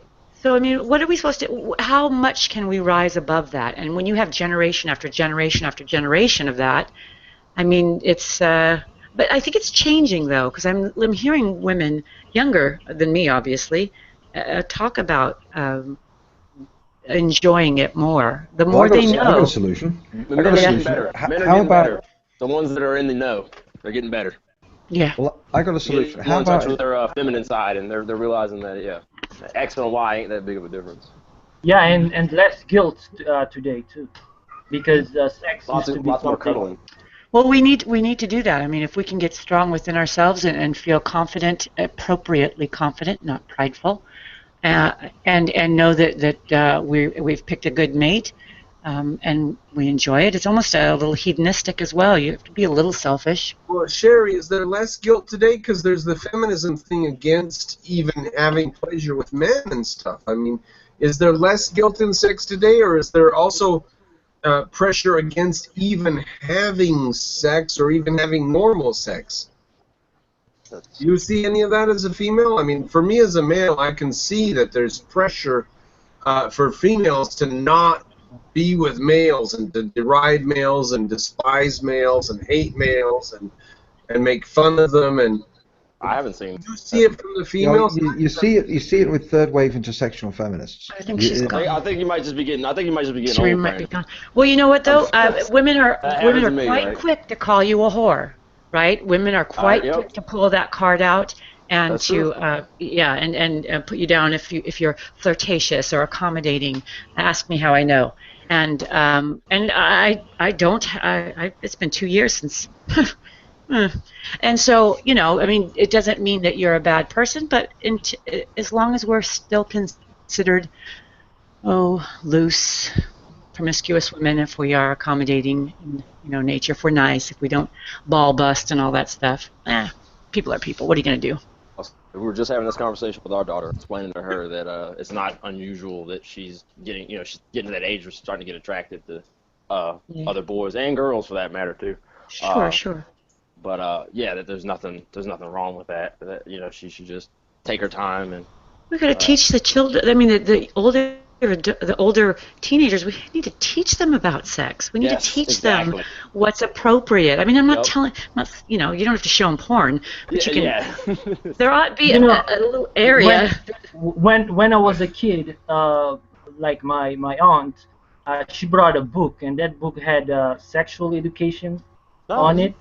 and there were people with pubic hair, naked and stuff, but it was for children. And our maid at that time, she said, no, that is not for children. So that kind of shows the mentality that people have, that sexual education is not appropriate. Did you have sex ed, Finguy? Sex ed at school? No, but my parents didn't really care about. I don't think it should be taught at school. I don't think it's something that should be taught by other people just yet. Yes, I mean, it's not strangers. We have not that. strangers. Is that not in America? They don't have sex ed in America? Oh, it's not. We had it, but it was really bad. I mean, there was a lot of misconceptions that kids that came out of the classroom still having. Right. Yeah. Yeah, but more thorough. Yeah, how the body works is only important. It's only half the story, right? Yep. I mean, there's social interactions. There's boundaries. Yep. You know, what's okay. Sure. I mean, children have to be, or older teenagers, they need to be given a reason as to why they should withhold. You know, why they shouldn't engage right away if they should. I mean, the emotional side of it, there's a whole part of that. Only because our society expects us to do certain things now. You know, otherwise we should be able to do it whenever we mature, right? But we have to give them a good reason. I think before 12 years old, children don't really care about sex. You know, as for me, I just got interested in sex when I was 13, maybe something like that. That's about the age. Yeah, that's about the age. So I think hormones start building up. Exactly. I think when we feel that we should, you know, that we feel the need to have sex, I think it's pretty natural for you to have sex, but with people the same age. Like, for example, kids with like for example, in my case, I lost my virginity around 14 years old, and it was something. It was something natural. Lucky. Wow. I was too. I was 14 as well. So. Holy shit! Hey! It was a long time ago. What a coincidence. Well, you know what's really, and you know what? It was to a German boy. You sound. No, you're not German, are you? I'm Portuguese.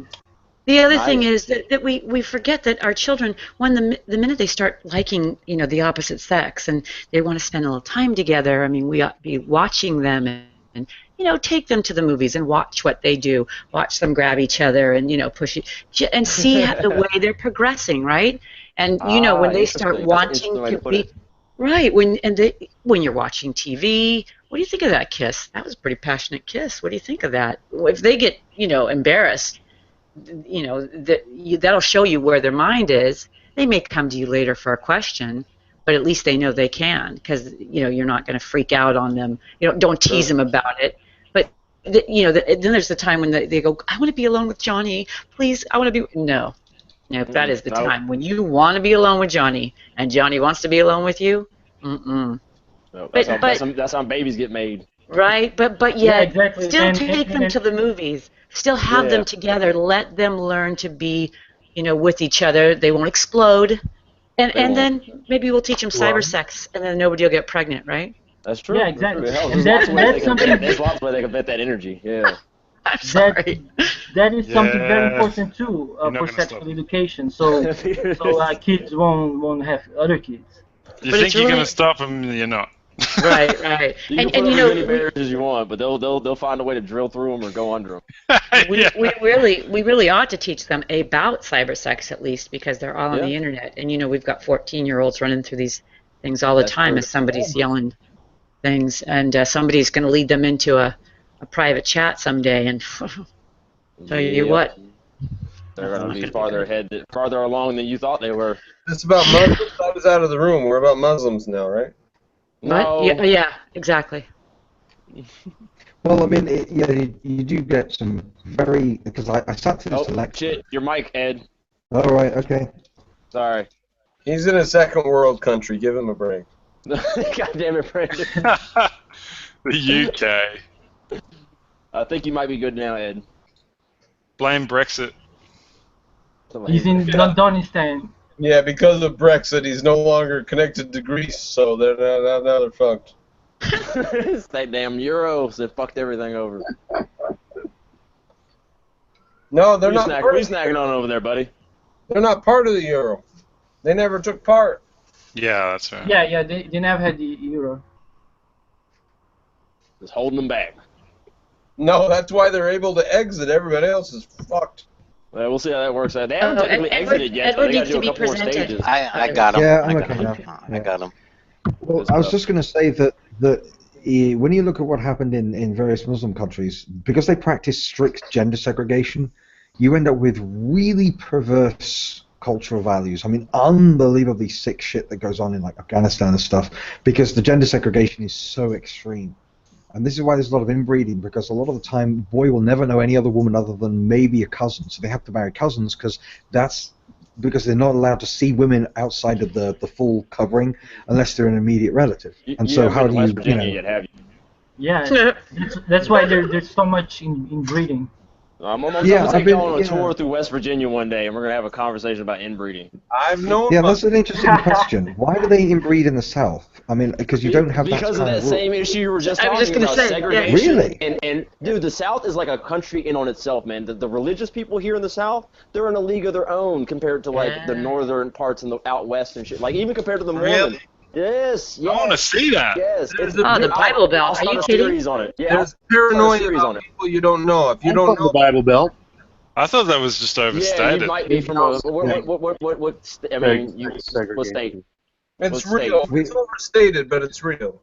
Yeah. Well, we all need to go to visit the Bible Belt. We need to go on a tourist trip. Get on a big coach. Yeah, you need to see a tent revival, a Pentecostal tent revival. I'll stream one for you guys on Periscope.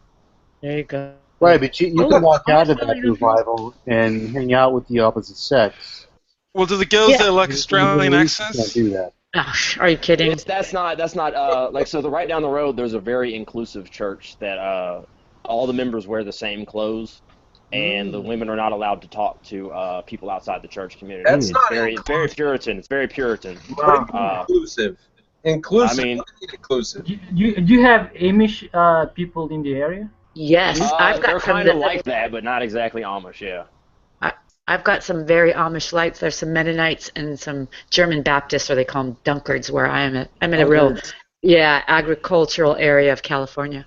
Oh, okay. I hear you. Are you in the south area of California? No, I'm right in the Central Valley, where all the agriculture is. I like people from California. They're usually pretty nice. They're not. Most of them are stupid. Come on. You're right. I don't know why anybody wants to be here. I'm telling you, there's better places. I moved away from that place. Yeah.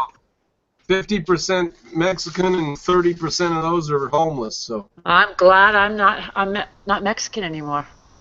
You know. Because I tell you what, that would have really. How do I stop being Mexican? That would have offended me. Like Peter is Mexican. At least he's part Mexican. Peter has to end up being a Mexican down there in Australia. That's how of a move. It was you. Parents checked the wrong box when he was a kid. It was Cropper. He made me Mexican, and now I can't get rid of it. Cropper, your dad. I used to always put Native American in all of my college stuff. They said, "What race are you?" I put Native American. Did that help you get scholarships or take away scholarships? Yes, they invited me to join. They said, "You're one of 13 people on your campus that's a Native American." I thought, that's unlikely. A lot of us were born here. I mean, it's a word game. At that point, they can't blame you for semantics. Well, yeah, exactly. At some point, they changed it to non-white native or some bullshit like that, and I couldn't check the box anymore. And I was like, they caught me. It was because of me. It's people like me. You changed the system. Am I not native Australian? And I quit answering. I didn't answer the questions after that. That's why I don't identify as black. I identify as American, which is like fucked up in a whole other way. What do you mean? This is the best country on earth. You should identify as human. Nobody that's what I do. But when it talks about culture, I'm like, yeah, I'm American. Fought a war. This is the only country that ever fought a war to free people with more melanin in their skin. Which yeah, is but pretty like shallow. half of the country is still thinks that war's still going on. So like, Well, I don't know, but it's a pretty shallow reason for a war. Those people have more melanin in their skin, and therefore we're going to die to defend them. That's really strange, but we did it.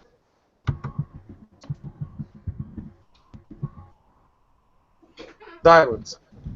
Yeah, like in my case, I'm I think I get the gist of it. cosmopolitan. Man. Please. You know. Hey, Brandon, are you married? Yes. Does your wife drink? No. There's nothing left after he... According to a new study in USA Today, the secret to a happy marriage is alcohol.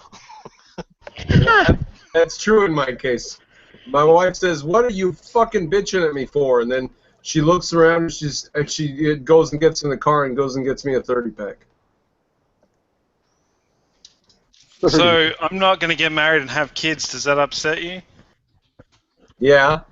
I knew it would. Fine, Peter. You know, I have like 5 babies. People that say that usually get married. You know, people that say that they'll never get married or have kids. Shakespeare's 14th sonnet. Why would there be a good copy unless you increase the copies? Well, come on. I don't. What? What? I don't know how that relates to me having a kid. Let's say you make something beautiful, and somebody proposes to you, "Would you please copy that 5 times?" And you say, "No, I'd rather just fucking die." What the fuck? That's what you're saying. Why are we still getting married? Something beautiful. Would you please make? Peter get choked up. That's hilarious. Yeah, but I have to raise it. Yeah, everybody who makes something beautiful should make 5 copies. Oh, no.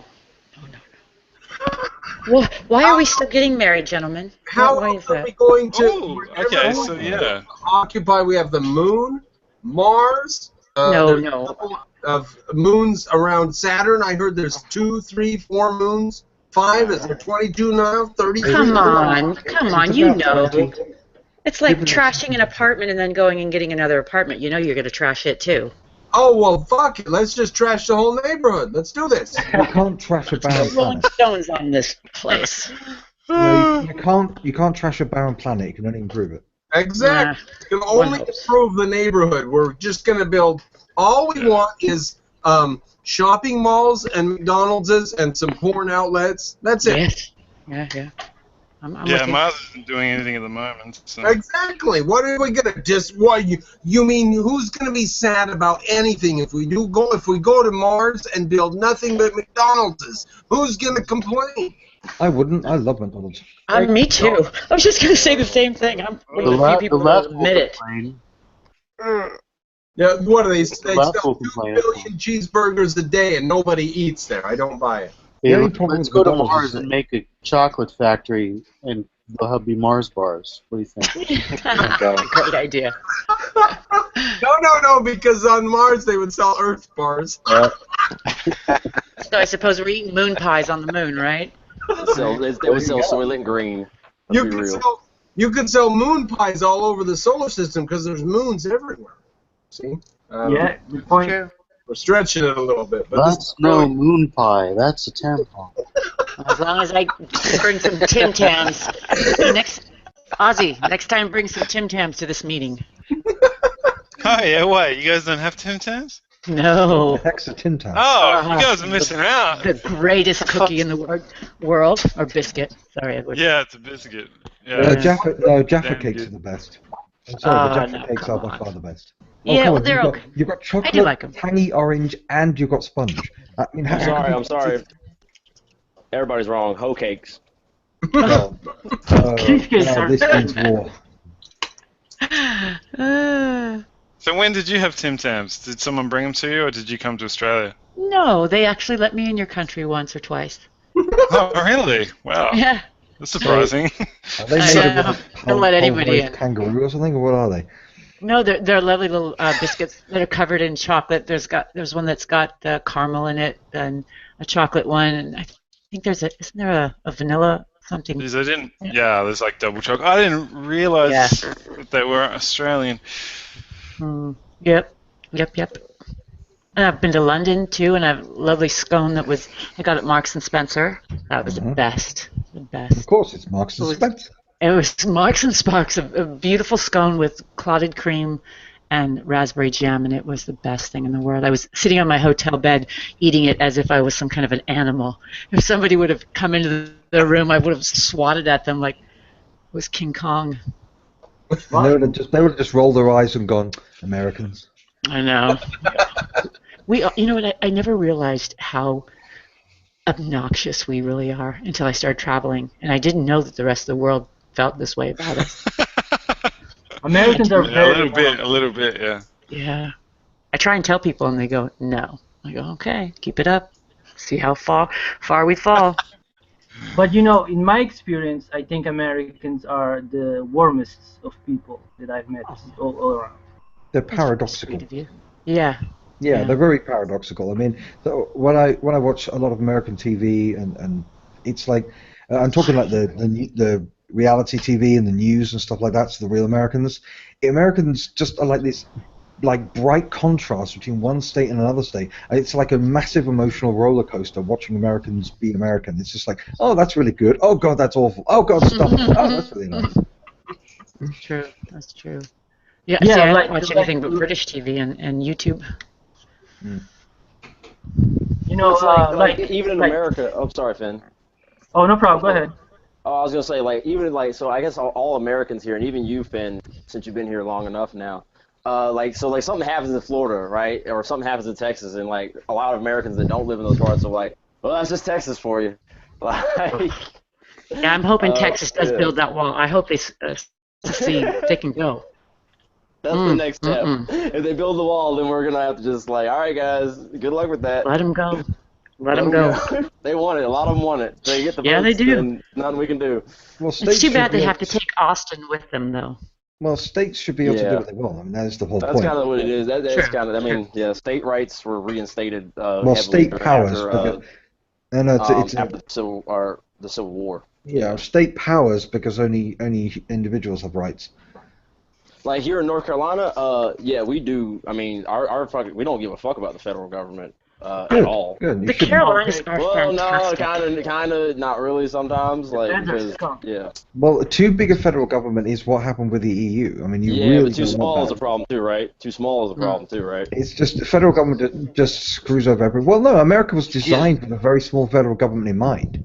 For good reason, because the checks and balances were built with a specific size in mind, and so the bigger the government gets on any level, federal or local, the more the checks and balances struggle to cope. Which is why you basically had a total breakdown in the media. The media aren't the fourth estate; they don't hold the government to account. Excuse me. I just want to help Brandon do some housekeeping here. Brandon, do you know this entertainment starts because he has no profile? Uh-oh. Doesn't have a profile. Don't mod him then. Don't nobody let him in because he's gonna crash the shit. Yeah, careful. Yeah, or be ready to kick him out. We've already got the best of the best here as it is. Yeah, just don't worry about it because they do try to crash me. They're shits. They're fucks. So entertainment, you're a piece of shit. Oh, let me ask you.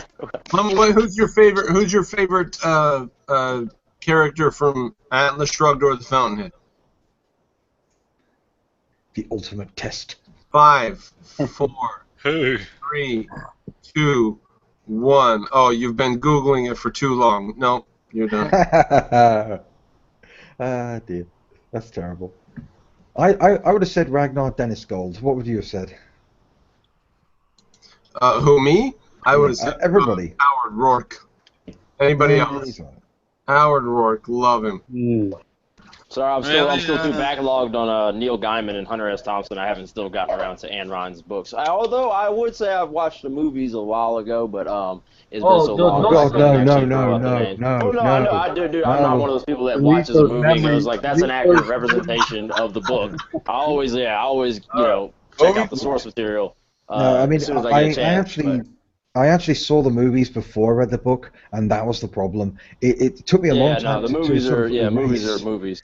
The movie's got everything wrong, literally everything. Howard Reardon, for example, in the books, is a totally different character. He's an incredibly torn, tortured, internally conflicted character, and in the series, nothing. You don't get any of that internal conflict at all. All you get is this sort of smug, confident exterior. You don't get any of the internal torture. Could have just been a bad actor. The internal torture is the entire point. The whole point of him is that he has to go through an internal philosophical journey because it's in the style of Russian romanticism. And it's just the movie was directed at a very long time ago, and if they had a different director, they probably could have done a lot more with that source material.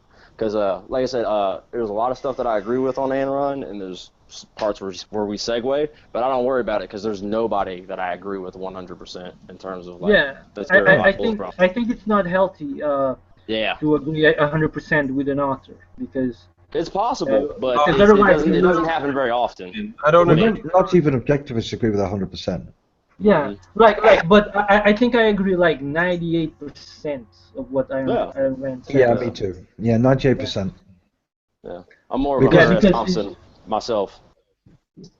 Because a lot of things that people don't like about her are actually misunderstandings. There's a huge amount, because the left have developed an entire cottage industry towards misrepresenting her and making sure that you don't find out what she really said. The amount of misinformation is massive, massive. There's huge numbers of articles on the Objective Standard, for example, which specifically address deliberate, willful misunderstandings that are cultivated by. That's generally characteristic of anybody that's thrust into the spotlight. Yeah, but with Ayn Rand, it's essential that you don't know the real Ayn Rand. It's like when creationists never represent evolutionary biology. They always strawman it because they are scared of everybody knowing what it really is because it's internally consistent. And so they have to misrepresent it so that people think it's internally inconsistent, so that they can then attack those supposed inconsistencies, and that's like 99% of creationist arguments. So the straw manning, deliberate cultivation of a perpetual, permanent straw man, is a major culture war tactic for the more dishonest ideologies. These tactics have been around for like thousands and thousands of years, though. They're not some new phenomenon. They're just group dynamics, really. You know, people want to protect tribes never been There you go. You know. Like in my case, one thing that I disagree with Ayn Rand is that she says that we shouldn't pursue indefinite life extension because she says that we would turn into robots with no value because nothing would have destroyed us. That argument was an indestructible robot, though. So exactly. I think Peikoff actually said something about this in one of his podcasts. He said, well, if you're still like, you know, a human but you're living forever, then it wouldn't be the indestructible robot thing. So it would be all right. It would be fine. Yeah. I mean, but it's just one of those things. I think there's no way to make you indestructible. Yeah, exactly. Because if you have a constitution. Yeah, this is one of those fringe things that people harp on about, like what she said about Palestinians or Native Americans. People obsess over that kind of stuff, but it's really fringe stuff that has nothing to do necessarily with the core tenets. Because don't you like the stuff she said about the Native Americans ago? No, I have no problem because I'm an individualist, so I don't take sides on a tribal level. I take sides on what is beneficial for the individual. So if a more advanced civilization comes along that improves my quality of life, then I'm not going to reject it on the basis of racial loyalty or tribal loyalty, which is what how the left approach it typically. They typically side one group rather than another group, not on the basis of what's best for the members of the group, but rather because they just arbitrarily side with blacks or Palestinians or whatever. I would say that it screws those groups over. I would say that the British came with civilization. There wasn't even any civilization. Yeah, when you haven't invented the wheel yet, zero to civilization. Here. I mean, y'all are disregarding. There was culture. Part of the reason, the reason the Native Americans lost the battle for in terms of population, has nothing to do with the Europeans being more civilized, because we traded technologies, the entire way that we were integrating with each other. But the reason the Native Americans had such a hard time was because the Europeans and the Africans and the Asians brought over a lot of diseases that were not on the North American continent. And those diseases completely devastated the populations over a 300 to 400 year span.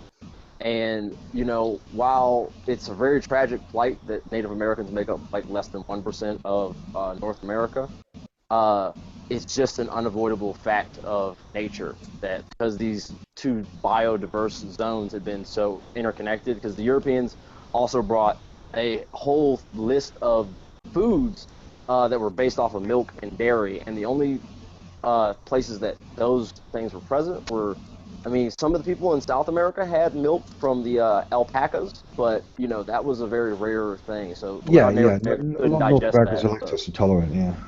So you know, it's so that the part of the reason like people on the left, because I don't consider myself left, right, or anything. I look at it like this: like they're talking about the left wing and the right wing. It's like two different wings of the bird, right? You need both to fly. So, but we're really just the bird, and you know, some people like to flap with one arm or the other one.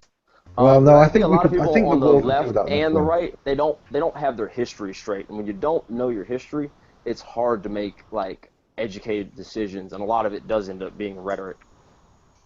Well, I would happily get rid of all of the left and prune about 80% of the right, and then create a new left-right-wing dichotomy out of that. I would have like libertarian versus conservative. I think that's a meaningful discussion. But whether or not you want socialism, that's not a discussion. The 20th century solved that problem. We know it doesn't work. So it's just deluded people who don't read history books. To me, at the end of the day, they're just words. I'm not so much wrapped up in words. I'm wrapped up in what people are actually doing. Well, I'm wrapped up in the concepts. I just use words for the concepts. The concepts will come in time. Yeah, the concepts come and then the words. The concepts are defined by the individuals putting into action. You know, it's the application of the rod that turns it into a lever. You know. Okay, are you going to let Vinay Kumar in or not? What are you doing? You're just do we have somebody else jump in? Yeah, Mr. Cropper's toying with him. Yeah, I don't know He's toying with him? He doesn't know much. He's not asking a question either. So Oh. I'm sure as soon as I give him permissions, he's going to boot everybody. Yeah, don't. Best to leave it as it is. Yep, it's fine right now. And you guys have permissions. Listen, I'm going to crash in like 2.5 minutes, so you guys are going to be in charge of this train wreck. So. I say make Finn the moderator. I know a lot of you guys have moderation. Please don't look at me because I don't. He gave us permissions in the beginning. Okay. Me and some other guys here. No, Jesus, I didn't want that to be known too wide. Like you're going to boot each other now. Yep. Now begins the war. Well, this is gonna feel good. Let's see who's the last man standing. Okay. Oh shit. Well, Vinay, I'm sorry. With recent activities going on in Hangouts, you know, we don't know who you are and don't see no connection in your profile, and we're gonna probably need room in the room. So I'm going to have to regretfully eject you. You're from India. If you knew something about Ayn Rand or something. Yeah, that would be impressive. It's very suspicious. You're all trapped. Why does Vinay want to talk? What do they want to say? Yeah, exactly. What's your question, Vinay? Go ahead and ask a question if you like. In the thing. Oh, good thing you jumped in. I was so close to kicking him. I just about did earlier. Okay. Wait. Okay. Okay, there we go. Let him stay in the questions. All right. Now I'm going to continue to listen. My apartment's small, so even if I'm not here, I can hear what you guys say. So be nice to me. Don't start insulting me after I.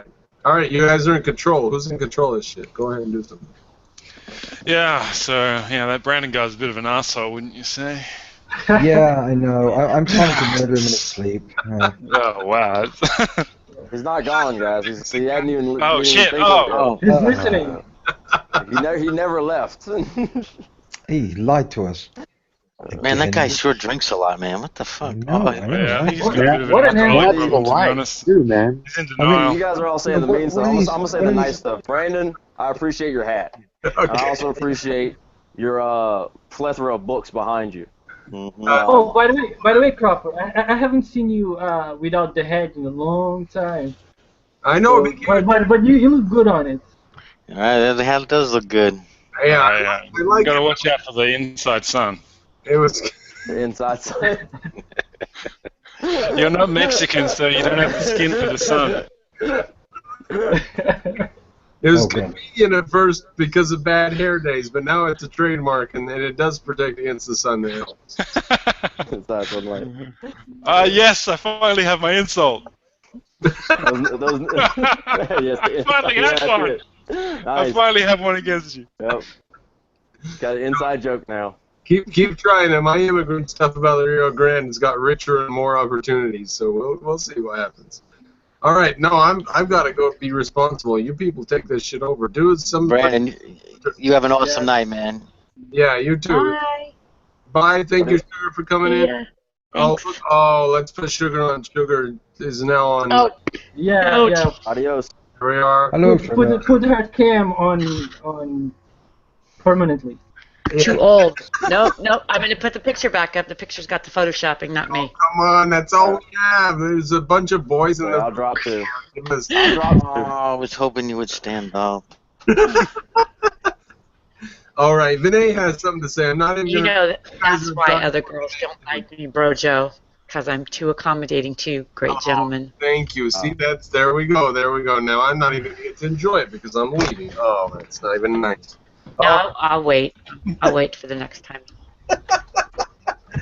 All right, you guys take control, and I'm going to be listening, so go ahead. We'll be here.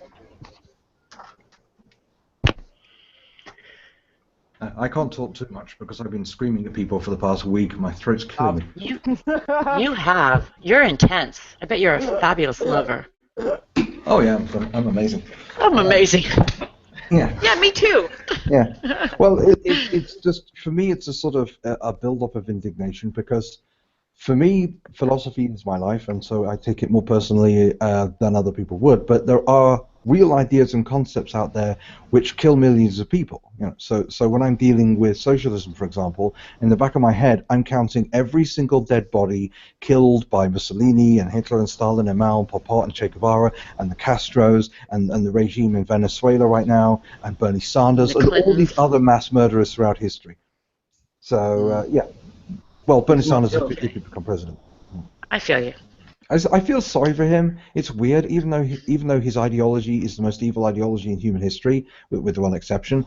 I feel sorry for him because, you know, he was excluded, the DNC screwed him over, and things like that. And it's just, and then of course he betrayed his own followers, and obviously they deserved it because they're insufferable millennial pricks. But still, what a terrible, horrible mess. I mean, you've now got to choose between, because what I wanted Bernie Sanders versus Ted Cruz.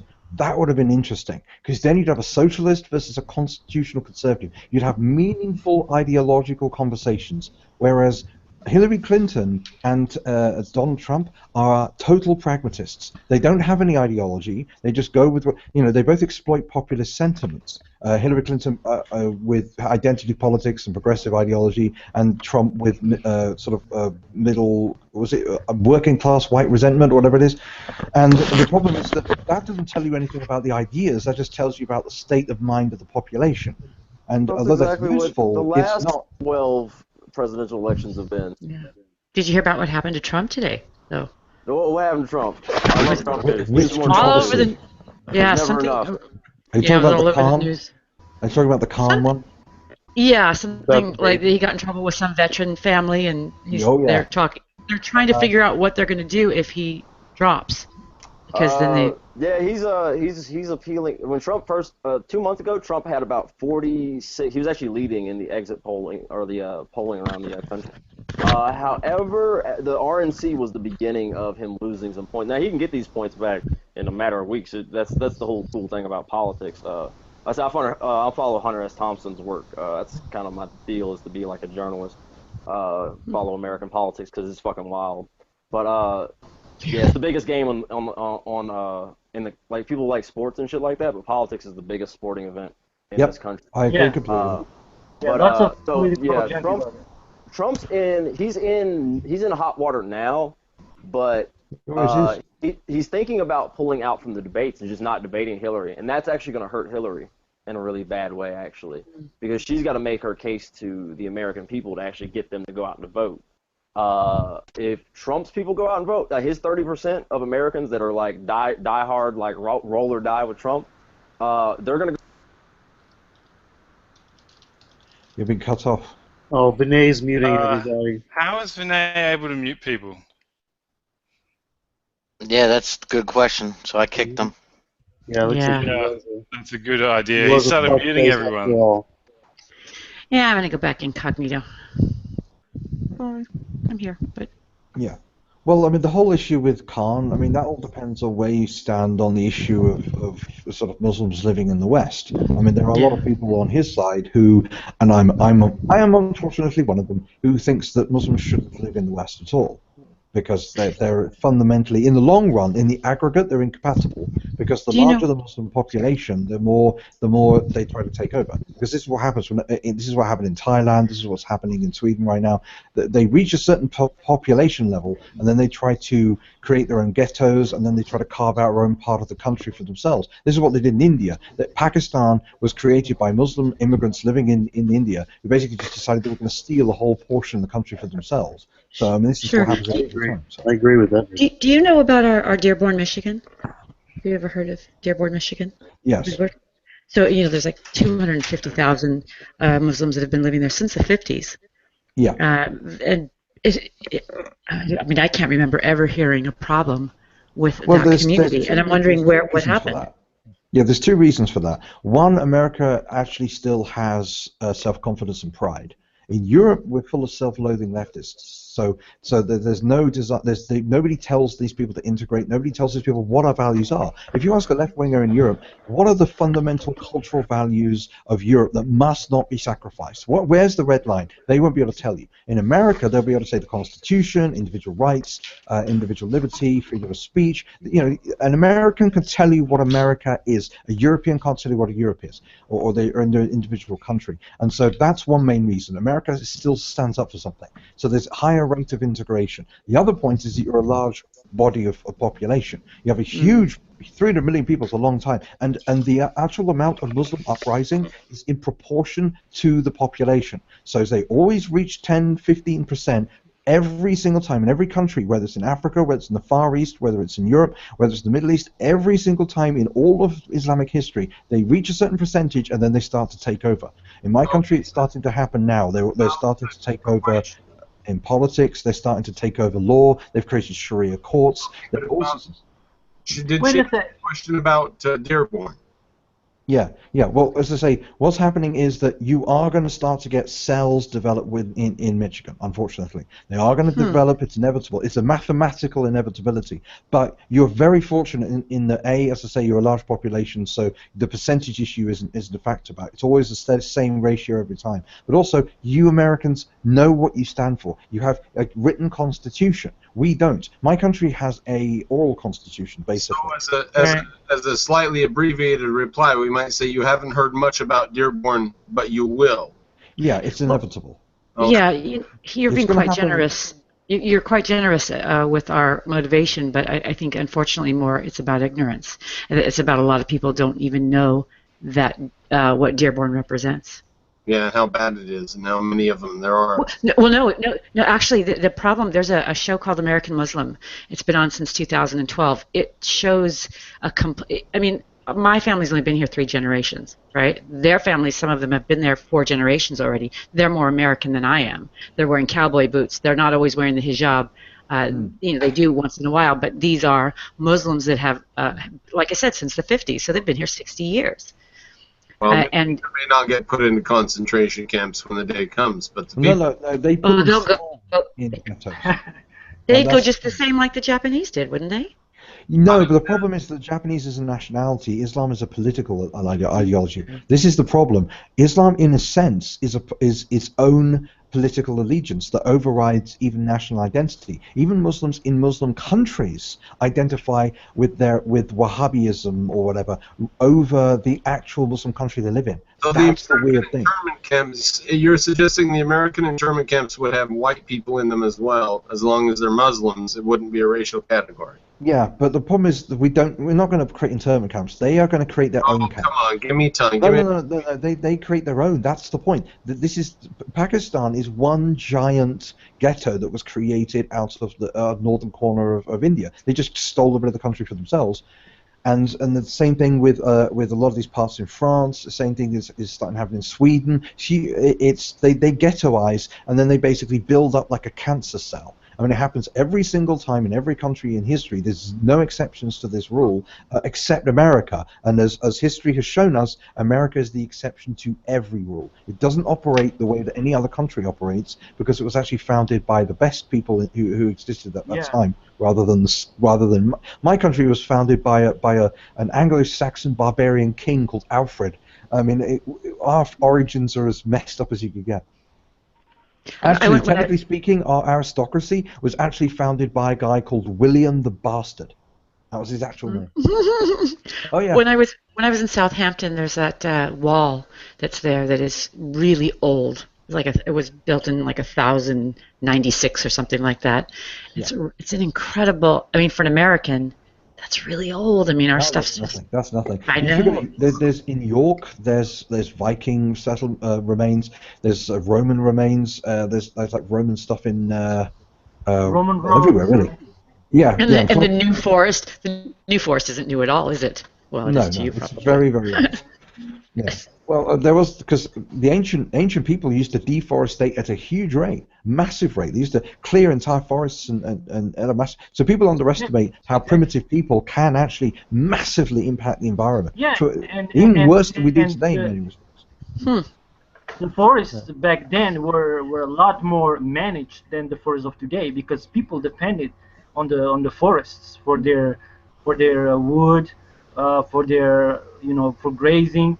For so food, people but they still did deforestation on a massive level. If you look at Easter Island, if you look at the Easter Island heads, all the heads are like sticking out from the neck up, and the land is at an angle. And what happened is in order to actually transport the heads, they have to chop down all the trees to create logs, and that created huge soil erosion, which destroyed all of the trees in the forests, and all the soil eroded. And so the Easter Island heads are actually full bodies, all of them. But you can't see that because the soil basically slopped down, and so it looks like the Easter Island heads are at an angle, but they're actually propped up straight, and it's the land that's tilted. So those are the indigenous people, the Rapa Nui people, who basically completely destroyed the entire forest area of Easter Island, all of it, literally 100%. There's no forestry in Easter Island left, and they did it themselves because of their ridiculous religious practice. So don't underestimate Bronze Age people to screw up the environment. They do an incredible job all on their own. Love those bronzies. Yeah, they didn't know how to party. Well, gentlemen, I think I'm going to go for a little while. You seem to be having a troll problem. They make me nervous. So I'm going to head on out. But I always enjoy my time. Hope you get back. I will. I'm actually going to go grab something to eat, and then I'll be back. And I'll check in and see if you're here still. Great. I'm just trying to find this really good interview. As I say, it's the Alan Combs interview with some American woman, and it's a really interesting interview about the whole Khan thing. And it was on the Fox News website. Where the heck is it? I can never find my way around. Honey, why are you watching Fox News? Are you okay? Are you sick? I watch all news channels. What about CNN? CNN is pretty sick too. Yeah, I get CNN, MSNBC, RT, BBC, Sky News. I get a lot. I'm going to start reading the Reddit every day on a live Hangout. I'm going to do my own news station. I'm going to do it topless. How do you feel about that? That'll work for me. I'm teasing. I'm sorry. Yeah, if you find that, shoot me a link. I'd love to see it. Yeah, it's just that she addresses the actual issue of civilizational jihad. The problem is she comes off like a crazy conspiracy theorist, but what she's saying is actually true. There was this Holy Land Foundation trial, and they basically raided these Muslim offices, and they found these memos that basically explored the entire plan. They have this plan called civilizational jihad, where they use the left, they use political correctness to gain political and legal power and supremacy over a multi-generational time period. And they've been doing it in Europe for ages. As I say, the mayor of London is a Muslim. And he's already started to implement Sharia law on the population of London, everywhere. Yeah, so wow. This is how it works. Yeah, it's like a weekend. I'm gonna go munch. I'll be back. So it's no exaggeration that London has fallen. That's false. Well, I mean, there's going to be a backlash against him because people are going to get sick to death of Muslims telling us how to live our lives because they're fascists. Ultimately, Muslims are fascists. The moment you give them any degree of power, they will start telling non-Muslims what to do because they see themselves as intrinsically superior. Muslims are basically Nazis in virtually every way. They think they're a superior people. They think they should restrict people's rights because if you look at the Nazis, for example, the Nazis created the Nuremberg laws and all that. They created a legal system where Jews had less rights than everybody else. And they enforced that, and the same thing with Sharia law. Under Sharia law, non-Muslims have less rights. They can't even build buildings higher than a Muslim building, for example. So even like in basic building codes are implemented to constantly enforce the idea that non-Muslims are inferior. And so the moment that they get any power, they will start imposing, even when they're a minority. Because historically speaking, they'll conquer a country and they'll be a minority, and yet they will still, because they're the military majority, be able to dictate to the majority. As what happened in Egypt, for example. The Coptic Christians used to be the majority, and then they slowly got whittled down over 1,000 years, and now there's practically none of them left, and they're constantly persecuted. So the idea of a peaceful Muslim majority, historically speaking, has never happened in all of human history. Even Thailand is suffering right now. So everybody who tries to blame the West for this is just kidding themselves. The West is just the innocent victim of a much bigger problem that's been going on for 1,000 years. Well, okay, not that innocent, because we keep responding to the problem in the worst possible ways. I don't deny that US foreign policy makes the situation worse, but all it does is accelerate an inevitable process, and that's the point here. It is the acceleration that results from bad US foreign policy, but it does not create the problem. The problem is going to be there already, and has always been there. Where the hell's that file? Yeah, like it's a Muslim culture to do those things. Yeah. And actually the Muslims, they have 3 stages of jihad, right? They have the stage where they play the victim cards, and then they do the defensive jihad, and then the offensive jihad. Right. Yeah, because it's actually, in a sense, it's 2 phases. There's Mecca Islam and there's Medina Islam. Because Muhammad, when he was in Medina, was a minority, and so he constantly played the victim. He spoke about, we need to live in peace and coexistence, but because he was really a psychopathic douche, he would constantly attack and insult the pagan majority, and so eventually they got sick of him and kicked him out. So then he got to Medina. He used his wife's money, because he married an older woman for her money, because he was, like Lex Luthor at the beginning of Superman Returns, and because we're dealing with a supervillain here. And so he basically went to Medina, which was a Jewish settlement. He kicked out all the Jews because he was an anti-Semite, and then he raised up a huge mercenary army, and he basically just used them to raid and pillage because the whole point of the war was to pay the troops. They only paid troops through the loot that they gained. And so they would raid trade caravans, killing innocent civilians, unarmed trade caravans, because he'd raid them during times of truce when they didn't have armies to protect them. And then he'd laid sieges and he'd destroy settlements and wipe out entire Jewish populations. There used to be a huge Jewish population in Arabia. Arabia used to be a very, very much a multicultural area. Not after Muhammad did with it, but he wiped out all the Jews, he and Abu Bakr anyway. And then they basically just expanded from there. But the point is that he was a completely different person, ostensibly, on the surface, when he was in Mecca than when he was in Medina. And some people say that he went to Medina and got an army and the power went to his head and then he became crazy, but I think he was always crazy and evil, and he was just playing the victim when he was in Mecca. And Muslims to this day do that. That's what it's called al-taqiyya. It's when they basically pretend, when they're at a numerical or military disadvantage, they are allowed by the Quran to lie and say whatever it takes to first protect themselves, but then ultimately gain power. Do not strive for peace when you should be uppermost, as it says in the Quran. So only strive for peace when you are not able to gain a numerical or a military advantage. When you do have a numerical or military advantage, do not seek peace. That's when you should take over. So the whole thing is a very integrated, very coherent philosophy, and because the left don't understand Islam and never bothered to study it, or just they project Christianity onto it. Now, Christianity is not coherent. You've got the Old Testament, you've got the New Testament, you've got the written by hundreds of different people, you've got the epistles, which contradict the Gospels, which contradicts the book of Revelation. It's a mess. But the Quran, even though it's got contradictions in it, has the best get-out-of-jail-free card in human history. A brilliant excuse called the Doctrine of Abrogation, which is in the Quran itself. So the Quran itself tells you how to deal with contradictions. It specifically says that the later passages trump the earlier passages. And the problem is the later passages are the more violent ones because that was written when he was in Medina. The 9th surah of the Quran, Surah October, is the last chapter of the Quran and is the most authoritative, and it's the most violent because it's the one where he really went insane.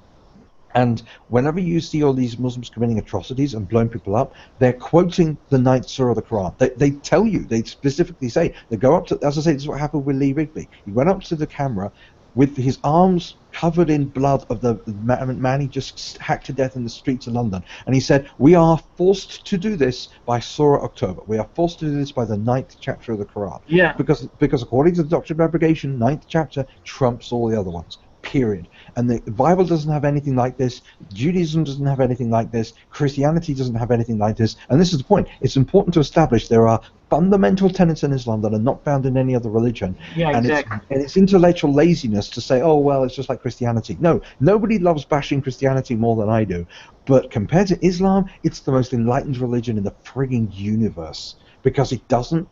It allows you there are a million ways out of violence in the Christianity. There are a million ways to violence as well. But the point is that it's open to interpretation. It's a Rorschach test. When Christians interpret the Bible violently or peacefully, that tells me about them more than the Bible, because I love the Bible. I study the Bible constantly, and it's got a lot of good and it's got a lot of bad, and there's no way of making any sense of it internally. There's no internally consistent way of understanding the Bible, which is why Christians have to have armies of apologists and harmonizers and spin doctors in order to try to make sense out of it. But with Islam, it's straightforward. Later passages trump earlier passages, end of story. Super Finn, were you trying to jump in there? Oh, that. No, not really. I just no, I kind of forgot. So. I was going to say something. Yeah, in addition to what Edward said, with Christianity, the other thing is with Christianity, Jesus is your model of who you're supposed to try to imitate. In Islam, Muhammad is the person you're supposed to imitate. So the Quran says that Muhammad is the perfect Muslim. And the problem with Muhammad's life is that he was, a really horrible person who was a rapist and a wife beater. Yeah. And that makes all the difference. And Jesus, what did Jesus do that was violent? He didn't do anything. He was the moneylenders, but I mean that's but he didn't kill him. He didn't rape him. No, he didn't. No, he did. He wasn't. Jesus wasn't a murderer, and he wasn't a rapist. Muhammad was a rapist. Muhammad was a murderer. Just a charlatan, right? Yeah, I mean, Muhammad would go out of his... Muhammad operated like Joseph Smith. If you ever read any of the stuff about Joseph Smith, this guy would invent doctrines and new revelations to cover his arse when he got caught out. And that's why they did that South Park episode. A lot of the Joseph Smith stuff is so obviously bullshit, and yet they go along with it anyway. Muhammad was Joseph Smith mixed with Genghis Khan. And that's why he was the most evil human being who ever lived, in my opinion. And this is the difference. The left are desperate to try to make out that Christianity and Islam are the same, which is why they cherry-pick bits of the Bible, and they say, well, Jesus said, I have not come to bring peace but the sword. Yeah, you've got you could say Jesus was a murderer by proxy. Absolutely, you could say that by proxy. But that's the point. It's open to interpretation. It is perfectly legitimate, or at least it's perfectly reasonable, for Christians to have a peaceful interpretation of Jesus. You don't have to twist the text within an inch of its life. All it takes is just ignoring or explaining away as metaphor the odd passage here and the odd passage there. And I respect that. I actually think it is actually perfectly reasonable, because if you study biblical scholarship, a lot of those passages which could be interpreted violently could actually quite reasonably be interpreted the other way. It's not unreasonable. But with jump in there? Yeah, but with Islam, you can't do that with Muhammad. This is why the moderate Muslims have to completely ignore the hadith, all of it. They never quote the hadith at all, and they can't because you can't spin Muhammad's life. Carry on. Jason, were you trying to say something there? I was just going to say, with this question of why the left is so apologetic with Islam but pounces on Christianity, I was thinking, I made a post on my Facebook today. I'll just read it to you. Tell me what you think. He said the left and Islam are natural allies. Muslims will kill you for practicing free speech, and leftists will scream microaggression. No wonder Obama and Hillary armed ISIS. Islam is a military wing to enforce their ideology until they are powerful enough to have their totalitarian state.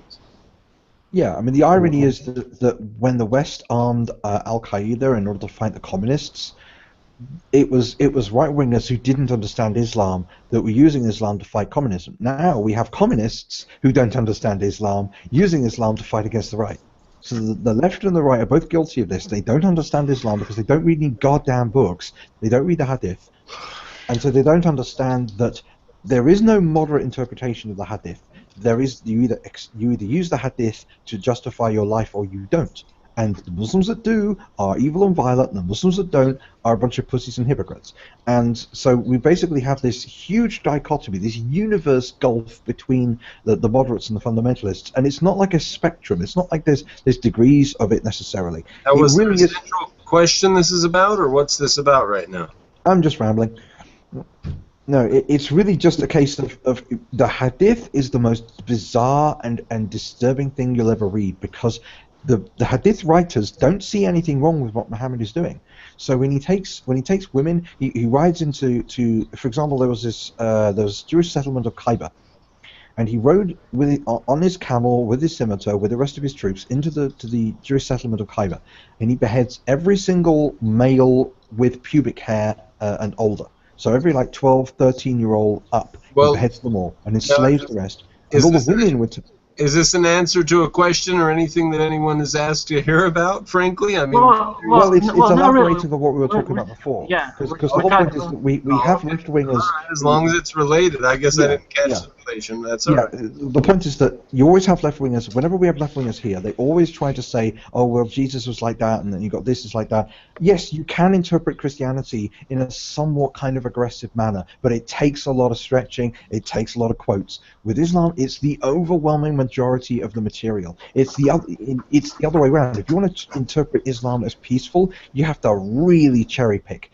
You have to completely ignore the entire life of Muhammad and all of the hadith, which a lot of these moderates are saying. A lot of these moderates are saying, all the hadith isn't accurate. It's not historical. Well, it doesn't matter whether or not it's historical. The point is whether you have the article of faith that says that that Muhammad is the role model. In which case, you have to use the hadith because you don't have any other source. The hadith is the only source about Muhammad, in the same way the Gospels are pretty much the only sources of Jesus. And asking a Muslim to get rid of the hadith is like asking a Christian to get rid of the Gospels. They wouldn't do it, and I couldn't blame them. I couldn't blame them at all.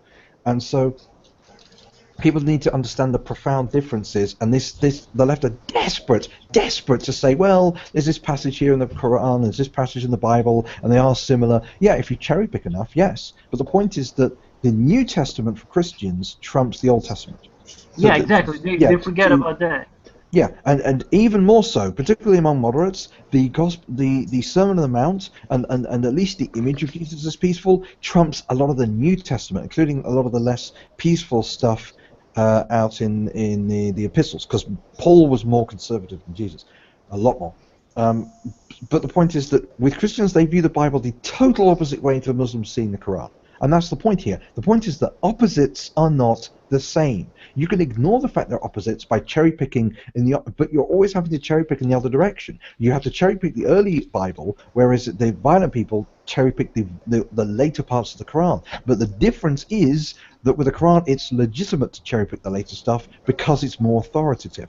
And people need to understand how all the pieces of all the facts come together. And I very rarely get a chance to explain this because they're too busy going, oh, that's the same as this and that's the same as that, and it drives me up the wall because all this equivocation is just, it's not helpful at all. It doesn't explain the differences in behavior. It doesn't explain why, even though Muslims were once centuries ahead of us, why they're now centuries behind. Now listen, I'm trying to listen to this as I go to bed. I went over and I went to bed and I'm trying to listen, and I don't know what you're on about, Ed. You have to answer other people and let them talk, and there has to be some conversation, because otherwise I would just tune into Ed's channel and listen to talk. You've got to answer somebody and let them say something, because I don't know what you're on about. Does anybody have a question about the scriptural or doctrinal differences between Christianity and Islam? Well, I know, for example, like a passage Well, I've heard someone talk about it. Like, for example, the guy that talks in the Jihad Watch channel. I don't know if you're familiar with that. Yes, I know Jihad Watch very well. Yeah, exactly. So, and the guy said that Muhammad once said that when he looked into hell, he just saw women in there. You know, so Yes. it's that shows how, you know, Islam looks at women. Yeah, I mean, because it's worse than that, because of course the passage you're talking about here, I looked into hell, and most of its inhabitants were women because they were ungrateful and they were spiritually inferior, and that passage is specifically there to justify the treatment of women under Sharia law because they have less legal rights than men, and he specifically says, and he asks them, do women have less legal rights under Sharia? And they say yes, and he says to them, this is because of your mental deficiency. So he specifically says women are mentally inferior to men, which is why they have less legal rights. And so it's both Sharia law and the life of Muhammad and Hadith, and that they all reinforce each other. And it's very difficult to get out of that mindset. Very, very difficult. This is why Trump got in trouble, because he suggested that you know, that Khan's wife wasn't able to speak. He could have been right. He could have actually been right, though. I mean, it's not unreasonable because you know, when you're dealing with millions of women being oppressed by this ideology, and some stuck-up son of a bitch comes up there and goes and starts propagandizing for that ideology, it's not unreasonable to think that maybe he actually is a misogynistic, wife-beating, pedophile sack of shit, because by the rights of his religion, he is perfectly entitled to be. You're entitled to keep sex slaves under Islam, after all. So, you know, what can you do? Yeah, and people from the Islamic State, they're very good at it. Yeah. You know, I saw a video of one of the ISIS executions. They had like children in a cage, and they set that cage on fire. So it was something that was. They would have had their pubic hair examined, and they probably had like one or two strands of pubic hair, and then they would have been able to be executed. That's all it takes. Wow. Because that's what Muhammad did. I mean, can you imagine that for a second? Can you imagine the site of Khyber? Because Muslims actually have a rhyming mantra about this. They actually have a rhyming song about Khyber. Whenever they want to insult Jews, which is every 5 seconds, I can't remember how it goes, but it goes Khyber, Khyber, something, something, and they still sing songs about this scene where Muhammad beheads all the males and with pubic hair, and then basically keeps all the women as sex slaves. One of them, interestingly enough, went on to poison Muhammad and kill him. One of the sex slaves. Great! That's awesome. Yeah, he had that coming. Yeah. Yeah, this is how he died. He suffered from a heart problem caused by poisoning. He specifically says that he has an aorta problem, and he says that it goes back to Khyber because that's when he was poisoned. And what happened is this woman who was taken as a sex slave after all of her family was murdered went up to Muhammad, I think the very night that he killed her family, and said, "Hello, would you like me to cook for you? Would you like me to cook you a lamb?" I think it was a lamb. And Muhammad, because he was a retard, fell for it, and it was just incredible. Everybody, and you might ask, why did everybody else go with it? Because it was a banquet, and the reason why everybody else went along with it is they thought to themselves, well, if she's going to poison him, surely he'll know in advance. And he didn't, and that was the hilarious thing. And so he ended up swallowing the poison and then suffering incredible agony for 2 years afterwards before he finally died. And she, of course, was executed. But the point is that she basically had a very good answer. She basically said, I was testing him. If he swallowed it, then he wasn't a prophet. He was just a king. And if he didn't, if he knew in advance, then he was a prophet. But the point is that she also said, of course, you killed my uncle, my father, my husband, my son. What the hell did you expect me to do? And it never occurred to Muhammad that she would do that. And this was his pattern of behavior, because he was a total sociopath. And basically, what he did was, it is my real name because I'm not chicken shit. He basically, he had this woman that he took as a sex slave, and he went into a tent to basically rape her. And this is the very night that she just witnessed. This is a different woman because there were loads of women, sex slaves. And he took her into her tent the very night she'd seen her husband and her uncle and I think her brother killed. And I think it was Abu Bakr, one of his minions, basically said, "Oh God, she might end up killing him in the middle of the night because he's raping her after killing her family." And so he actually posted a guard outside his tent So that's a disturbing image. You're guarding a tent with the screams coming out of it as your beloved prophet rapes a Jewish woman. And then when Muhammad comes out, he goes, "Why are you standing there?" And the guy goes, "Well, you know, in case he tried to kill you she tried to kill you in the middle of the night." And he goes, "Oh, right, okay, yeah, okay, that's okay. You can keep standing there." And it never occurred to Muhammad that he would need protection because he was a sociopath, and sociopaths can't understand other people's pain and suffering. It never. And I think ISIS is getting to your microphone. Oh, I gotta redo it again. I just hope I can be re-invited. Yeah, like. Yeah. Should we unhide him? Yeah, sure. No. He goes on and on, but let's. Yeah. Yay, I'm back. Did you miss me? Of course you did. Welcome back. No, I'm just. Yeah, I know. I'm just outlining the scale of the problem here. I mean, you've got the most evil human being in history as the supreme role model of 1.5 billion people, and it's only the sheer weight of hypocrisy that's keeping them all from killing us in our sleep. That is, I mean, and the left admit this. The left say, yeah, I'm okay with that. We've had a couple of left-wingers today and a couple of days ago who basically admitted, yeah, they're hypocrites. We're all hypocrites. Blah blah blah. You heard that earlier today. They're okay with the thought that these people would be mass murderers if they weren't hypocrites. And they're okay with that. They're okay with betting their lives and the lives of their family and their community, their entire country, on the hypocrisy of Muslims. That's a weird place to be. I almost feel inclined to say that if the Muslims get to them, it's deserved, you know. It is deserved, absolutely. Yeah. It's called a Darwin Award winner. Yeah. But I'm having a problem here with you kind of broad brushing on Muslims. I mean, I haven't read the Quran, admittedly. I don't know these hadiths. I'm doing a quick search, you know, and from what I'm reading, there are different schools of Islam. There's even a minor group known as the Quranists who totally reject the authority of any hadith collections. Yeah, but I mean, is it fair to broad brush all Muslims? No. I'm not denying. Most Muslims are Sunni. Yeah, most Muslims are Sunni. Most Muslims subscribe to one of 4 Sunni schools of jurisprudence, and virtually this is like 90% of all Muslims Ed, what's going on over here? Listen, Ed, what's going on over here? I'm trying to go to sleep listening to this, and I don't even know what you're on about again. What the hell's going on? I'm just answering Brother John. But the point is that you got to make your answer like short and sweet. I have like ADHD. I acknowledge there are minority groups. But the problem is their position is so incoherent and very difficult to defend that they aren't making any cultural headway. That's the problem. You know, I have a Muslim friend, and he's a pretty cool guy. But that just because he's a non-practicing Muslim. Yeah, exactly. You know, he goes to the club, he drinks. He's a pretty cool guy. Yeah, he's lapsed. But the point is that if the fundamentalists took over, he'd be the first to die. That's the tragedy of it. Yeah, true. This is why they're killing Muslims. This is why ISIS is killing other Muslims, and the left use that as in a ridiculous argument to say they're not Muslim because they're killing other Muslims, even though just a few years ago we had Sunni and Shia killing each other. Yeah, it's a no true Scotsman fallacy as usual. Yeah. But yeah, there are good Muslims, but the point is, in order to be good, they have to really, technically speaking, be bad Muslims. They're like Oscar Schindler, you know, Schindler's List and all that. Oscar Schindler had to completely... No, all of them for the be good is not to kill people just because they believe differently. Yeah. Well, I mean, the thing is, they have to ignore virtually all of the Quran and all of the Hadith. Yeah.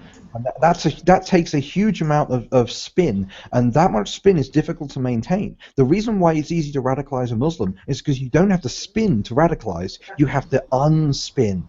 That's the key to radicalization. I know how to radicalize. I could radicalize a moderate in about 5 seconds, because all you have to do is just demonstrate you guys. Just give them a taste of freedom. Killing apostates isn't in the Quran, just for your knowledge. It is. It says. Oh, really?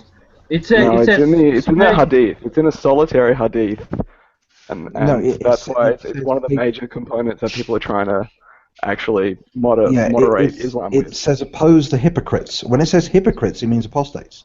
The hypocrite means apostate, according to all biblical Quranic scholars. According to Majid Nawaz and the people who are trying to reform Islam from the inside, there's one hadith right at the end that says, you know, kill people who and the technical Arabic word is people who change their religious ideology. So that's why they're using it as a tool to actually modify and reform Islam, because it doesn't say apostates. It says anyone who changes their religion. So that means they'd have to kill anybody who actually entered Islam, and not just people who left, as in apostates. So that's one of the major tools that people are using to try and reform Islam.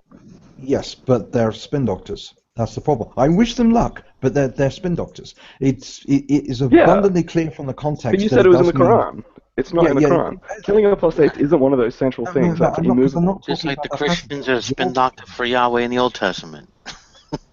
Yeah, but it's not equivalent. You can't spin Muhammad's life. This is why they have to throw out the hadith. As you I say, didn't deny that. That's not what I denied, though.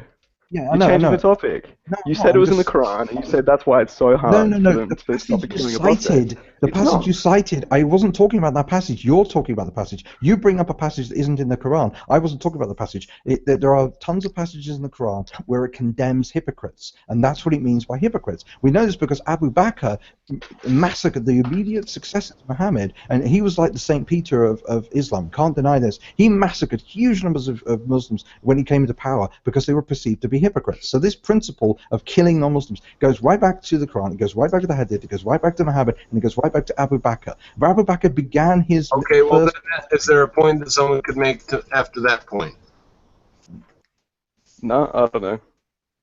I want to say that the Christians used to be batshit fucking crazy too until they were reformed.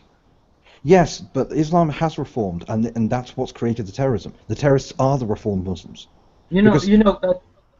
Go ahead. Sorry. Do you know what happened with the Reformation? The Reformation was a two-stage process. The first stage of the Reformation was the rejection of the Catholic Church. That means the hierarchy and also the modifications that they've made. Because the Catholic Church over centuries have made all sorts of Greco-Roman style modifications to Christianity. What the Reformers did, Calvin, Martin Luther, is that they brought Christianity back to a strict Protestant biblical literalism. And that, in other words, they were more fundamentalist, not less. So the initial Christian reformers were actually more fundamentalist. Then the Enlightenment came along and took that nascent Protestantism. All right, and well, you can't. Not everything can be a 500-year history. So, Super Finn, did you? Well, it goes with religion because it is a 500-year history. I know everything is, but then you lose everybody. So you can't even keep me with the 500-year histories. I can't even follow it all the time. Yeah, so you got to make saying that when you mention the Reformation, we have to deal with what the Reformation was in Christianity. Reformation was a two-stage process. First, it was the increased fundamentalism. Then it was the Enlightenment, which created moderate Christianity. In Islam, they've had the Reformation, and that's created the fundamentalism. You'd need an Enlightenment on top of that, and you can't do that for two reasons. One, Islam doesn't allow for it in terms of its core tenets, and B, there is nothing like an Enlightenment culture outside of a few westernized Neither fringe does Muslims. Catholicism. Catholicism doesn't have any sort of tenets within it to allow for an enlightenment, but we got over it. No, because Catholicism is governed by a temporal body. It's not governed by Scripture. It's governed by the authority of the Church. The Church is malleable. The Church changes over time. So Catholicism didn't need a Reformation. It just needed to essentially mimic and catch up with the moderate Protestants, which is what ended up happening. It's completely different. You don't have that kind of system in Islam because you have strict laws and strict government principles which aren't found in Christianity. Christianity doesn't have an explicit legal, military, and political code, and Islam does. These are fundamental. Okay, fair enough of a point. You could make a point and throw it to somebody else. Everybody just go brain dead and they don't know what to do because your point's going on. Make a point, let somebody answer. I can't even follow you. I'm trying to follow you, and you just. Well, that's because you're drunk and sleepy. It goes through 500 years of history. So, make a point, throw it to somebody else. If they don't have something to say, keep going. But I can't follow you because you go through 500 years every time. Well, I'm well aware of Nawaz's work, and I do kind of respect him, but I kind of pity him as well because I don't think he stands a chance in hell. Of whose work? Nawaz. Najib Nawaz, and Ayaan Hirsi Ali, and quite a few of the other guys. Oh, she's quite good. I like her. Yeah. Well, Ali's got no chance. She's dead. They got to kill her. Well, so's Nawaz. I mean, they're all considered heretics. They've all got fatwas on their heads, as far as I know. Yeah, but Ali's a woman, so that's even worse. Yes, obviously. Milo Yiannopoulos canceled his provocative tour through Sweden he was going to do in the gay ghetto, Muslim ghetto, tour. I don't know why. Does anyone know details about that? I don't know why. Probably because he wanted to live. Yeah. Like he should hire some bodyguards and maybe. Well, he did, and they couldn't guarantee his safety. They specifically said to him, "We can't guarantee your safety," particularly the way he wanted to do it, because he wanted to do it on a horse, and that makes it even harder to protect people from snipers. Yeah, exactly, something like that. So, or yeah, maybe he should have, he should have find a sort of like a van, like the Pope with the yes. Oh my God, because he's Catholic, so he'd like that idea. He should be the gay Pope. That would be great. Yeah, we're gonna have to club together and get Milo Yiannopoulos a Pope-mobile. Yeah, exactly. That would be great. Like he can wear gay clothing, so that would be more provocative. Like, pink leather chaps or something. Yeah. Yeah. And there was this country in the Middle East. I kind of forgot the name of the country, but they were like in the 70s or something. They were like a Christian country with with a Muslim minority, and they were very open to Muslims.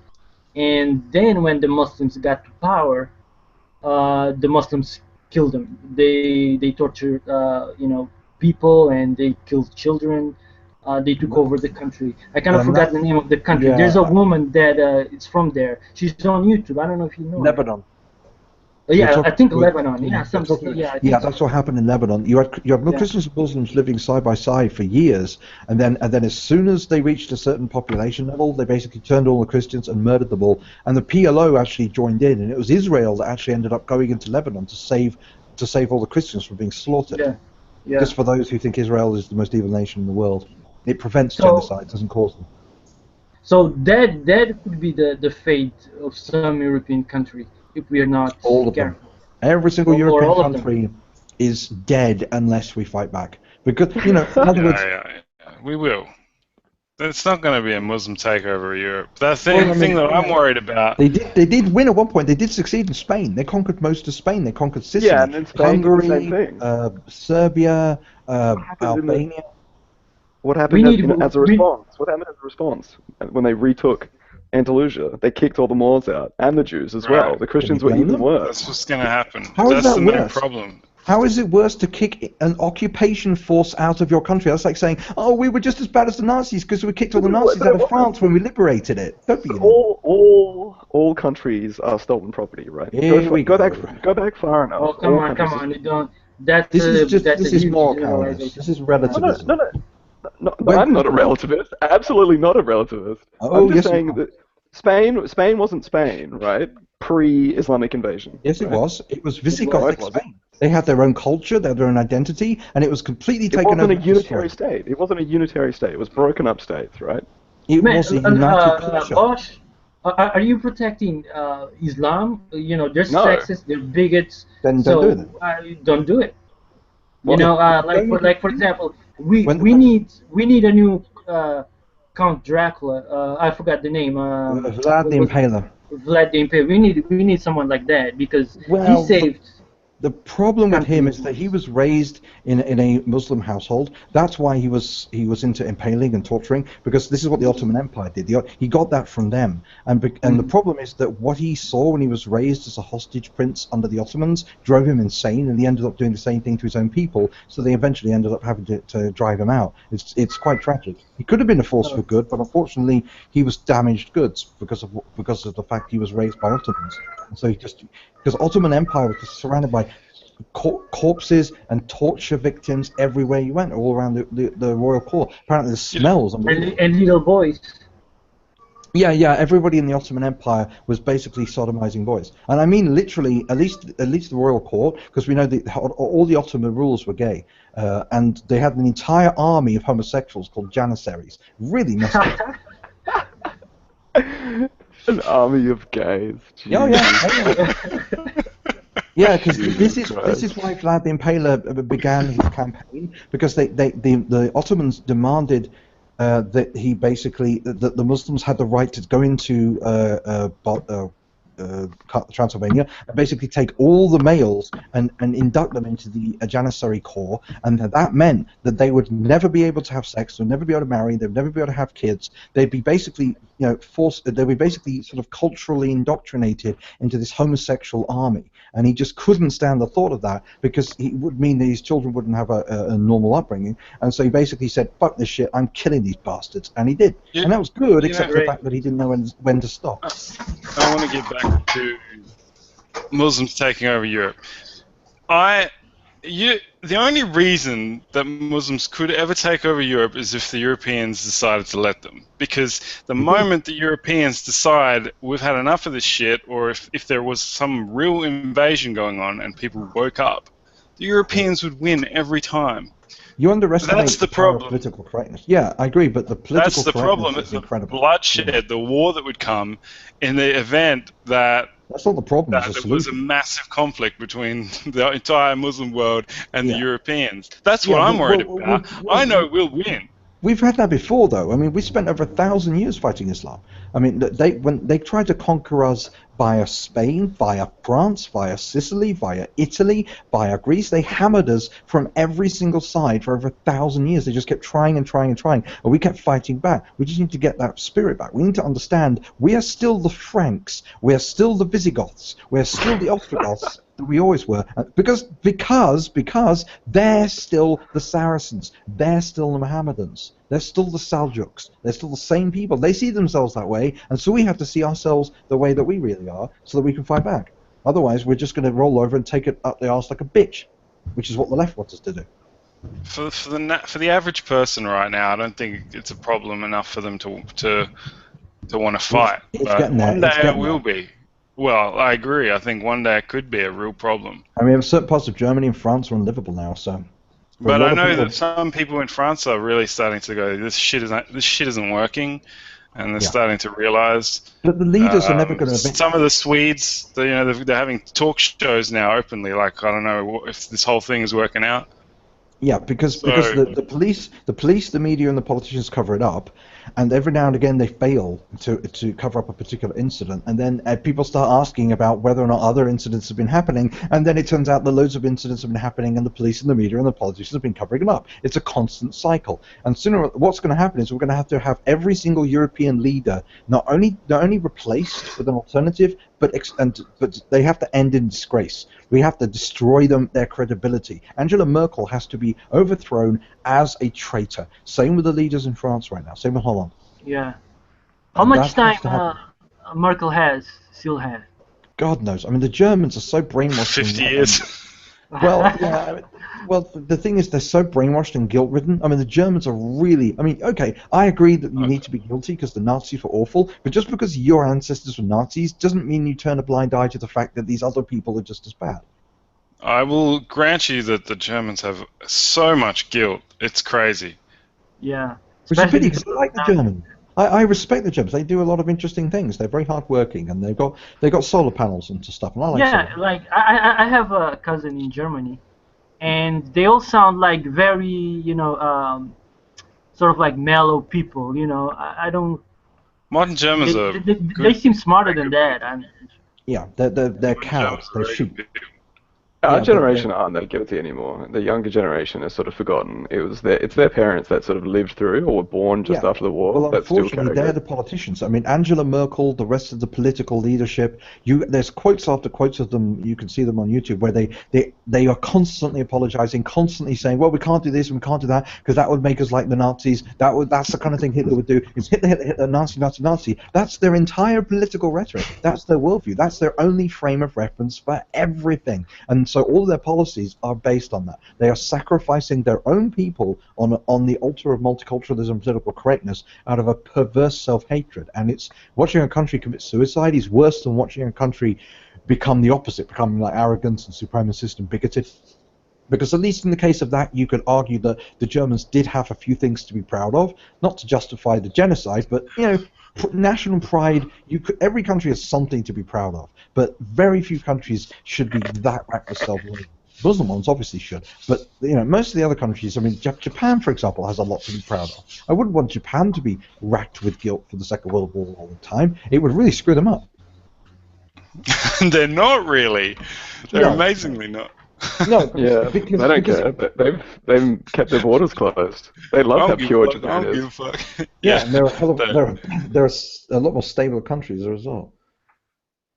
Not economically. No, but that's because of ideology, not because of the underlying culture. That's a top-down problem. They have too much government interference in the economy. Yeah, but this economic growth shit, I take issue with that because per capita they're doing okay.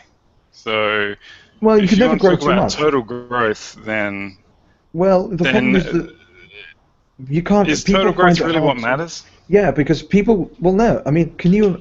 The problem is most people have never seen like 5-10% growth, 15% growth on a country. They haven't seen the effect that has. The incredible burst of creativity and energy and achievement that took place in the 19th century when we had a huge percentage of growth. It was enormous.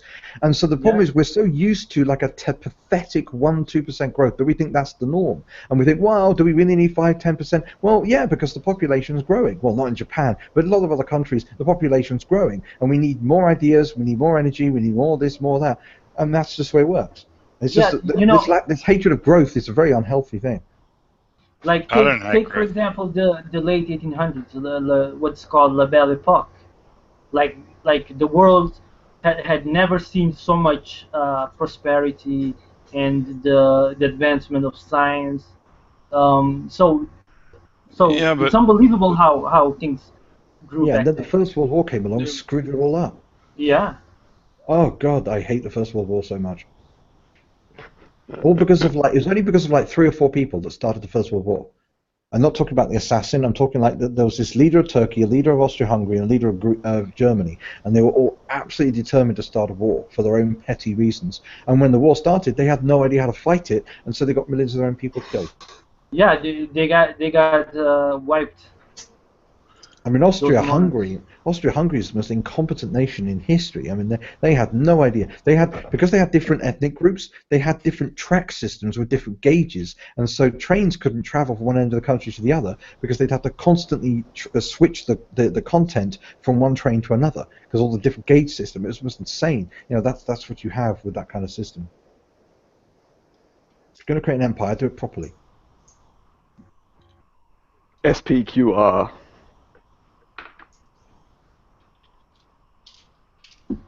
SPQR. Ooh, Sugar Rhodes makes a good point.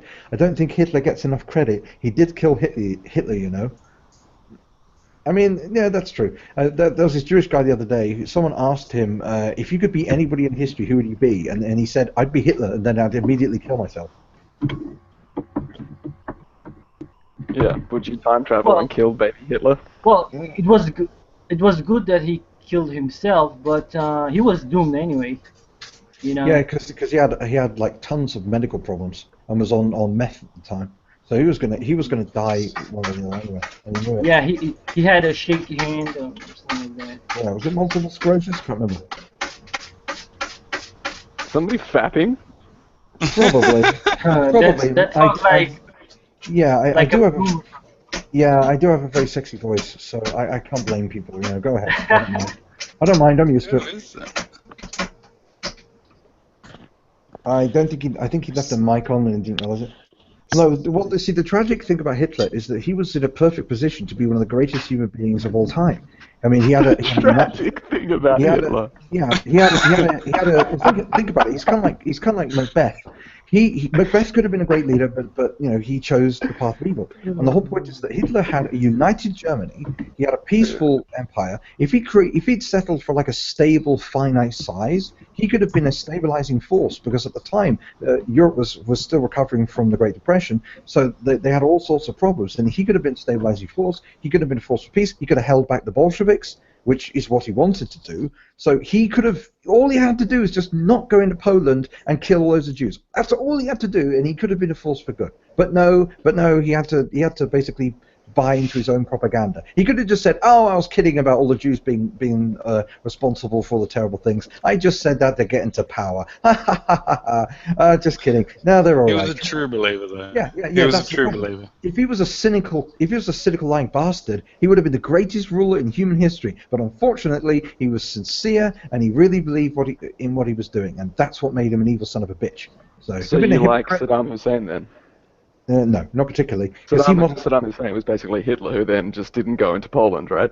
Yeah. Well, I mean, Saddam Hussein could have been a lot worse, because obviously, yes, he could have been a true believer, but obviously he could have been a lot better, because he could have actually been a decent ruler. And the point is that Hitler wouldn't... He was a stabilizing force. He kept the Iranians at bay. Yeah, that's well, correct. At least he was controlling the Middle East. At least he had a strong grip on the Muslims. Yeah. I mean, overthrowing him was... They should have either not overthrown him, or overthrown him and then divided the country up and then kept all the ethnic groups apart. But, you know, how do you do that without like 50-year occupation, like with Germany and Japan? I mean, that's the point. You either don't go in at all, or you go in hardcore. You go full empire and you stay there for decades, because that's the only way to solve the problem. When you're dealing with people who have been brainwashed into an evil ideology, like Germany had and Japan had, it took decades of American occupation before the country stabilized. I think we should get out now. I don't think we're needed there, but there you go. But you never know. It didn't take the decades to unbrainwash them. It just took a resounding defeat. Yeah, but then they said the Marshall Plan was stay in and rebuild the countries and show them how good free market, capitalism, and democratic values can be. Yeah, but the problem is that you also had the Soviet Union at the time, so you needed the troops in Germany, because after all, that was what the Berlin airlift was all about. Because the Russians completely cut off Berlin and were going to starve out the city. So you did need troops there for another 10 years or so, or at least until the end of the Cold War. And it's the same with Japan, because of course China was left to crush it. Pardon? That didn't change their minds. It was just a resounding defeat in Japan and Germany. It was like, well, this is obviously not working. Yes, but you needed to stabilize them because of the other factors around the area. That's the point. Same thing with Iraq, same thing with Syria, for example. You've got other countries that want to take advantage of instability. So you have to maintain a permanent military presence for the sake of the country you've stabilized and all the other countries. You have to think in geopolitical context, which is why Britain should create a British Empire again and solve the world's problems. Totally agree. And bring them a new constitution. Yes, exactly, which is what we did with Japan. I mean, who was it that took over Japan after the Second World War? Was it MacArthur? Yeah, he basically just went out to Japan and said, here's a carbon copy of our constitution, it's now your constitution, whether you damn well like it or not. And they said, okay. Yeah. Well, initially they said, no, and then they said, no, you have to take it. And then they said, he basically walked up to them with a picture of an atom bomb and said, it's one or the other. Yeah.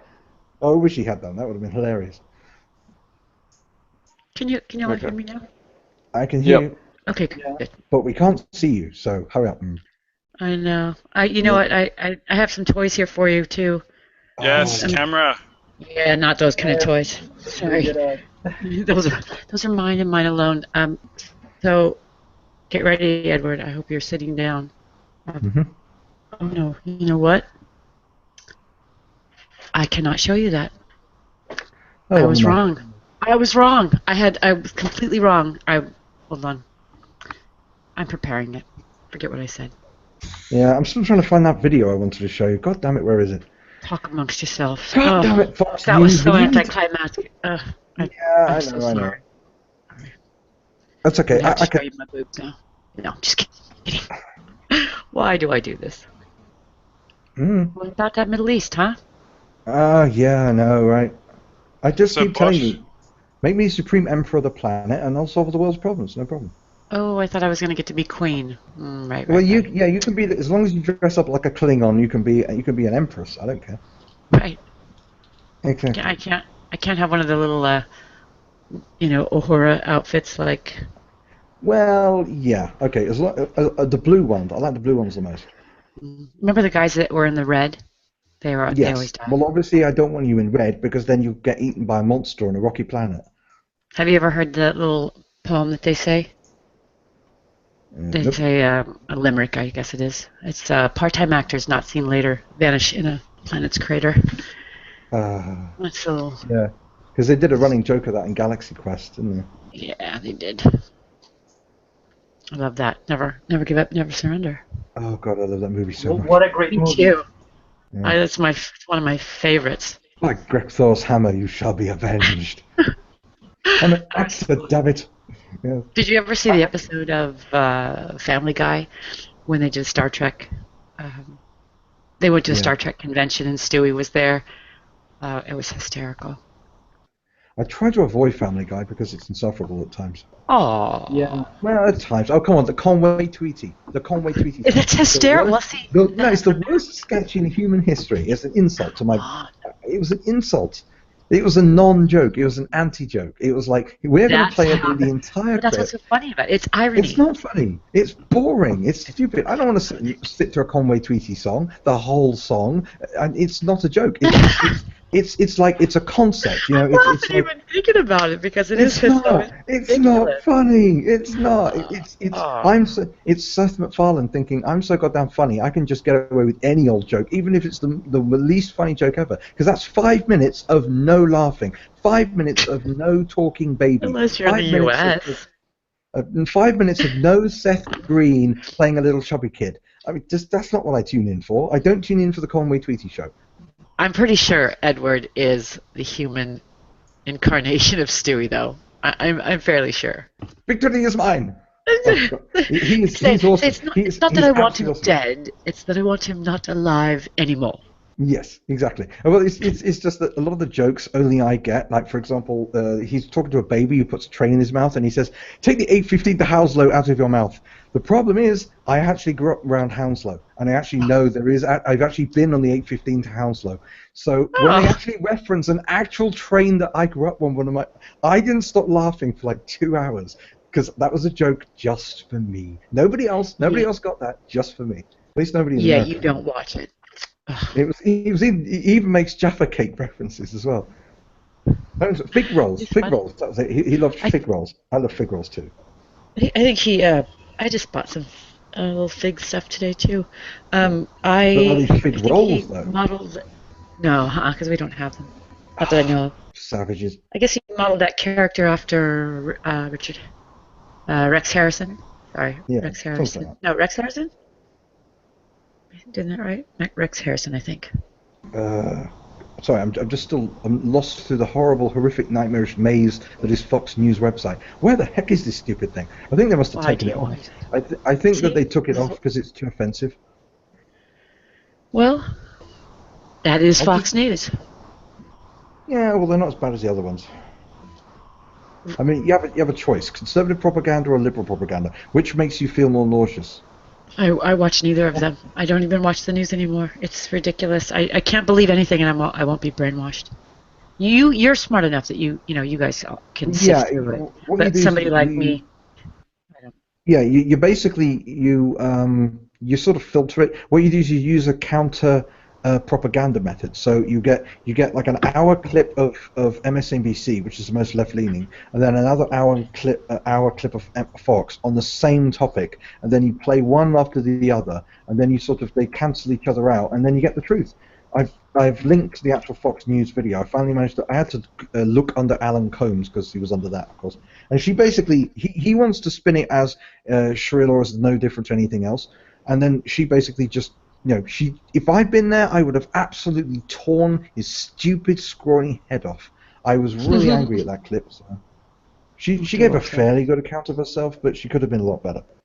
But because you've got to be careful when you start going on about civilizational jihad. You've got to be very careful to cite sources, otherwise you'll come off as a conspiracy nutcase.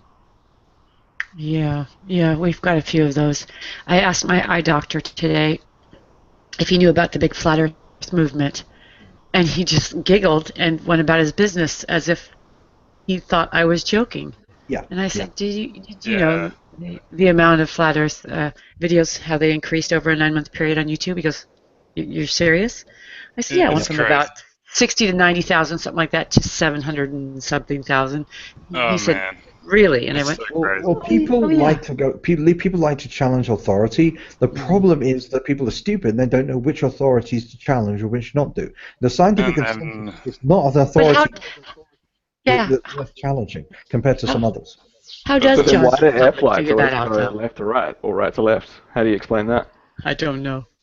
I don't understand That's it. flat. I don't know. If Arcane's still listening, he can explain it to you, but I can't. I honestly cannot. We actually have a flat earther in this room, but he's probably not listening. Yeah, I'd rather not deal with him again because yeah, I'd rather not deal with that shit. yeah, he triggers me. You know, I've listened to Arcane before when he's with his like kind. There are people who share his same thoughts. He's in his echo chamber. He does seem very nice. He doesn't care much for me. In his echo chamber, yeah, but you put him in a room full of atheists and he's a right bigot. He thinks we're all evil. You really do. You know, if you looked at yesterday's thing or the day before, he really did basically say we're all evil. So you know. Well, I know. You think people He's are told evil? me off before. I only think they're evil if they have evil principles that I can explicitly show and their behavior is evil. I do not rush to judgment whatsoever. I am very careful at what I do. I do not use the word evil lightly. I do not call him evil. He's just an arrogant. There is nothing wrong in saying that a group of people is evil. You know, you just have to show evidence and to believe that. Yeah, this is the problem, is that people think that certain positions are intrinsically wrong. They don't think that positions are right or wrong determined by the proportion of evidence. That's the problem. People aren't rational. People aren't thinking, it's a very sloppy way of thinking on the left, that it's wrong to have hate, it's wrong to be angry, it's wrong to be emotional. You get this all the time, even from the religious right. You don't show anger, don't show hatred, don't call things evil. What if I'm angry because I'm actually righteously indignant? What if something is evil and I call it that? It's the refusal to call things evil that is why we have so much evil in the world. You were saying that he thinks we're evil. Pardon? You're saying he thinks we're evil. Yeah. Well, Christian fundamentalists think atheists are like the source of all that's wrong with society. You know, we create the porn and rape and prostitution and all that stuff. Well, because he thinks evolution causes the same thing. Because I mean, they think evolution is the source of all. If you look at their propaganda, it's all evolution creates pornography, evolution creates homosexuality, and all the rest of it. They have a bogeyman that they explain with all the chaos because it sounds slightly less stupid. It sounds slightly less stupid than Satan is responsible for it. Only slightly, of course. Yeah. So what's the justification for morality then? If someone says that they're an altruist. Well, I think we have one in the room. Yeah, basically, what do you believe in, Boschlab? You are in the devil's advocate mode, right? Yeah. Well, because we have to be rational to survive, and altruism is irrational. Altruism is living off the rational efforts of others. And if everybody is altruistic, then nobody is rational, and you're running out of food. This is why communist societies run out of food, because they have an enforced altruism that is homogeneous. You have nobody that's actually able to think for themselves and think rationally and solve problems of hunger and things like that. Instead, you've got the whole collective thing, and groups can't solve problems. Groups can work on problems once a mind has solved the solution on paper, but groups can basically deal with issues, but you need a mind to solve the problem. Groups don't have minds, individuals have minds. So let's say we have capitalists, but he donates like 80% of his income to charity out of altruism. Is he... No. It depends why does it? Yeah, what Edward's saying about altruism living off of somebody else's, that's not true. Yeah, altruism so what do you have is to say? Self-sacrifice. Altruism is defined as helping other people in a way that does not benefit you in any way, or even better, it costs you enough. We're not going by the common definition of altruism. No, it doesn't matter, because objectivists use a specific definition. Other people could disagree with the definition, but the point is we are using that definition, period, because we're using the original Auguste Comte definition of altruism. He was the guy that coined the phrase. We're using the original phrase because that's the term that's politically used, not the term. That still doesn't mean what you said, though. It does mean if we're using the original definition, then right. No, even if you use the definition that you just gave, it doesn't mean that altruism is living off of somebody else. Altruism is just what you said it was. It's being charitable in the cost of you or to no benefit to you. And but those things are voluntary. Other people therefore are living off your rational efforts. Somebody has to produce through reason. You have to You have to use your rational mind to produce resources in the first place. This is why you had the Bolsheviks. You've just made this huge logical leap from just basic altruism to parasitism, right? No, I don't make a leap. Altruism inevitably involves being a parasite. That's what you just said. Yeah, because I defined it as that. I'm not leaping. That's how we define it. My group. I'm not saying that you. I'm not saying you have the same definition. I'm just saying we are going by our definition. That's all. You can't have a rational discussion about the possible merits of behaving altruistically in some instances, at least, if your definition just stacks the deck against it. No, because you're welcome. We'll discuss your definition, but the point is that we are an internally consistent philosophy, and we have to have a definition of something, and we can't always use the same definition of things. I agree that we're going to use different definitions, and that's the problem here. I completely agree. No, that's the problem because we're talking past each other. We are talking. No, I'm accepting your definition, and what you said doesn't follow. How is living off other... If I give sugar a loaf of bread to my cost, and no benefit to me whatsoever, she's not living off of my work. She's just benefiting from my work. Well, what if she does it perpetually? That's the leap. If she does it if she never did any work and somebody always gave her free stuff to their detriment or to not their benefit, then yeah, she would be living off that. But that that's what we mean. That's perpetual altruism. Yeah, but we're assuming that altruism is perpetual here because we're dealing with it in a consistent, constant state.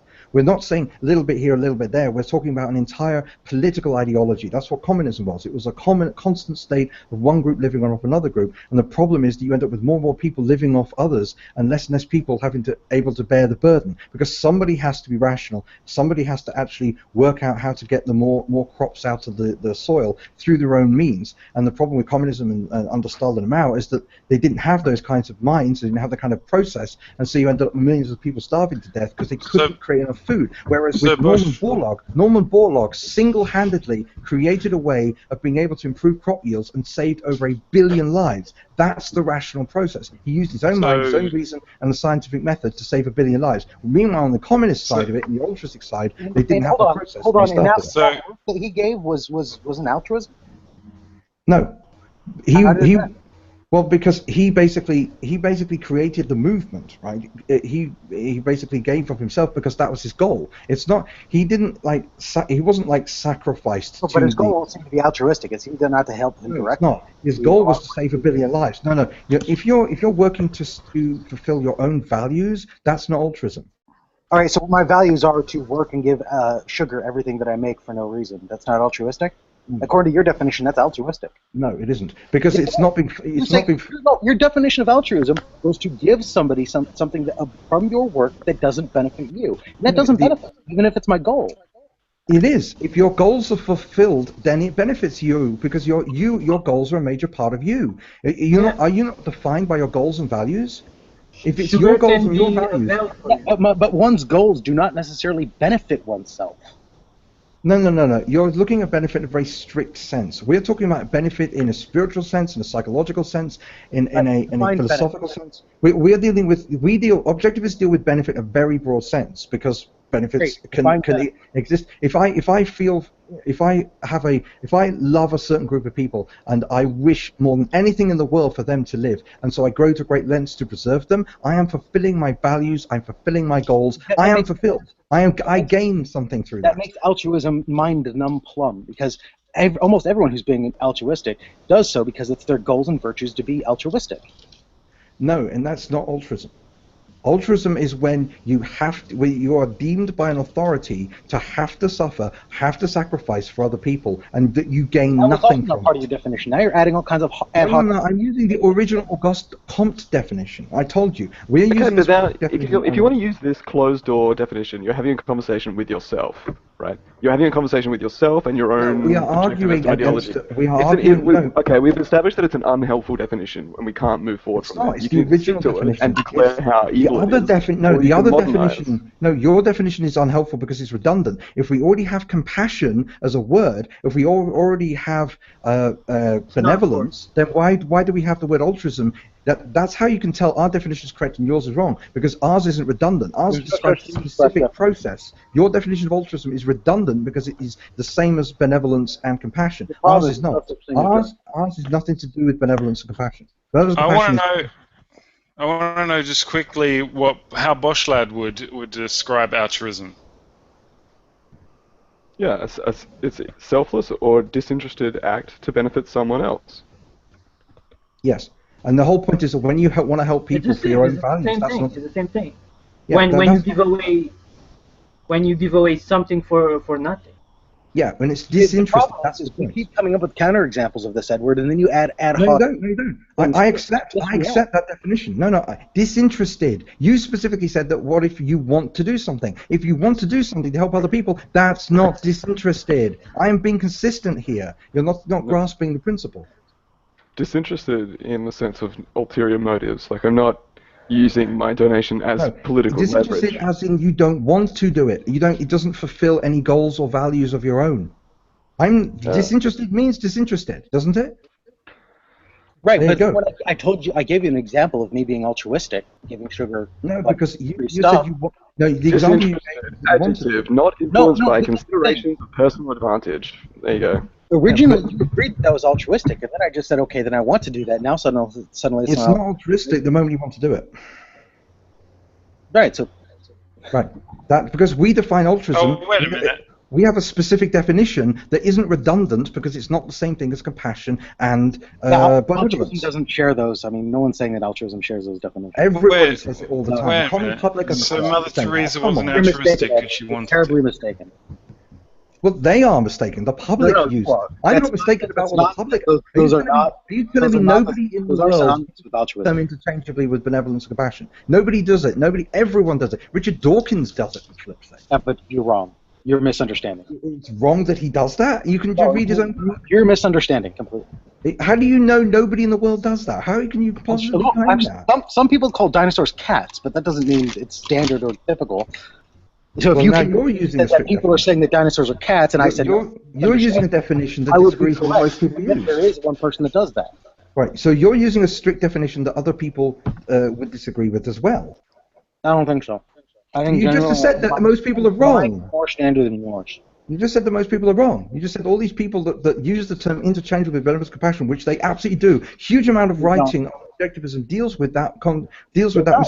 I think you misunderstand them.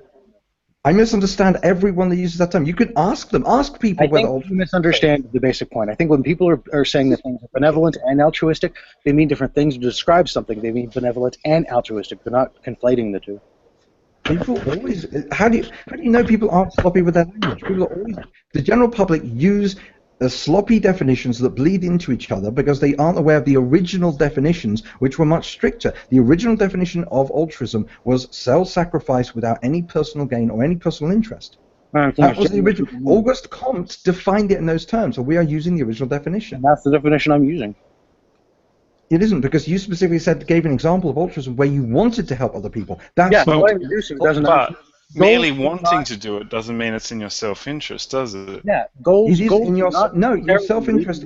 You define your own self-interest. Your wants are a reflection of your own self-defined self-interest. Okay, so if I want to, bleed myself of money, live in poverty, then it's in my self-interest to do that. It's in your values to do so. Whether or not it's in your self-interest objectively depends on whether or not you're rational. Are you doing this for rational reasons? What's a rational reason to do it? Whether or not it's in your best interest objectively. But I thought that had. But you said that whatever you want to do. Yeah. You said whatever you want to do. Because I define my own values. Well, it's not. If it matches your values as defined rationally. I mean, obviously, I'm defining it. I'm talking about as we define it in terms of values derived rationally. I mean, I don't normally spell it out explicitly because I'm talking about objectivism here. I'm talking about a specific philosophy. Your morality is when you use reason to define your own values, and then you achieve your own values using reason. And if those values mean other people, if you derive that desire to help other people through your reason, then that is not altruism. Even if you see, the problem here is that the confusion is there are people who act irrationally, and in that case, then you've got a sort of confusion. You've got a grey area because on the one hand they're acting out their values, but on the other hand their values are not actually objectively good for them. They're not acting rationally because people could be brainwashed into wanting to sacrifice. But you said that if you want to do it, then it's not altruistic. It's if so you then want it to do must it, if be you want to do it rationally, if you want to do it rationally, strictly speaking, but because I'm yeah, but assuming what is that rationally then? You if, can't just. if it is derived from a consistent application of reason. Did you derive your wants? Did you derive your values from a consistent application of reason? Why does Mr. Cropper leave just as we get to the metaphysics and the epistemology? A consistent application of reason, though, that doesn't say. See. Can I add my little I'm perception? playing devil's advocate. Can I add my little perception? Yeah. I mean, I see altruism as one who puts values of others higher than their own value of themselves or their self-worth. This is the greatest good, is to put everyone else ahead of themselves. Why is it? No. This is the greatest good to the altruist. Yeah, well, that's the problem. We don't think that's very healthy. We think that sacrificing yourself to other people makes you a victim, because ideologies can come along and then use altruism to justify sacrificing huge numbers of people to other people. I mean, this is what this is what Mao did, this is what Stalin did, this is what Ayn Rand was basing it on, because she grew up with this. She was basically saying that millions of people can be decided to be of a higher priority than other people, and this is what Mao did. He said, these millions here are going to have to die, so we have enough food for the millions of people here. This is the problem with altruism. You take it to the logical extent. You have political altruism. That's when it gets really nasty. But it's often, for a lot of people, not until you get to the political level that you can actually see the full horror of altruism, the full horror of the belief that it is good for one group of people to suffer for another second group of people, whether it's their will or not. That's the problem here, because in the original Auguste Comte sense, in the original Kantian sense, it was a duty that we had to, that if we resented it, if we didn't want to do it, then it would be even more moral. The less we want to do it, the more moral it is. That was Auguste Comte. That was the original Kantian concept of duty. That's what we're arguing against. Other people don't understand that definition, but that's why we have to constantly have this conversation and explain it. What I want to then add to that is by saying that nobody holds that position anymore. Well, the problem is that politicians do. If you read... Well, no, they don't. My accusation is that you're arguing as a straw man. Angela Merkel, that's her reasoning for the immigration. She knows that the German people are going to suffer, but she believes that the moral thing to do is for the German people to suffer for other people. That's her entire reasoning. That's exactly the point. That we know that the general public don't define altruism that way anymore, but that's in the same way that the scientists don't define theory the way the general public do, which has again caused that whole misunderstanding with the word theory and with creationism. Can you name a policy decision that would not result in some people suffering over others? Yes, not having a policy, withdrawing from the general public. You don't call. Whoa, stop. So you think that not having to throwing away the government would not result in some people suffering over others? No, you wouldn't be responsible for the suffering. If you hand the responsibility over to other people... Yeah, I know, but the point is that if you hand the responsibility over other people, you're at least not responsible for it. Who is properly responsible for the well-being of certain groups of people? The problem with altruism is that it shifts that responsibility. So you end up with governments responsible for people when it in fact should be others, and that's when they start playing all the games with this group sacrificing for another group.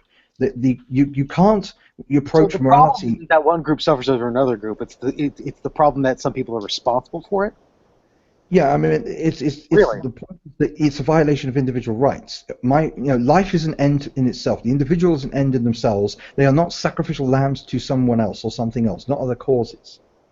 I'm not sure what right do you have to complain that some people suffer over the others, when the only thing that you seem to be complaining about, the one thing that you want to get rid of in this, is just the responsibility of that. It seems like you're arguing against responsibility. It's the entire framework. It's the entire idea that morality can be imposed against people. Stop arguing over the suffering and argue against the moral responsibility. Well, it's all of those things. I mean, because when I asked you if that would result in suffering over another, you said, well, no one would be responsible then. So the government wouldn't be responsible. The government. You see, the problem is that the government takes the responsibility of people suffering on itself, and it is responsible for security, but it's not responsible for whether or not we have enough food or anything of those things. That's the responsibility of the individual and also other people who choose to take on that responsibility voluntarily. The problem with the government is it takes that choice away from people, the choice to be responsible for people, by creating things like a welfare state. This gets into the whole economics thing, and we could go on here for hours. Well, I guess my ultimate question is, if you love Iran so much, why do you hate women? I don't hate women. That was a joke. Oh, right, okay. That was a very bad one. But the whole point is that... You just don't get it. Yeah. The whole point is that this is the problem. Because we're using different definitions, it creates a whole... Because we have to go through this all the time. This happens constantly. We are sticking with our definition because we want to use the term exclusively to describe a specific phenomena. And we feel it's legitimate because we're using the original definition. The fact that other people use different definitions is because of their own sloppy language. That's at least our position. And so we have to argue against that altruism, and because people don't understand why Angela Merkel behaves the way she does. We don't understand why Chairman Mao and Stalin operated the way they did. It's because they believed that morality means one group suffers at another group's benefit, because they believe in a zero-sum game. See, all of communism, for example, was built upon an economic zero-sum game, that there's only finite amount of resources, and so it was all about maximizing the even distribution of what we already had, rather than growing at an uneven rate. This is why the left hate income inequality, because they think inequality is intrinsically wrong. But what matters is the overall amount. You're having a conversation with yourself, man. Yeah, this always happens. Sorry about it. If anyone wants to take over, I could really do with a piss, so... I'll just mute my microphone for a bit. Why? You've been taking the piss so far. Ouch. He's going to need some cream for that burn.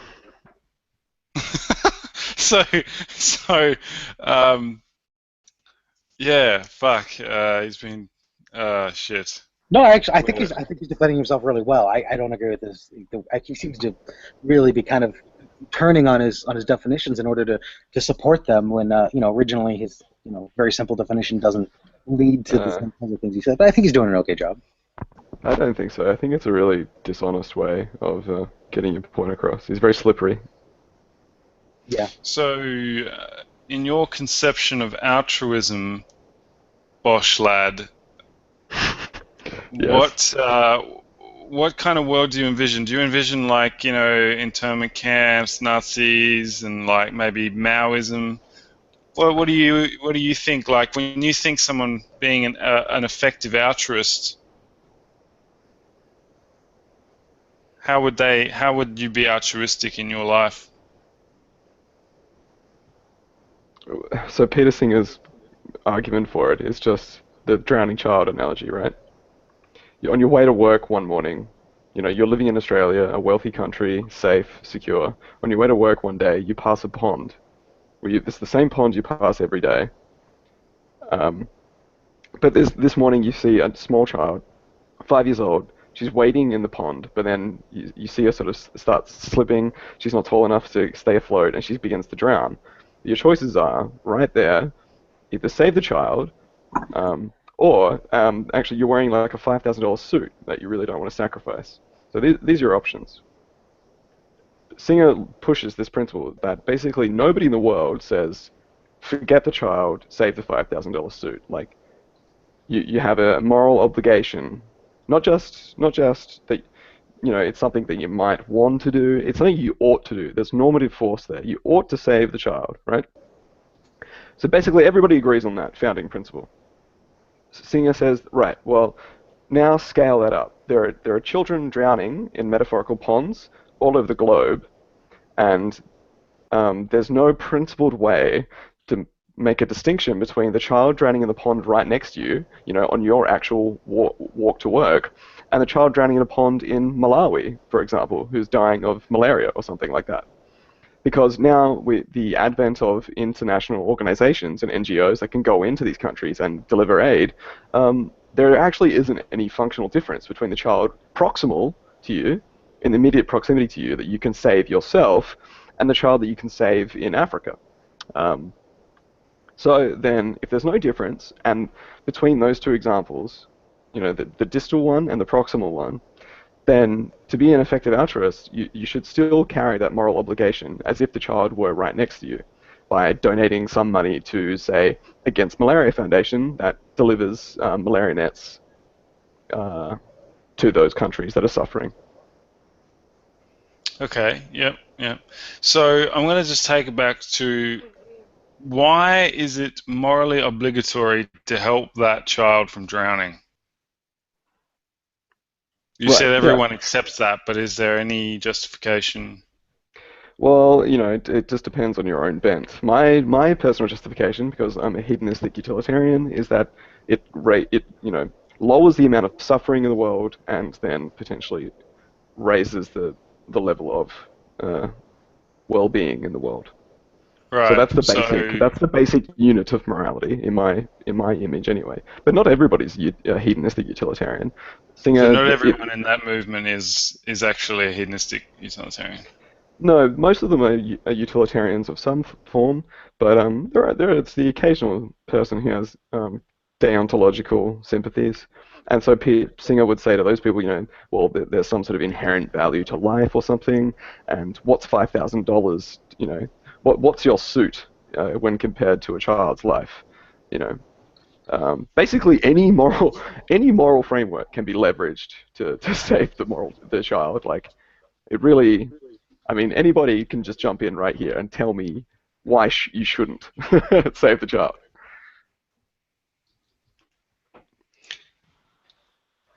Yeah, it's a hard thing to do, right? Hedonistic utilitarianism. So I'm guessing hedonistic utilitarianism... Would you explain it to me, if it doesn't derail the conversation?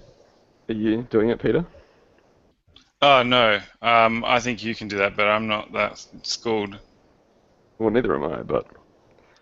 Hedonism is just, the classical Greek word for pleasure. Sure. Hedon. Yeah, I do. Hedon, I do think. understand that. Right. So hedonistic, that element of it is about pleasure in a sort of conscious sense, conscious goodness. And then utilitarianism is utilitarianism, so maximizing that good. So maximizing positive conscious states, is that how you would put it? Like there's some intrinsic goodness to those states? Yeah.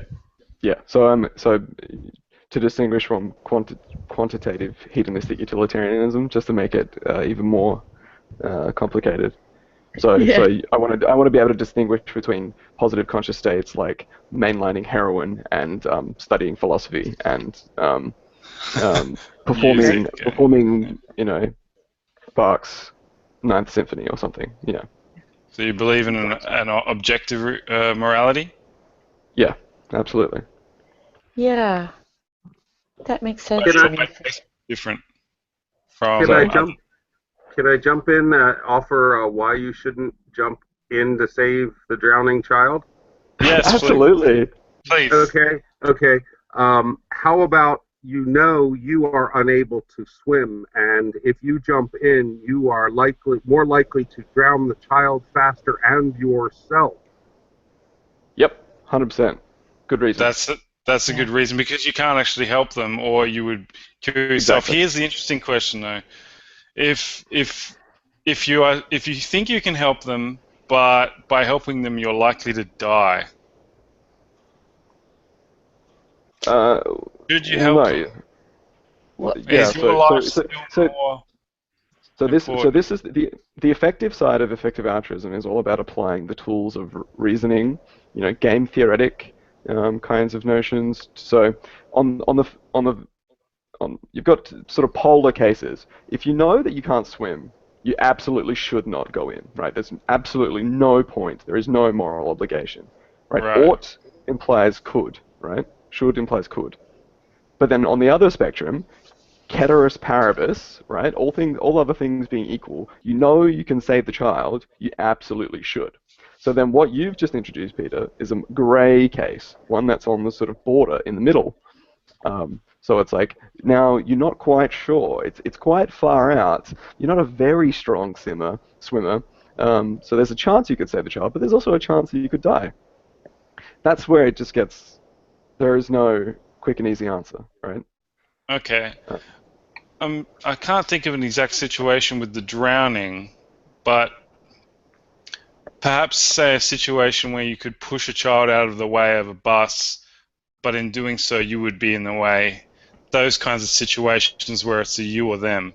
Is there an answer for that kind of situation? A moral obligation? Well, as long as there's no risk to yourself, right? At little to no cost to yourself. I think Because there's no familiar. point. If it were my child, I would feel Yeah, the but need that's a to. psychological consideration. If it was Yeah. your child, that would just motivate you to do it. It's not. That wouldn't change the objective moral calculus of your behavior. Okay. Right. Because because if it was some random child, then if you killing yourself to save this child, you would then be leaving your own child motherless. So it'd actually have a lot of, So would it still be emotional if in that situation, if it wasn't my child? What if I was a childless woman and didn't have any plans to have children, and I saw? Okay, that's Yeah, so then I maybe. think you're saying that Whatever's you don't best have for your self-interest. Well, whatever reflects your values. I mean, you have to make the decision then and there. You have to make the calculation. You know, so yes, I mean, if you value your own child's life and there's a high risk of death, then I think it's reasonable to value your own child's life over that of a stranger's. Colder than me, it is. This was a random child. Yeah, exactly. And your life. Yeah, I mean, I would dive in because I don't wear $1 million suits and because I don't have any kids. I would personally, because I would consider risking my life for a child perfectly reasonable trade because I value children. I think you missed out on two different situations. Yeah, there's one where they were drowning. Right, that's a and you were in no psychological danger. altruism.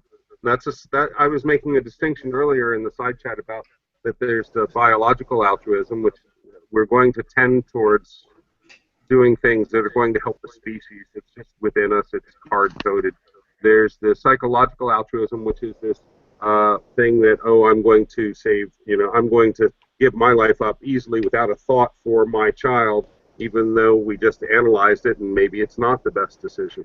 There's the, and it also applies to what you were just talking about as a psychological, yes, that's what I would do. That's my choice. But it doesn't morally or philosophically justify it. Beyond that, this is my personal choice, my personal psychological altruism.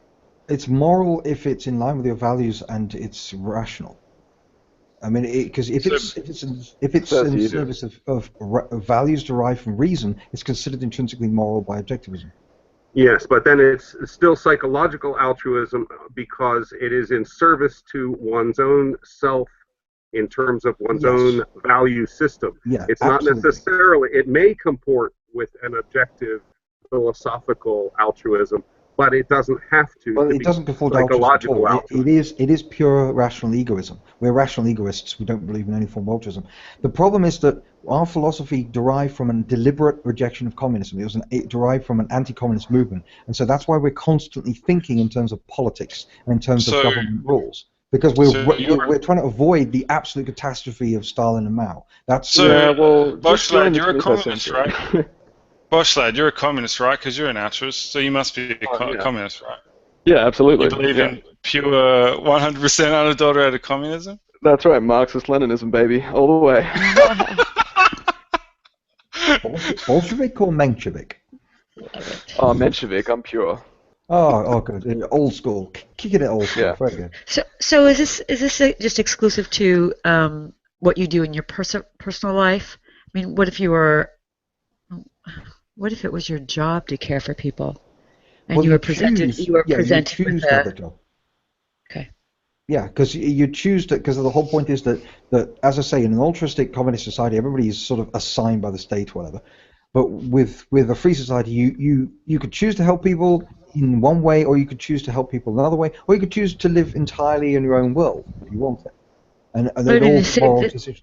Would you be the same situation that you're talking about? So you work on an ambulance, right? Yeah. And you pick up a patient and he's crazy, and before you leave, a mother's quite concerned about her son, and you restrain him, and while you're on the way to the hospital, he kind of wiggles out of his restraints, and he cold cocks you and knocks you out of the way, and your partner pulls over and he gets out. Long story short, you are holding on to him for dear life, and he is dragging you into 4 lanes of freeway. Yeah. And you're thinking to yourself, it's him or me. Yeah, well, if right? it's him or you, are you going to go with him? right? No, I mean, no, even that wouldn't be rational, and it wouldn't be your What do you duty to establish either. that? Because Do you you go obviously with him? I wasn't fully listening. Sorry, I was trying to read something. Oh, okay, But no I worries. think it sounds like a blurry case. It sounds like a grey case. yeah, because there's also the duty element because you voluntarily submitted yourself to the duty as an ambulance worker. So there's that element too. How much of that how much do you value the duty? How much do you value your own life compared to your duty? not a whole lot because I let go of him. All right. Well, I mean, this is why I admire soldiers, for example, that do end up trading, because we don't regard it as a sacrifice if you value, say you're a soldier and you're fighting for America, and you love America so much and you value it more than your life, and you value your family more than your own life. That's not a sacrifice, that's a trade. You have performed a noble, decent, heroic trade of your life for the sake of a greater value. But that's the point. The point is that you don't exchange a greater value for a lesser value. That's always immoral. It is always moral to exchange a lesser value for a greater value. So providing that for rational reasons you value something greater than your life, then it is rational to sacrifice your own life, but it isn't a sacrifice. It's a trade, and it's a trade at a win. It's a trade where you gain something. Even if you lose your life, you still gain something. So what's a rational reason to value something? Well, I mean, in the case of America, for example, you can use reason to determine that freedom, liberty are good things, that limited government are good things. You can use economic arguments, political arguments, historical arguments. You can use huge amounts of evidence to actually justify the existence of America, because that's why it was created. It was created by very rational people who basically did the absolute best they could for the time, and created a country to represent certain principles. And those principles are, for many people, the only thing that makes life worth living. They would not want to live. Yeah, but politics isn't the only thing in life. What else? Yeah, I'm not talking politics, I'm talking principles. America was founded on principles, not politics. The politics came after. And so people who die for America would die for those principles. They would rather die than live under tyranny. They would rather die than have their children be threatened by some enemy. And those are perfectly, because you just value those things, you make the rational decision that one thing is more valuable to you than your own life. So that's not self-sacrifice, that's not altruism, that is a rational trade. That's considered heroic, that's considered moral. What makes something rational?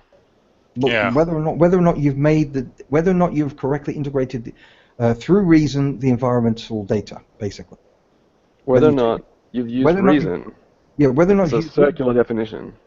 Pardon? Yeah. No, it's a circular definition. Reason is the integration of environmental data. Because you can integrate that, but to what end? Pardon? Exactly. To grasp reality. To grasp reality. Well, Bohr and Einstein were integrating the same environmental data, and they had two vastly different interpretations of the data. Are they both rational, one rational, neither rational? Well, they're both trying to be rational, but obviously one, depending on who was right, one was more rational than the other for any number of reasons. Why does something being rational make it a right value? Well, when it is more it is more rational when it is more. He's going about it more backwards than that. I think it's something right makes it more rational, and I also agree with that. It's a real value if it's rational. It's hard to be moral when you're irrational because you'll end up making bad decisions. Because being moral is about decision making to a certain degree, and if you're irrational, but you're determining what's good or bad based on your values, which you derive rationally. It's from the universe. I don't see where's the endpoint. What's the standard?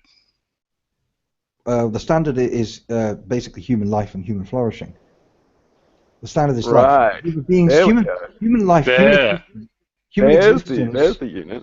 Yeah. No, human existence is a fundamental primary. You have to start with it with an irrefutable primary. We exist. That is an irrefutable primary. It's refutable. No, it's not. Only with solipsism that doesn't count because it's not. It's a non-falsifiable hypothesis based on no evidence. But why be an objectivist and not a hedonistic utilitarian? You've agreed now that there's some sort of intrinsic value. Happiness is more important than pleasure. There are a lot of people who derive a lot of happiness that isn't pleasurable. I tried to make a distinction between quantitative hedonism and qualitative hedonism, right? So there are higher order pleasures, I'm going to be a bit of a weasel and sneak in this word well-being and happiness, right? That encompasses intrinsically positive states, but also the higher pleasures, performing music, learning philosophy. Yeah, but there's also things like principle. Let's take Howard Rourke, for example, in The Fountainhead. He's the guy who could have been a rich architect if he just played along and gone with the fashions of the time. But because he believed in his principles of architecture more than anything else, he went to work in a rock quarry and sweated and bled, and he suffered in every way. From a point of view of a hedonist, he was suffering, but his principles meant that much more to him because it was the only source of meaning and happiness in his life. And the whole point is that there's no hedonism that goes in there. It's happiness. Yes, it is. Well, yeah, it depends how you define hedonism. I agree that you can. But I made the distinction between quantitative hedonism and qualitative hedonism, and then you ignored it. Right? No. I'm just going with the classical definition. I'll address your definition. Would you say that a principle that does you no pleasure whatsoever, but you still rigidly stick to, is covered by one of your definitions of hedonism? But does it actually? Yeah, I mean, well, as I say, people suffer for their principles all the time. I mean, and I consider that noble, providing that obviously they're rational. People can you stack the deck again. Why would you pointlessly suffer for your principles? What's the point? Not pointlessly. The whole point. Yeah, what's the point? Well, the point is that he basically would hope to obviously achieve his goals in the end. But the point is that he would not be prepared to compromise. That's the point. He has a goal. His goal is to achieve his aims of architecture without compromising any element of his vision. And he will basically has a choice between compromise and work at a rock quarry. No, but because of the purity of his vision, he's committed to his purity of his vision because it derives from. What happens at the end of the book? What happens at the end of the book? What happens at the end of the book? Right. It's taking a small dip to get a higher gain, right? He's sticking to his principles because there is an outcome that is ultimately more valuable than the dip and suffering that he has to take in the meantime. Hopefully, in the end, hopefully. I mean, it's not guaranteed. This is the tragedy of it. The whole point is that's fine. Because Howard Rourke survived in the end, because of course it succeeded in the end, because you always need a happy ending in a book. But there were other people who had similar values in her books that didn't survive. They were taken but it's down about by the decision making. Yeah. So sticking to your principles can be encompassed into a utilitarian framework because there's an ultimate payoff. Yeah. Right. So it's not needlessly sticking to principles because the principle is inherently valuable. Yes. Rourke does it because he knows the world's going to be better. He doesn't, right? Though. As a final stage. He doesn't. He basically intends to. Because the whole point is that he's sticking to his principles. Period. He doesn't know it's going to be better. Everyone else around him is convinced it's not going to be. I mean, the woman he ends up with at the end spends the whole movie thinking it's just going to get worse. No, of course he thinks the world would be a better place if everyone was like him. No. Yes. Right. And it would be. Right. But the point is that his principles are rational. His principles. He would crush. The point is that he would destroy his soul. It would destroy his mind. It would destroy everything that he is. It would destroy him as an individual if he were to compromise his values. Right. And, if you have a definition of that is a negative outcome realized as a conscious experience. That's a negative conscious experience. Totally can be encompassed within a hedonistic utilitarian. Right. Well, if that could be encompassed, then I find it extremely interesting, and I'd really hope that you discuss that with Mr. Cropper. Mr. Who? The guy who basically runs the Hangout. Yeah, Mr. Cropper is the guy with the hat, and he's currently away. He's the guy who You've got to hope. I mean, maybe we can add you to somebody's circle so that you can know, because Mr. Cropper would be fascinated by this, because I'd have to look into your perspective in order to see how much it aligns with objectivism. But at least on that front, it does appear to align quite well. Yeah, I think lots of the objectivist quarrels can come under a hedonistic utilitarian point of view. Yeah. Well, the problem you would say in that distal case you are morally obliged to give to charities and stuff, right? Whereas in objectivist, but there's no principle difference. There's no principle difference between the child in the pond next to you and the child in the pond far away from you. Ultimately, so there's no principle difference because NGOs and charities make your arm longer so you can reach the pond that's away from you. Yeah, right. As long as you're aware of the child's suffering. As long as that awareness has been made to you in some way that impacts you emotionally and psychologically and intellectually. Edward, are you conceding that a rational egoist should be donating money to charities morally? Effective charities. Effective charities. If you mean like there's a duty or obligation, A moral obligation, yeah. No, there are no moral duties in that sense, because that's the problem with the Kantian way of thinking or the collectivist way of thinking. I'm not a Kantian, and I still said there was an obligation. Yeah, well, duty. No, yeah, I know, but he's the rational obligation. He's the originator of it to a certain degree. But okay, no, okay, the problem. You want to have a conversation with yourself, you can talk about Kant and deontology, or you can have a conversation with us. Right? Yeah. I'm just strawmanning again. Yeah, I know. I don't need to harp. I'm not. I'm just mentioning him as an example. But the whole point is that when you're dealing with obligations, you're dealing with a very dangerous idea, because obligations could be used as a tool to justify oppression and justify forced redistribution and all the things that we're trying to avoid here. Or they could be. Or they might not be. It can be, and it is. You're muddying the water needlessly. It's a further consideration. Because we have to. There's a political ramification to a principle. No, that's not right. I believe objectively, every child should be vaccinated, right? You ought to vaccinate your child, right? I think there's a moral and a health, there's normative force to that claim, right? You ought to. Do I believe that the government should force medical interventions? Maybe not, right? Two separate questions. Both moral considerations, though. Yeah, but the government would the world be a better place, objectively, if all children were vaccinated? Yes. Would the world be a better place if governments forced all children to be vaccinated?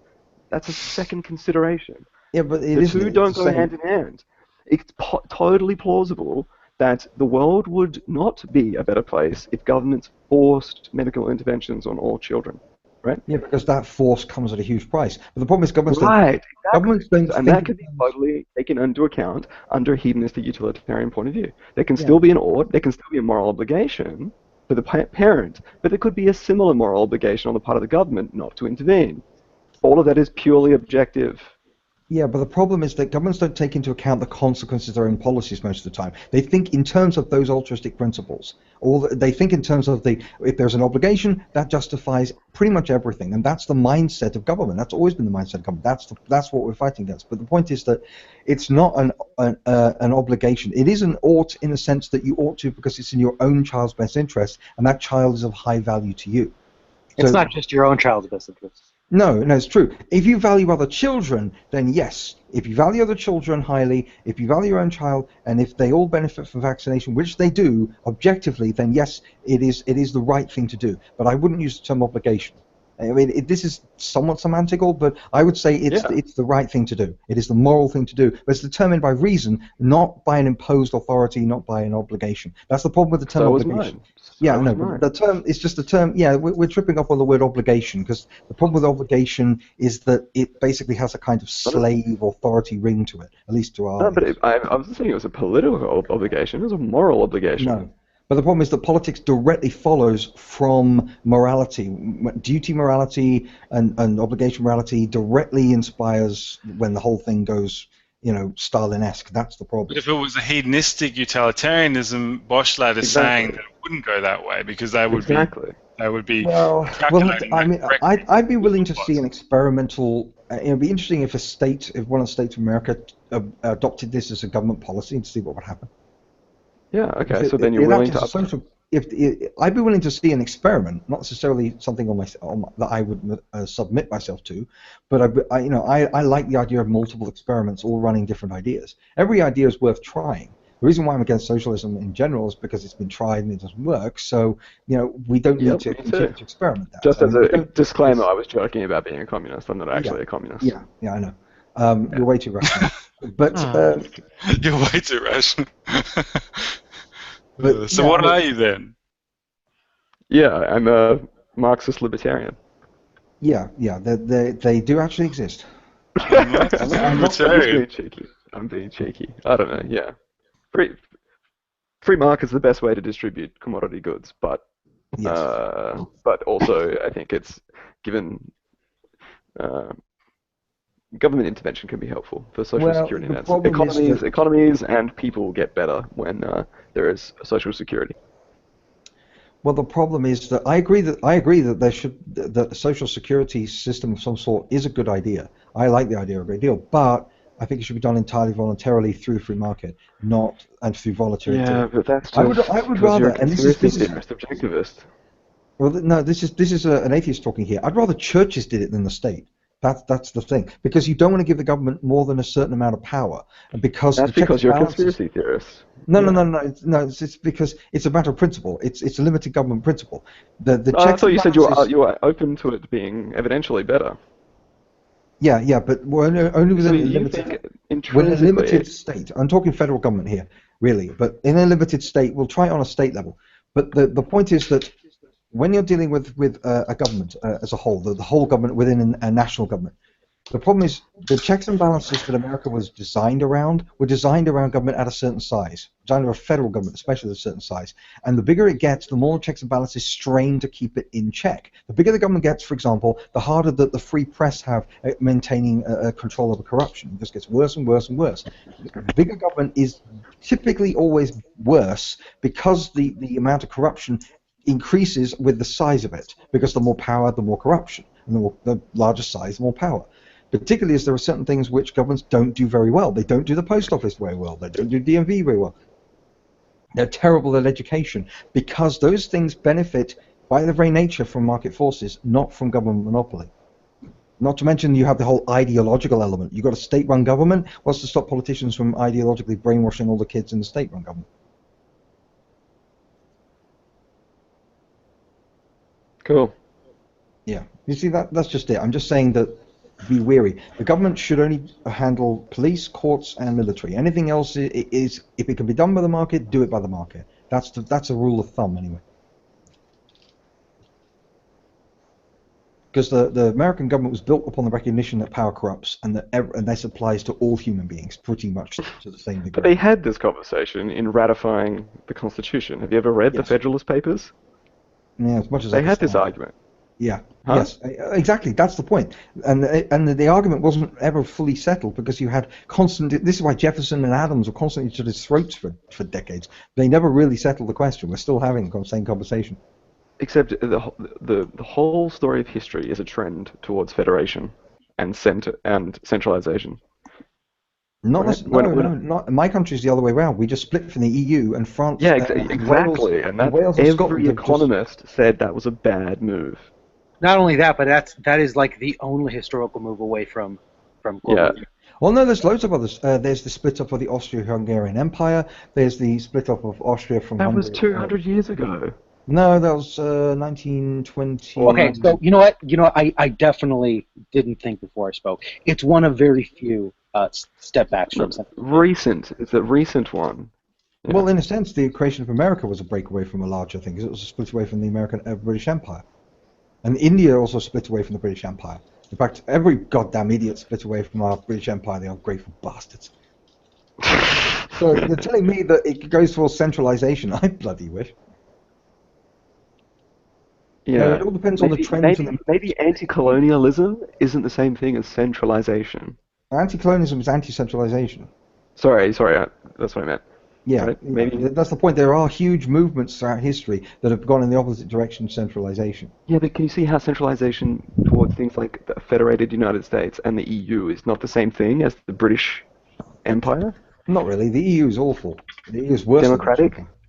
The EU is not democratic. If you think the EU is democratic, you don't know anything about the EU. That was the whole reason why we left, is because the council, which have all the real power, aren't democratically elected. They're just faceless, anonymous bureaucrats. The MEPs that are elected have no powers whatsoever. All they can do is block a bill, and only if they have enough votes. And if they fail to block a single bill, that bill is irrefutable. That was one of the problems. You can't, other than enacting Article 15 and withdrawing from the EU, you can't change a bill once it's made. Do you think generally history is moving towards centralization or away from it? Because I mean, it's back and forth. Look at the fall of the Roman Empire. Hold on, but Edward, when you said, I mean, for example, one of your examples is the United States fight in winning independence. Well, what about the United States Manifest Destiny? That's, I mean, exactly after that is an argument against that argument. Well, I mean, the Manifest Destiny was going on at the same time as a lot of people were saying they wanted more independent state power. So you had different forces. But that's not what happened. Pardon? But that's not what happened. That didn't win. Well, I mean, it somewhat won. States still have a lot of power, at least compared to a lot of other countries. Far less power after the Civil War. Yeah, that's true. That's unfortunate, but there you go. I think that the reason why I favour decentralization is because I just favour the multiple experimental model. That's all. I just think the more centralization you have, the more bureaucracy, the less efficiency, the more top-down corruption, the more removed the authorities are from the people. There's tons of reasons why centralization is a mess.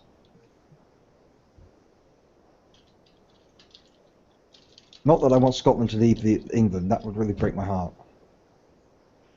Yeah. Well, Somebody's taking their top down. Somebody's taking their top down. Well, they've got their own parliament. That should be enough for them. I'm part Scottish, so I really don't want England and Scotland to split apart. Me too. Yeah. Part Scottish and part Irish. Yeah, exactly. I mean, at the end of the day, we just need to find a good balance that works well. I mean, because Russia, for example, we had a huge argument with the Russian the other day about whether or not it should be more centralized or less centralized. And there's massive arguments back and forth, because a lot of the parts of Ukraine and other former satellite nations still haven't been able to build their own factory systems from the Cold War, and so he would like more centralization, because then you could have the factories built for one machine part in one part of Russia to be able to combine with another part, and that sort of thing. But my solution to that is, of course, build your own factories and stop relying on decaying decades-old technology. But that's Russia for you. It just seems that history, the most I can give you is history as an example of 2 steps toward centralization, 1 step back. Well, 3 steps. In the case of Rome, it was like 50 steps back. Because not only did Rome split into 2, but also, of course, the Western Roman Empire split into at least 20, 30 different kingdoms. It was an absolute mess. Not saying that was a good thing, of course. I miss the Western Roman Empire. It was great. Oh, you miss it? Yeah, I do. Well, everyone in my country does, because our Roman monuments are absolutely beautiful. We just, it'd be nice if we had a few more of them. This is why we kept building Roman-style buildings for centuries, because we really, really miss those Romans. We still use their roads. Did you know that? We still use Roman roads. Yeah, I've heard that. Yeah. Because there was something about them. It's just this is why in like movies. Yeah, but you can wear high heels in them. Yeah, this is why in Hollywood movies all the Romans are always played by Brits. Have you noticed that? All the Roman centurions and emperors, it's always a Brit playing them. Well, it's certainly common, yeah. Yeah, because we identify with the Roman Empire. We saw ourselves, particularly in the 19th century, as the new Roman Empire. But then again, so did the fascists in Italy. That's a Mussolini joke, isn't it? Yeah. No, it's not really a joke. I mean, Mussolini, that was part of the propaganda. Yeah. Yeah, poor Mussolini. He could have been so much more if only he wasn't a loser. Yeah. That's too bad. Yeah, I know. Oh, well, never mind. History humor.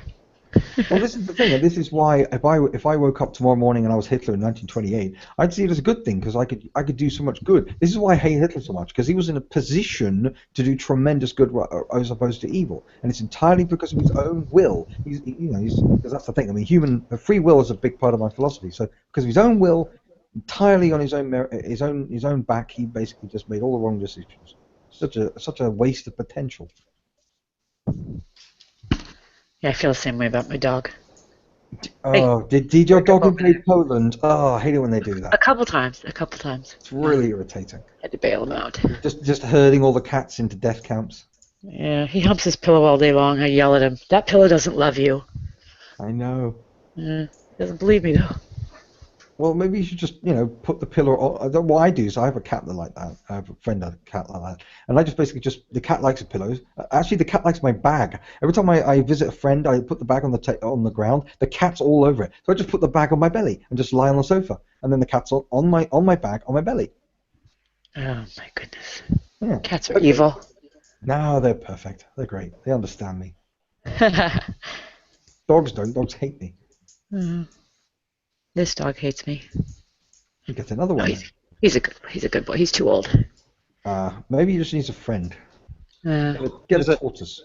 There's a cat joke that I love. I can't help but think about it anytime someone starts talking about cats. And that is the person, whoever said that the cat is the only creature who can sit in your lap and pretend that you don't exist, never dated a stripper.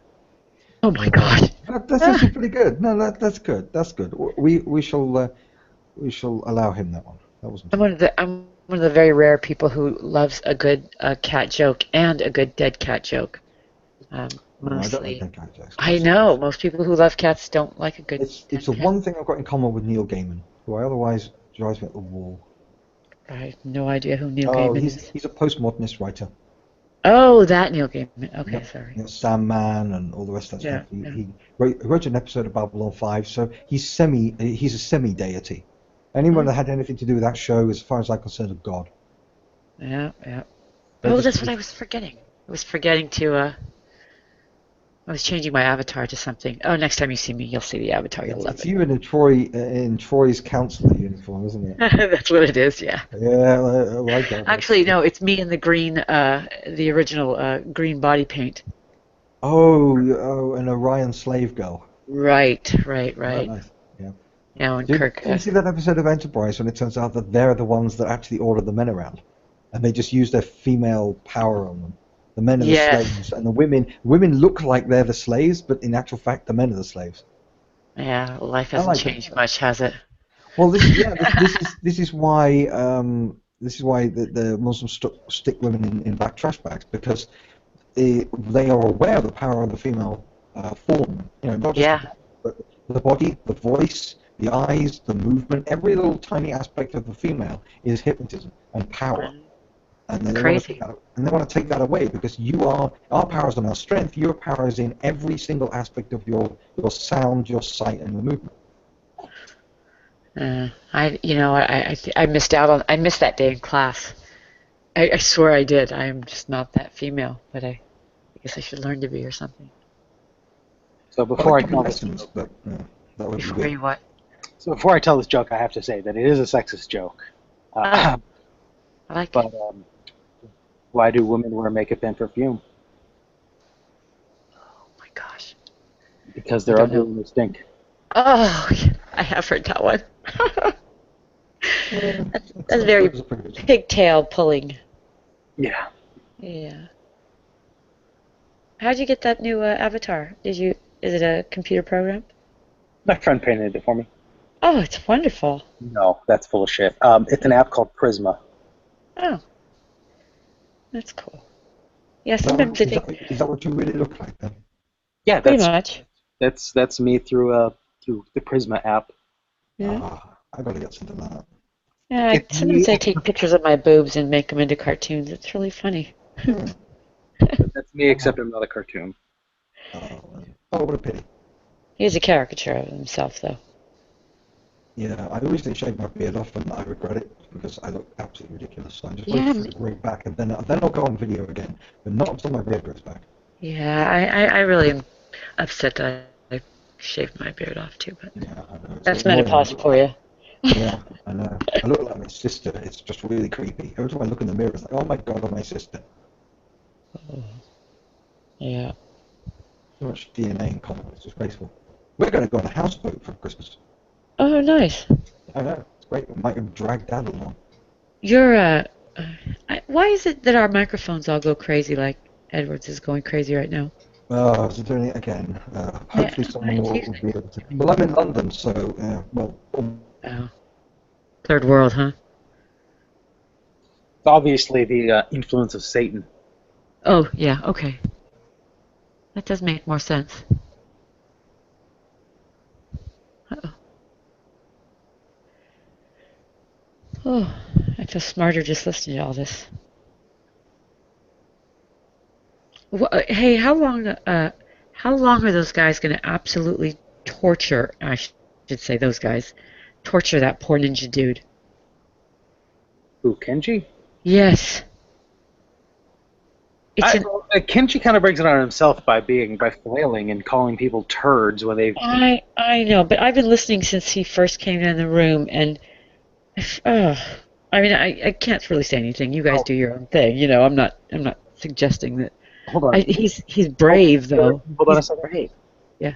Edward needs to be rebroadcasted, guys. He left and came back. I don't know who has him on. Brojo, I'll try just in case. I don't know if he gave them to me or not.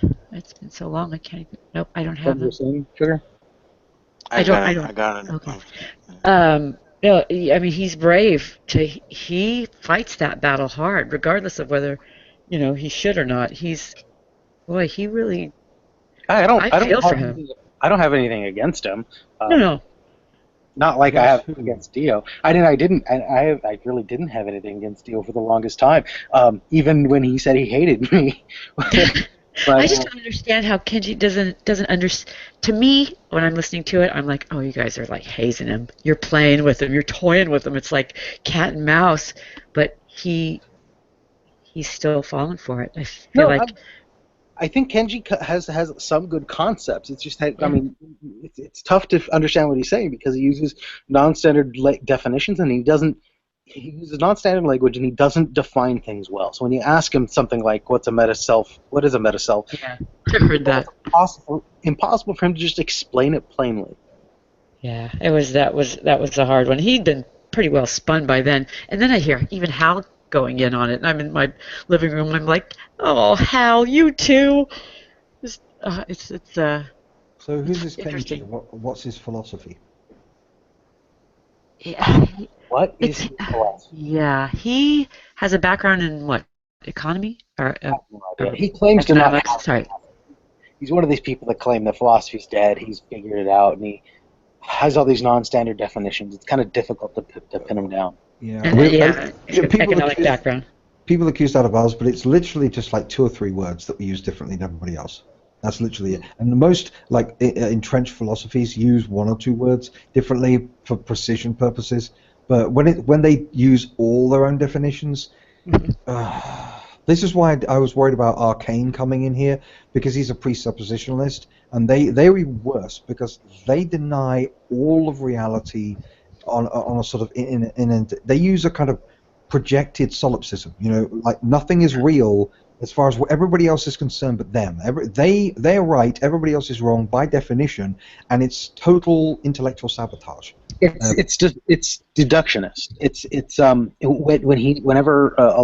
Arcane. I don't dislike Arcane. You can see in our site we can get along. He's a real asshole. But Arcane, when he's tying down to a problem that he either can't or just doesn't want to deal with, all he has to do is attack your ability to reason in the first place, and that's a way to weasel out of actual. Yeah. Well, he steals the Socratic method, and the reason why I call it stealing is because he's a cultural chauvinist who basically says that Judeo-Christian culture is the source of all knowledge and reality and civilization, but all of his tools are stolen from pagans. The Socratic method is stolen from Socrates. Solipsism is stolen from the Greeks. Metaphysical skepticism is stolen from the Greeks. Pretty much everything he steals from the Greeks and then says, oh, well, this is all Judeo-Christian. And yet all of his tools are stolen, and everything about him is a thief and a liar, and he really pisses me off. And I'm unbelievably impressed with myself as to how constrained I was. Well, my worry is that other people will be confused and frustrated, bamboozled. He'll sabotage everything like last time. I haven't had this conversation with him in a long time, but I mean, it's really confusing what he thinks about culture, because I mean, you say that he thinks that that Christianity is the basis of modern. Well, that's standard presuppositionalism. I'm assuming. But that's not. I know, but Arcane has weird beliefs about culture. He believes that just about all ancient structures, Mayan pyramids, Egyptian pyramids, the Bimini Road, which may or may not be a natural structure. I think it's supposed to be natural. I don't remember the last thing I heard of it. But I think like the Bimini Road, Stonehenge, and the Egyptian pyramids are evidence of some super enlightened, super technical ancient civilization. Oh, right. So it's a charity of the gods sort of thing? I don't know, because he is a Christian, so he doesn't believe that there's aliens up to that. So I haven't had this conversation with him for a long time, but I don't know how it ties into that. But that's why I'm just bringing it up, because I'm not sure what he believes about the. Yeah. Well, the thing is, years ago, long ago, I did a lot of arguments and debates with Christian apologists, huge amounts of them. Back it was all the rage on YouTube and on forums, and so I'm done with that. I'm done, because it's just I did make some headway, but the problem is the presups is that they're the ultimate in solipsists, but they're arguing for a position which is the opposite of solipsism. They're arguing for a higher Platonic reality by saying everyone else is a solipsist, effectively, in a sense. And it's so disrespectful and it's so contemptuous of reason and civilization that it instantly pisses me off. And I don't want that kind of crap here because I can put up with anything else. Everyone else here is welcome. He doesn't want any good to come of what we're doing here. That's the point. He just wants us to all break down, doesn't even want to convert us. They don't want to save souls. What they want is to be able to break us so they can go crowing back to his flock and saying, look at me, I defeated them. At least that's what they typically operate. They sort of collect in video clips or whatever, like clips of them taking on someone else and saying, here's me defeating this atheist, and here's me defeating this atheist. It's a notch on the belt game, and it's really, really sufferable. They've got those appalling personalities. It's funny that you say that. I think that same thing at times. That no, they're not out to save souls. Yeah, you they're know, not. It's ego. With me, it's okay. I'm an objectivist. I'm allowed to be an egoist. But with them, really, really ill. It's used car salesman. Because the pity is, I actually get along even with some Christian apologists. I mean, some of them I actually really respect because they really do believe that they're more rational and they're trying to prove it. But when they give up, like precepts do, and just say, screw it, I'm going to slash and burn everything in my path, it's just like, it's despair, it's horror. Can I mean, slight change of subject. Do you think it was more egotistical or less egotistical for Ayn Rand to name her own philosophy? Because naming your own philosophy seems egotistical in the sense that you think it's going to be important, but not naming it after herself seems to be not egotistical. Well, I think she named it Objectivism because it's a damn good name, and she wanted to make sure nobody else got it. Right. I think it's as simple as that, because Objectivism is a really good name, and you just know someone else is going to get it before long. I'm surprised nobody else has until then. I mean, exactly. I mean, so I'm very glad that she chose the name, and because I don't like being called a Randian. It's really annoying. What are the best things to read about her? Because I started looking today, An but I don't know introduction to objectivist epistemology. Who's it by? Is it by her? Okay. Yeah. My experience, people use the term Randian when talking about politics, like very strict politics, like when they're talking about certain, like for example, Paul Ryan. Paul Ryan's some of his political views and his influence by Rand. Sometimes they'll call that Randian. Yes. Well, it's usually disparaging. See, the problem is because the left live and breathe politics and not philosophy, because they're intellectually, postmodernists basically destroyed their intellectual foundations.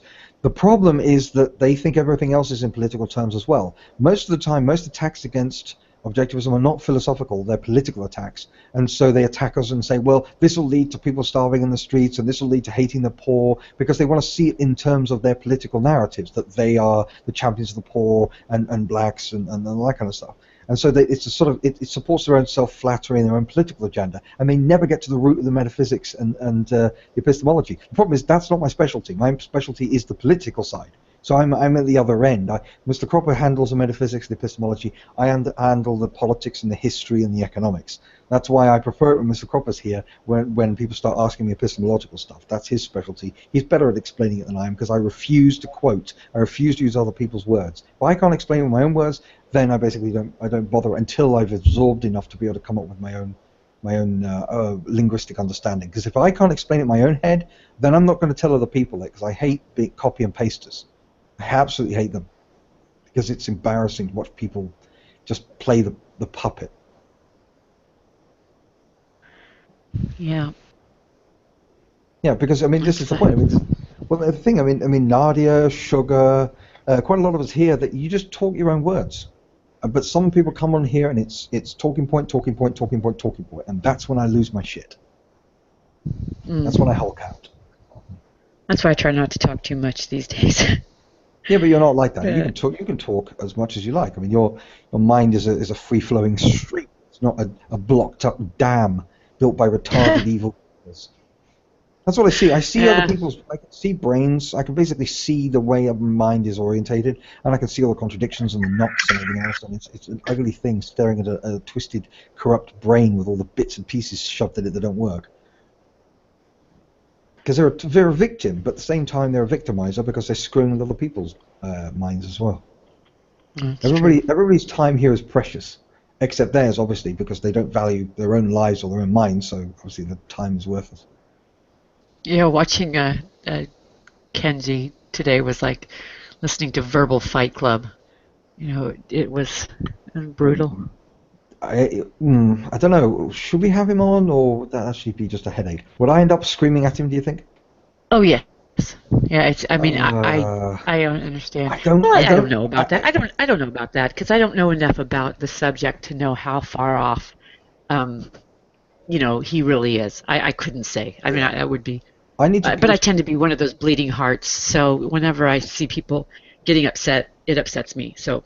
Oh, I love but that's just. Well, I like watching. I like know. watching boxing and wrestling and all that kind of stuff. I thrive on conflict.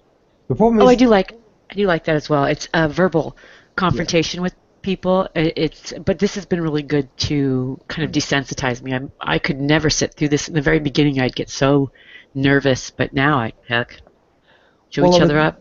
The thing is, I don't like losing my shit because I worry that it impacts my ability to explain things. But at the same time, it's not like it really affects me. It's just that I don't like when people get to me, because it's kind of like, I shouldn't have let them affect me and that kind of stuff. And I don't want people to think I'm completely crazy. I am partly crazy, and I fully admit that, but not completely. Sure, we all are. That's why we're here. Yeah. But you know what? I think more importantly, it's what you say. You know, it's those things that you can never take back, the things that aren't important to the conversation. You know, the things that are just. I don't regret anything I say. I just regret that I should be in more control. Sometimes, anyway. Sometimes I think that anger is very justified. But it's important that I take the absolutely. My goal is to take the audience with me. I want the audience to feel my anger. I want them to be annoyed with me so that I want them to understand these people's ideas are really bad and hurt people. That's the point here. Nobody died because of objectivism. Whereas socialism killed over 200 million people. That's the difference. Yeah, see, I'm still learning so much of this that I take a lot, you know. Well, I mean, a lot of people have to read confused. I mean, people still think that fascism and Nazism was on the right. I mean, they were nationalistic, but everything about the domestic policy was left wing. I mean, they had a welfare state. They had lots of coverage. They had government takeover of the economy. Nazis encouraged single motherhood, so that the babies could be raised by the state.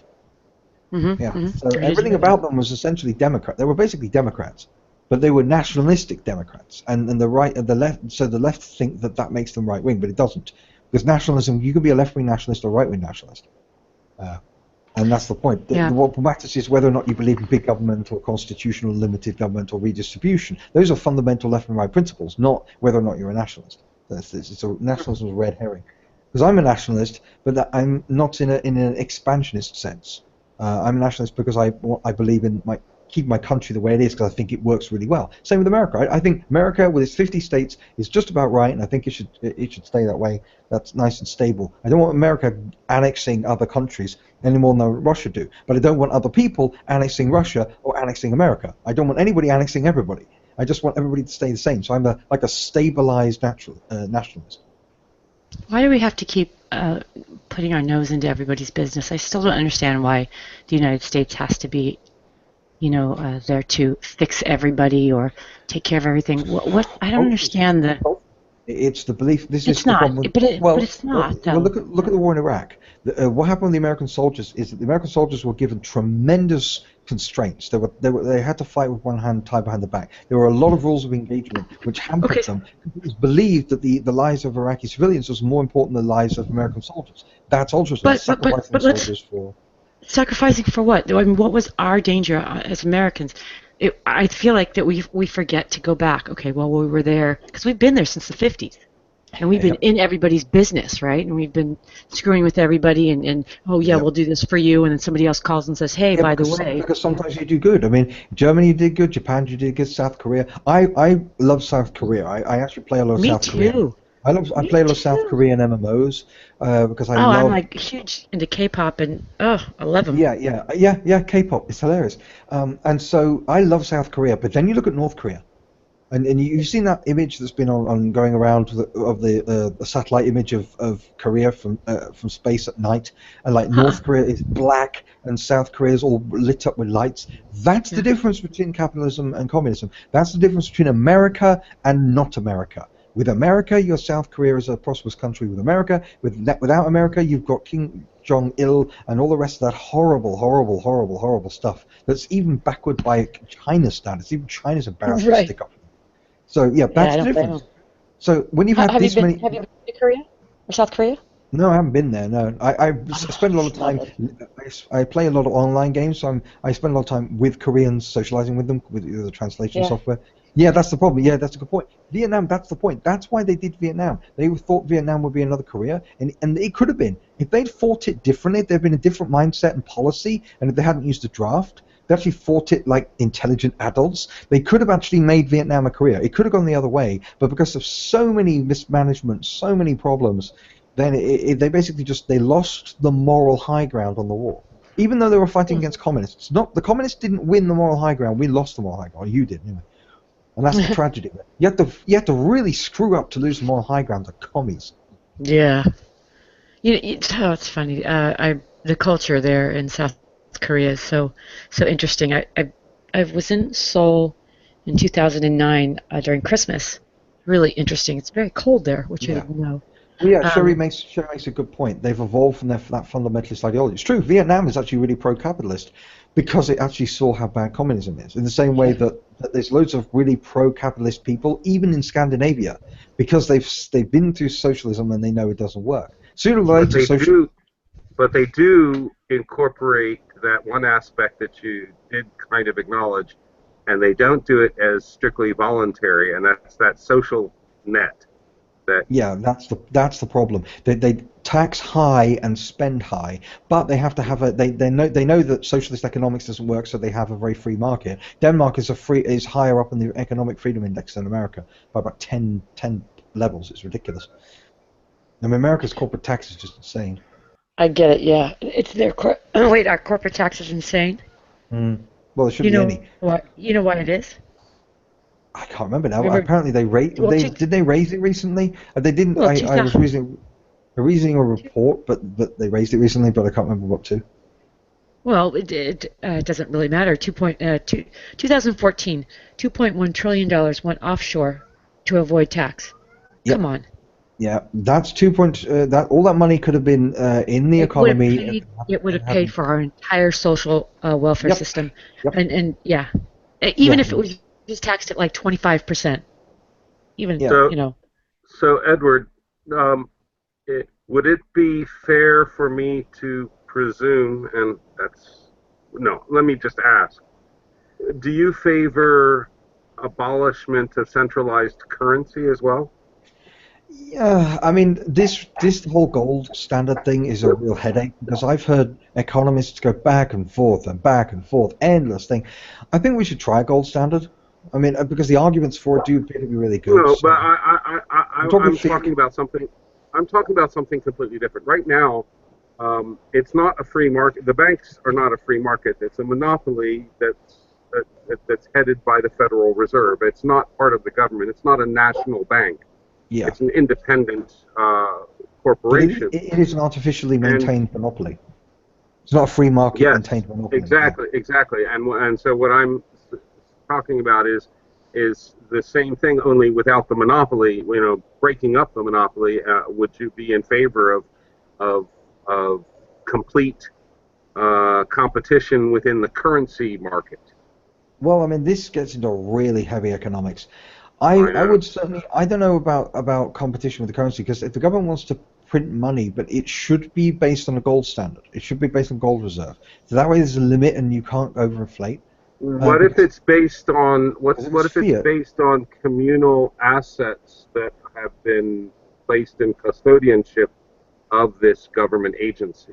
That's giving too much power to the government. And what can these assets be used by local governments at any time? I mean, I don't know about that. I have a geo-libertarian leaning. I'm not sure if you're familiar with the orientation. The idea of land ownership is absurd to me. Although land use and land use fee, if you get exclusive rights to the land, you probably need to contribute something to the local communities as it is. for rights and privileges, exclusive rights and privileges to that property. It changes the dynamic so that it's not a tax; it's a participatory contribution.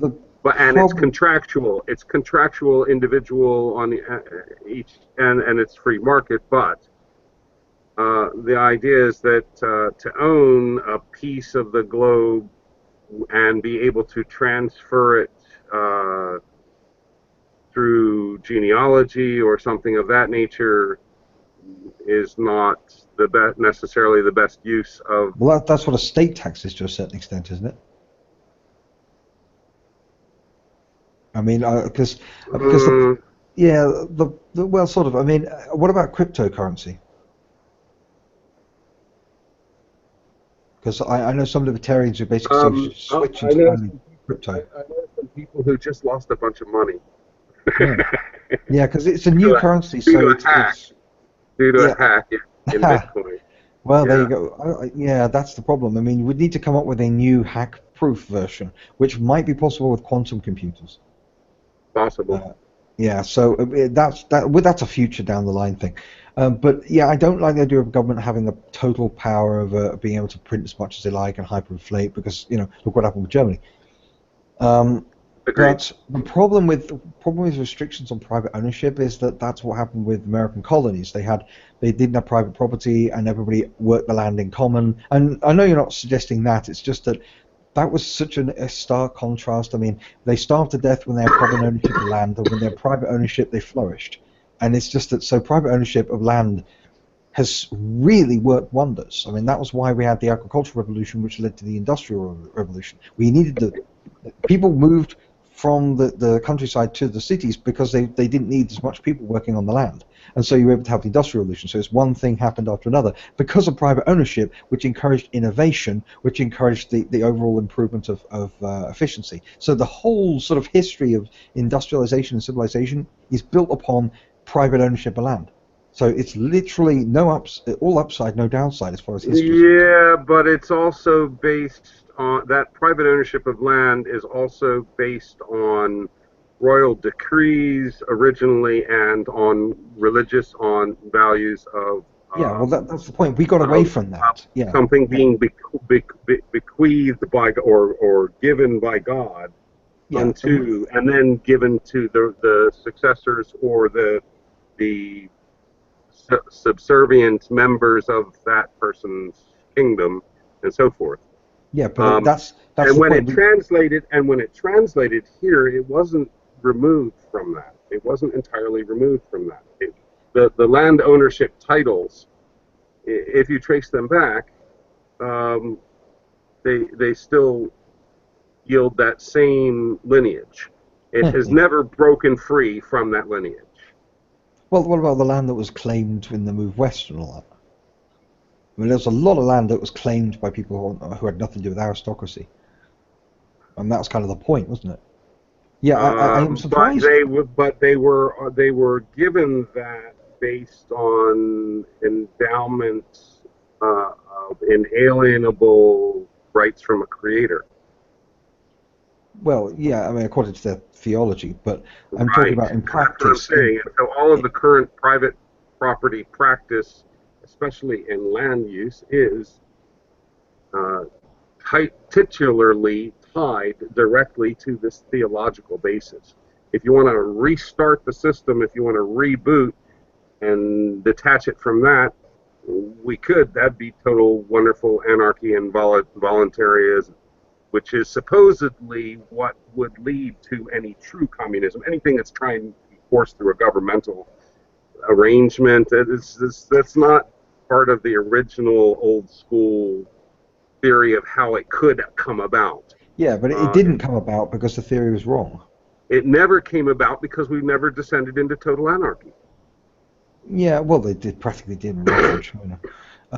But no, I mean the problem is that I don't want to descend into anarchy. I mean I want to build a civilization. But the land ownership issue in America is really tenuous. I mean, yes, there were people who inherited land from back when they still had an aristocracy, but there was only 13 colonies at the time. The overwhelming majority of the land is gained through other means. I mean, even in my country, we did eventually devolve. We ended up with private landowners. We did end up, losing. If you look at the dukes, what happened is the dukes and the earls in my country, in order to maintain their estates, their central estates, they'd sell off more and more of the land. So we long ago got rid of the majority of land being owned by nobles and stuff. So it sort of takes care of itself. It evolves from one state to another state. We're in an era of bulk private ownership, or at least we're supposed to be. I worry about things like eminent domain and stuff like that. That's what really annoys me. That's one of the reasons why I don't like Trump, because he's an eminent domainer. Yeah, but I mean, the amount of aristocracy in America is like tenuous, really minor thing. Talking about speaking of eminent domain in America, are you aware that most Americans don't own motor vehicles? They simply are custodians for them. The title still is retained by the state. Well, I know that, and this is why they can be commandeered by law, by properly sworn in law enforcement officials at any time to be used for state purposes.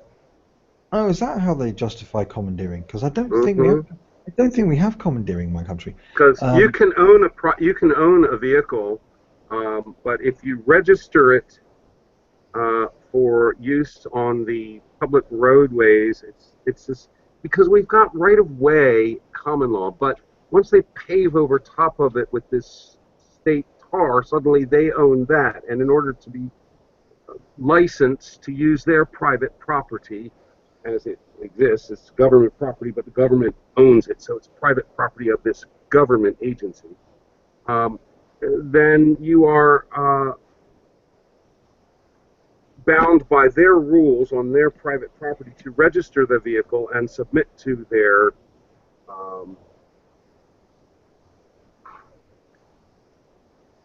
orders. Their orders, right? Their civil, their civil dictates.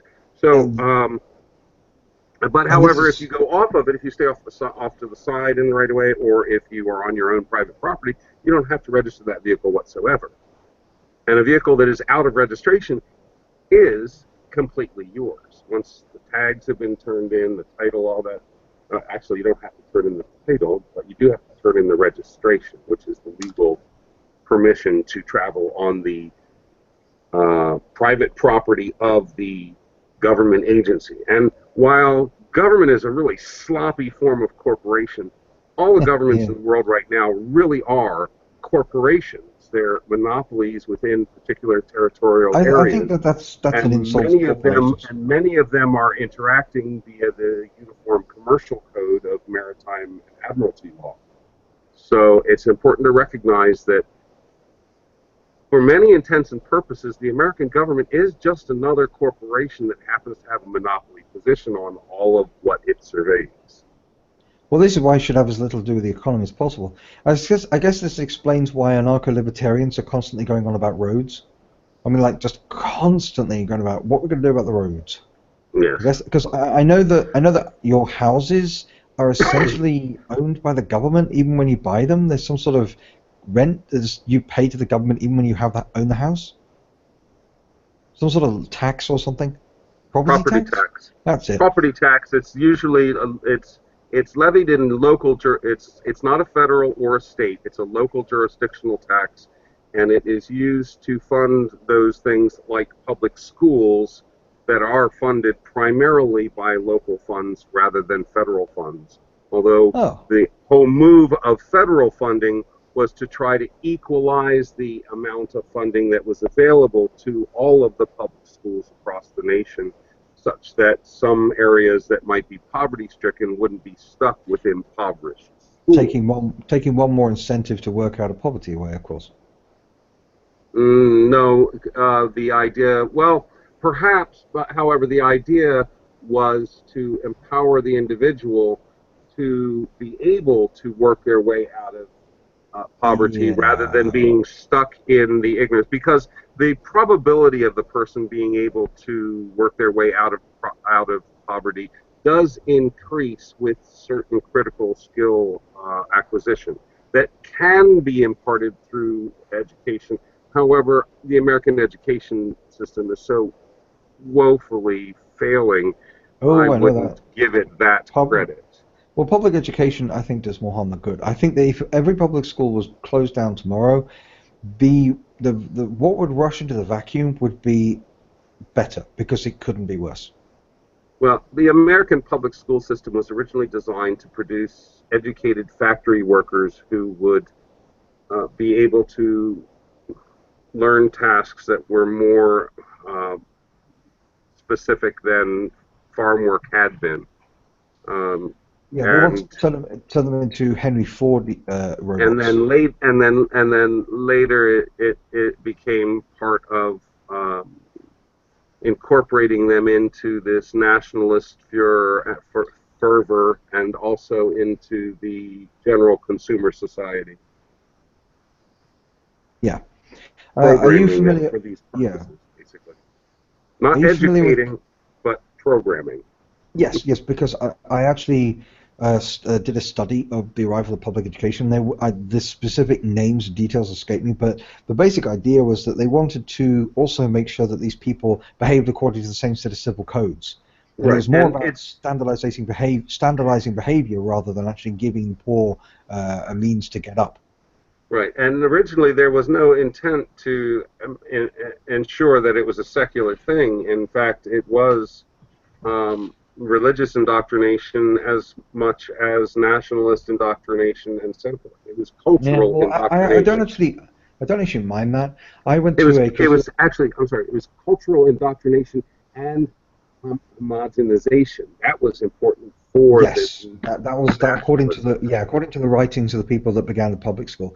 But the weird thing about religious education is that it actually helped me be an atheist, because in my country we're a Christian country officially, and our schools, our public schools, are Christian schools, all of them. Right, and so we're all made to pray every single day, and that actually helped me snap out of it. So I'm not that bothered about that sort of thing. Well, I went to secular private school as for elementary school, and then elementary and middle grades. Lucky and then in high school, I decided that I was smart. I have the ability to learn and test well. So anyway,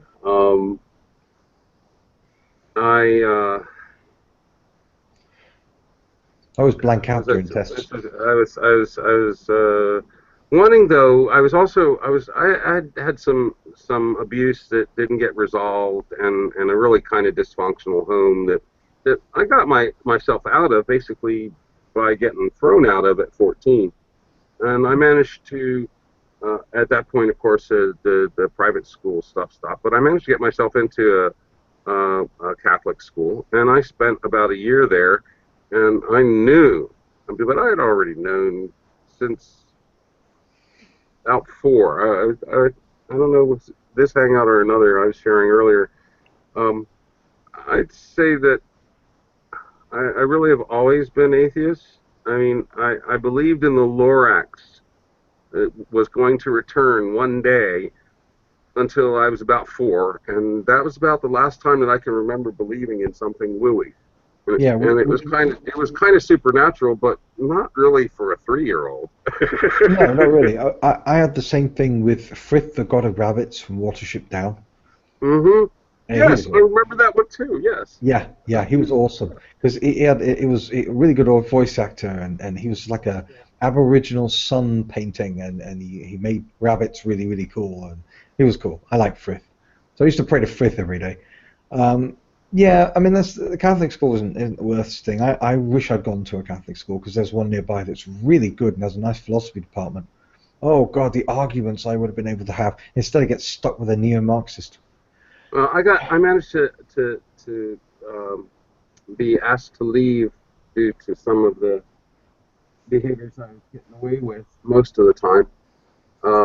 Were you doubting? Were you questioning the transubstantiation of the Eucharist? Naughty boy. No, the school had been all girls 2 years before I had been. That's part of the reason that they accepted me, because they were just like any boys whatsoever. And so had been caught in the confessional booth with one of the girls who I didn't know what confessional booths were for until she showed me. What the fuck? Why was I getting all? But it was, of course, my fault because I was the boy. Of course. Yes. And there was another episode where they suspected me of smoking marijuana on campus. They didn't catch me doing it, but they suspected me. And that was enough. You're a bit too happy and you smelled funny. It was enough for them to ask me to. Well, I was in the company of some other people who got caught, and I had been seen in their company just before they got caught, but somehow or another I didn't. I had parted. I guess I'd gone to the bathroom or something, and happened to just. The amount of incense they wave around, you think they wouldn't mind pot, but there you go. I could see Catholicism and pot use going hand in hand quite well. Oh, the Virgin Mary, man. So then I ended up at an arty boarding school because I was such trouble. That was the only place that would take me, and I ended up getting thrown out of there for cutting classes, even though they gave me straight A's. It's weird. So yeah, they didn't stick you in a higher bracket then, which is what I should have done. Well, no, because there were schools that I would qualify for academically, but my behavioral problems were such that they didn't want me in their institutions. But I questioned authority way too much. You could never do it too much. And well, to my own detriment in some respects. I mean, the alcohol and drug use, I might have been better off listening to some of the authorities about who were warning me about excesses. Yes. Well, I never question authority when I know that they're right deep down the side. Let's see. I was also still resolving some of the traumatic sexual and physical abuse that had. I wasn't resolving. I never got therapy until the last decade or so for most of it. So. Well, so there was no chaplain you could talk to or something? Actually, it was the vacation Bible school pastor who first raped me at 5. Yeah. And when I came home and told my mom, she kicked back her tumbler of scotch and told me to shut up, stop lying.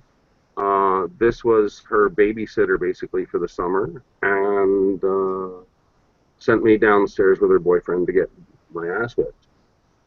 Huh. So, and I'd been threatened that God would punish me if I spoke about it by the pastor, of course. And there it was, proof.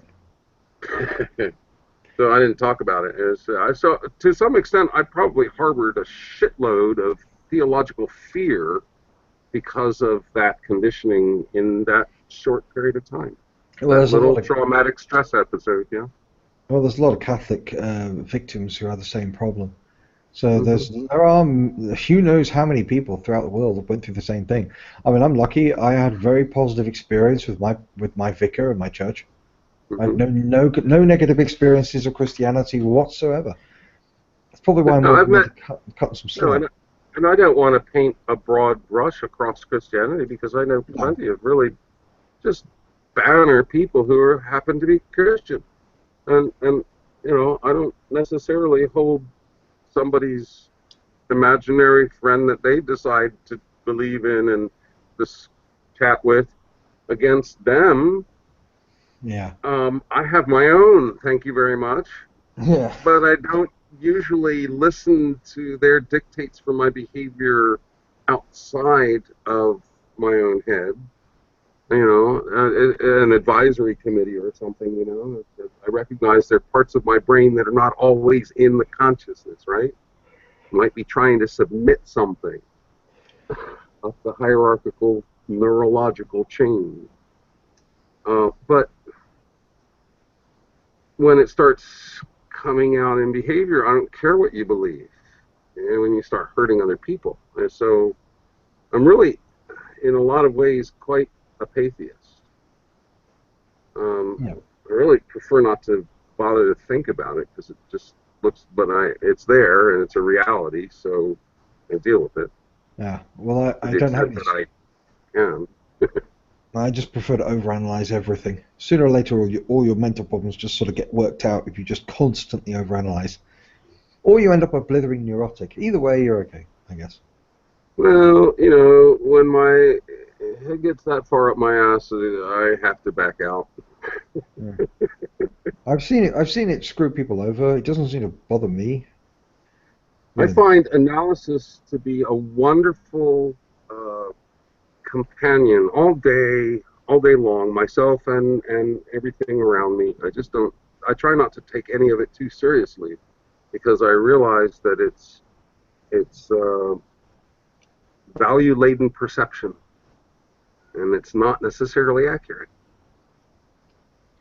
Well, yeah, you kind of value label perception that's very accurate, though. I mean, yeah, but that's my philosophy. Yeah. Well, the number of type 1 to type 2 errors that can accumulate so rapidly, the number of perceptual compiled errors that can end up in a flawed epistemology.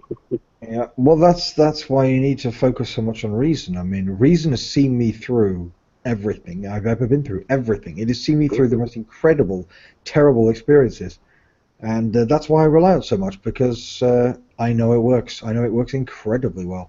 I don't disagree. Yeah.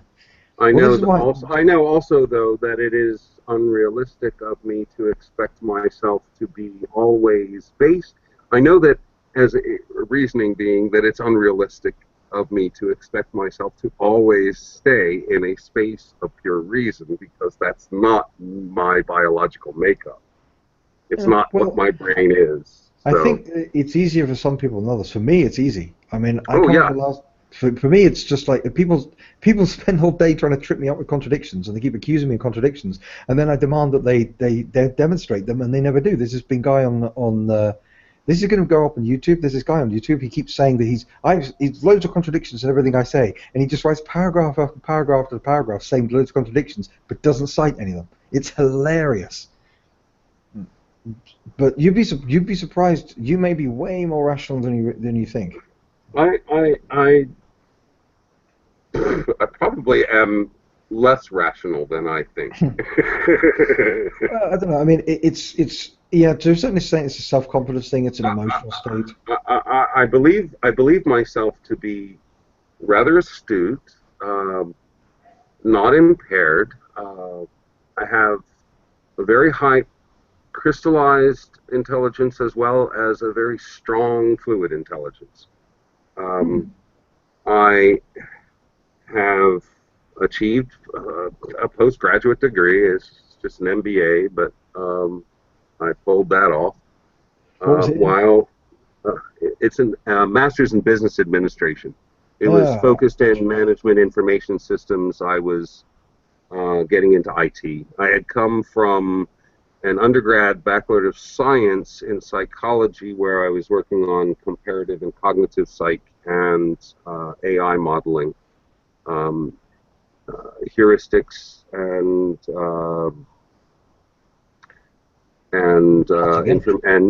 knowledge bases for expert systems.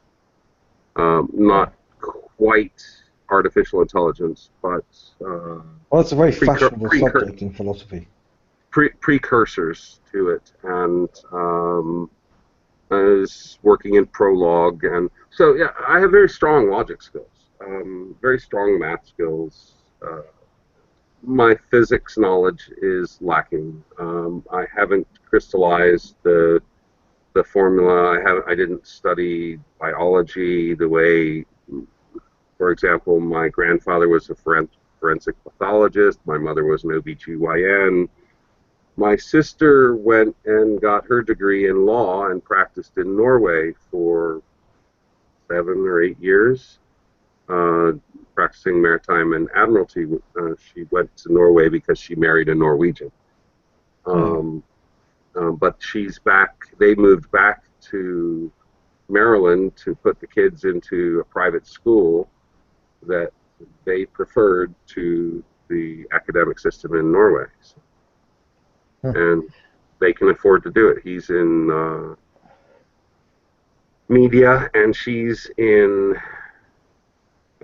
corporate law, and the two of them have a film production company as well. I come from a family that's WASP, you know, very Protestant ethic, very independent, conscientious. Good. Recognition that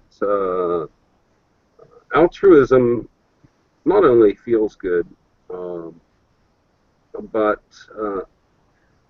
will ultimately an altruistic position will ultimately serve oneself as well. Well, reciprocal altruism. Yeah. Because of the nature of human beings, one who is seen with integrity and honesty and these types of altruistic traits will be favored behaviorally as long as they're consistent with it, although it also runs the risk of great falls. Well, that's the problem. You talk about developmental psychology, comparative psychology, primatological psychology, whatever the hell they call it. Because I did evolutionary. Yeah, evolutionary psychology. Yeah, I did a lot of that. That my lecturers, because we're all Marxists, hated it.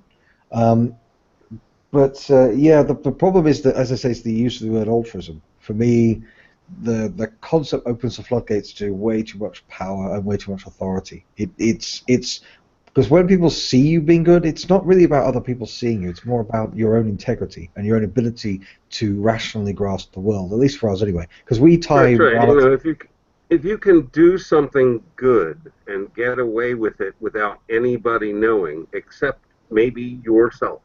Yeah. And if you can get to a point where you do that by habit so regularly that you don't even see that, and you made that habit consciously and willfully, I would suggest that you have behaved in about as much altruism as a human objectively can.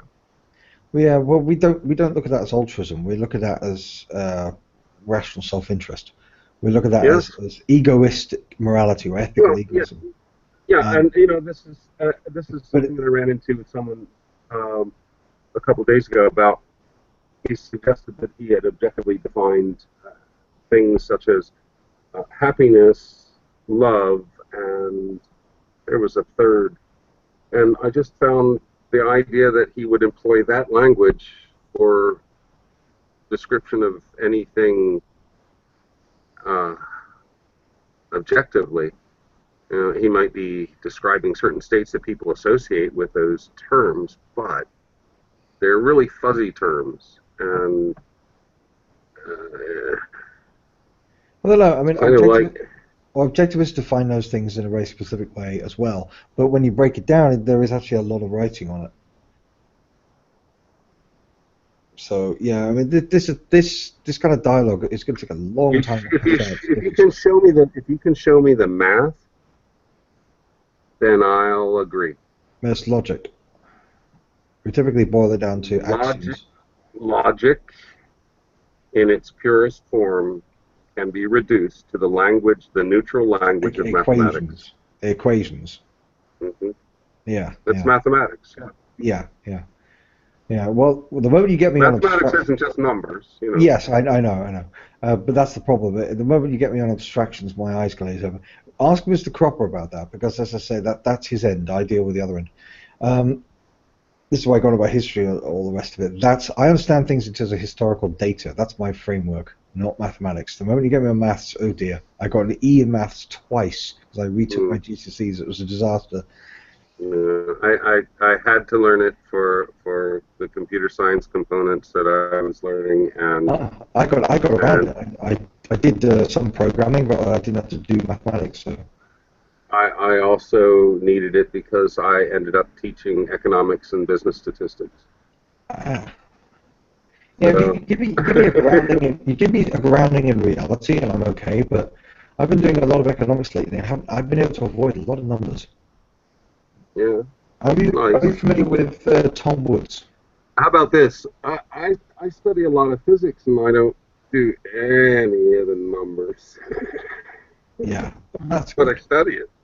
Well, this is the thing. I mean, I study science as well, but I'm always aware that I can only go so far because of my number barrier. Besides which, I'm a generalist. I want to study tons of other things as well, so I can never get too deep into anything, unfortunately.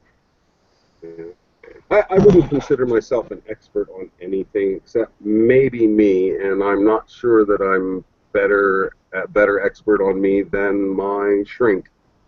Because she's got a better objective view upon me.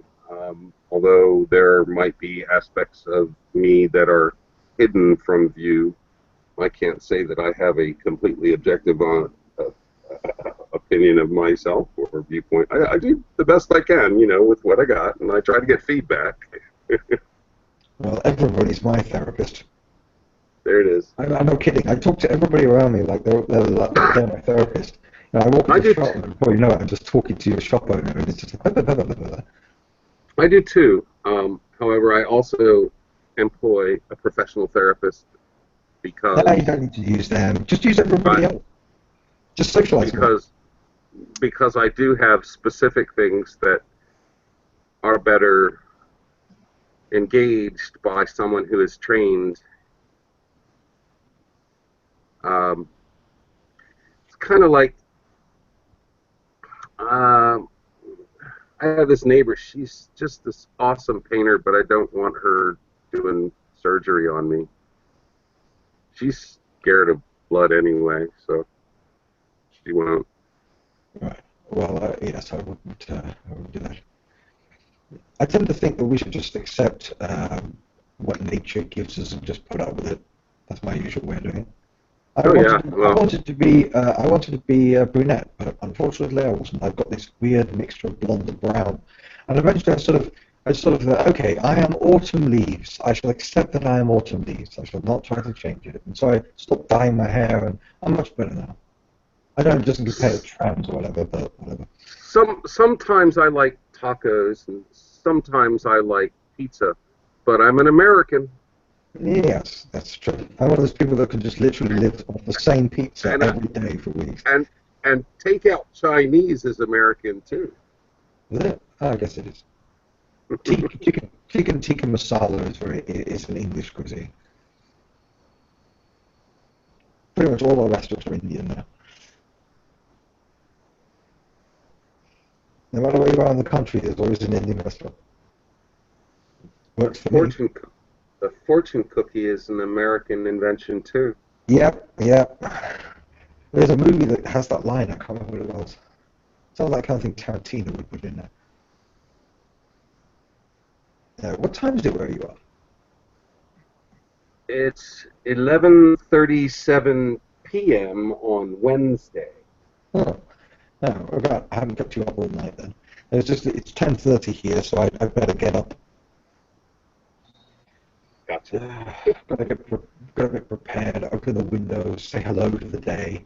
Because that's the thing, for everybody else, this is like at the end of the day, winding down middle of the night. For me, this is my morning ritual. It's like I spend like 5, 6, 7 hours in the morning before I actually properly get up.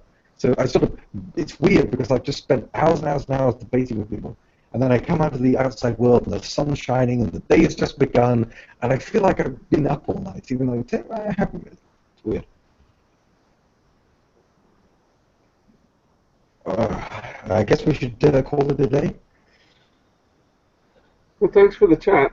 Yeah. Well, anytime you want to come in here, if you want to talk about the real metaphysical, epistemological stuff, really get into that with Mr. Cropper. That's the problem. All the really good stuff happens after Mr. Cropper leaves. Right? I either get into a talk with someone really interesting, like you, or some complete utter offshoot that I get massively annoyed with. Either way, Mr. Cropper is not there to hold me back.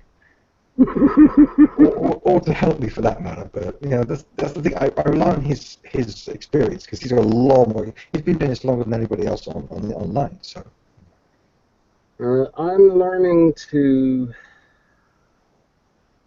listen more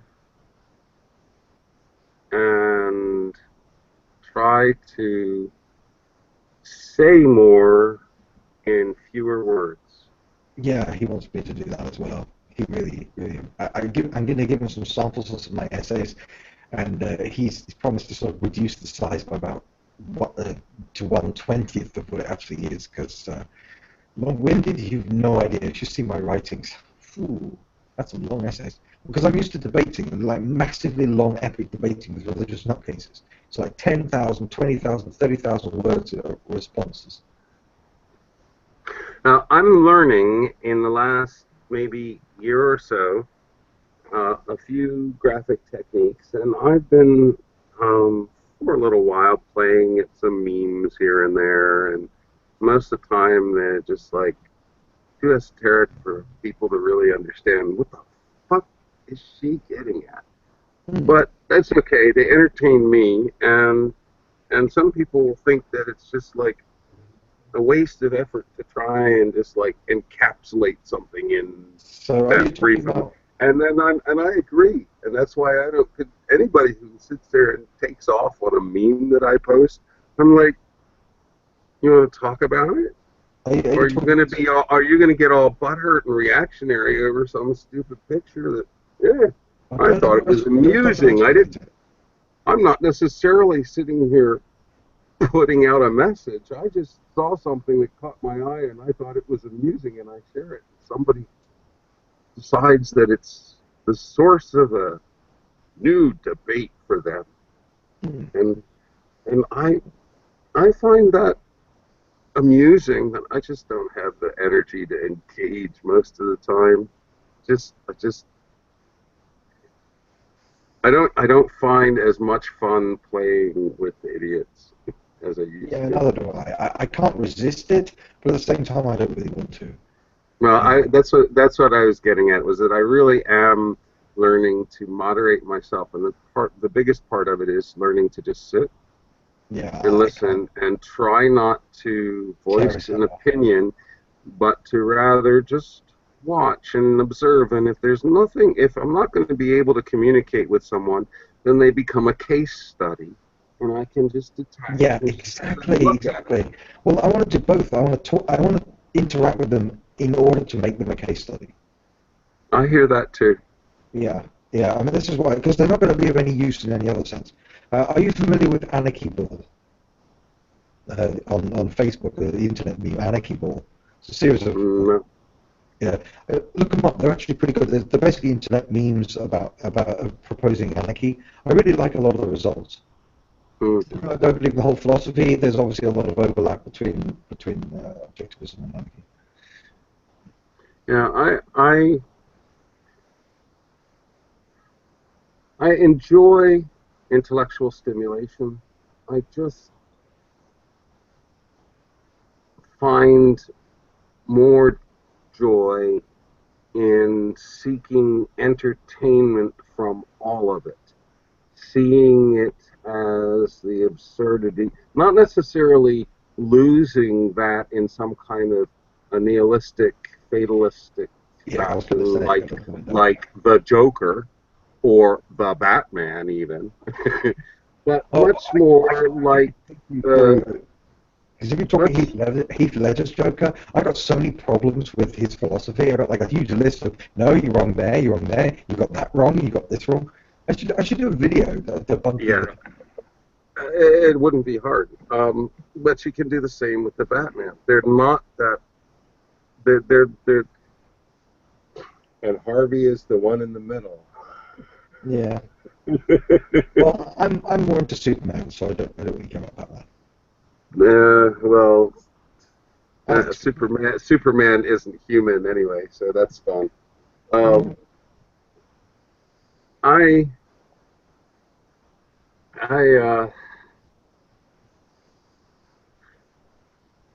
was going somewhere there. Oh yeah.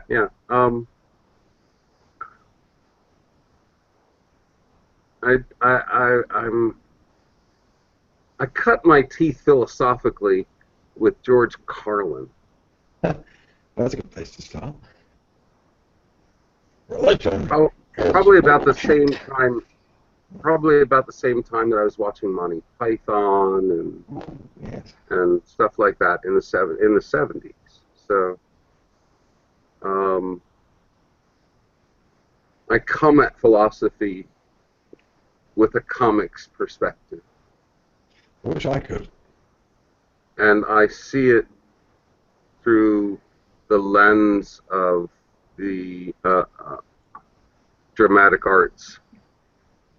And this is one of the reasons why absurdism came so naturally to me as I'm reading Camus' plays. It's like, oh yeah, well this, yeah, there it is.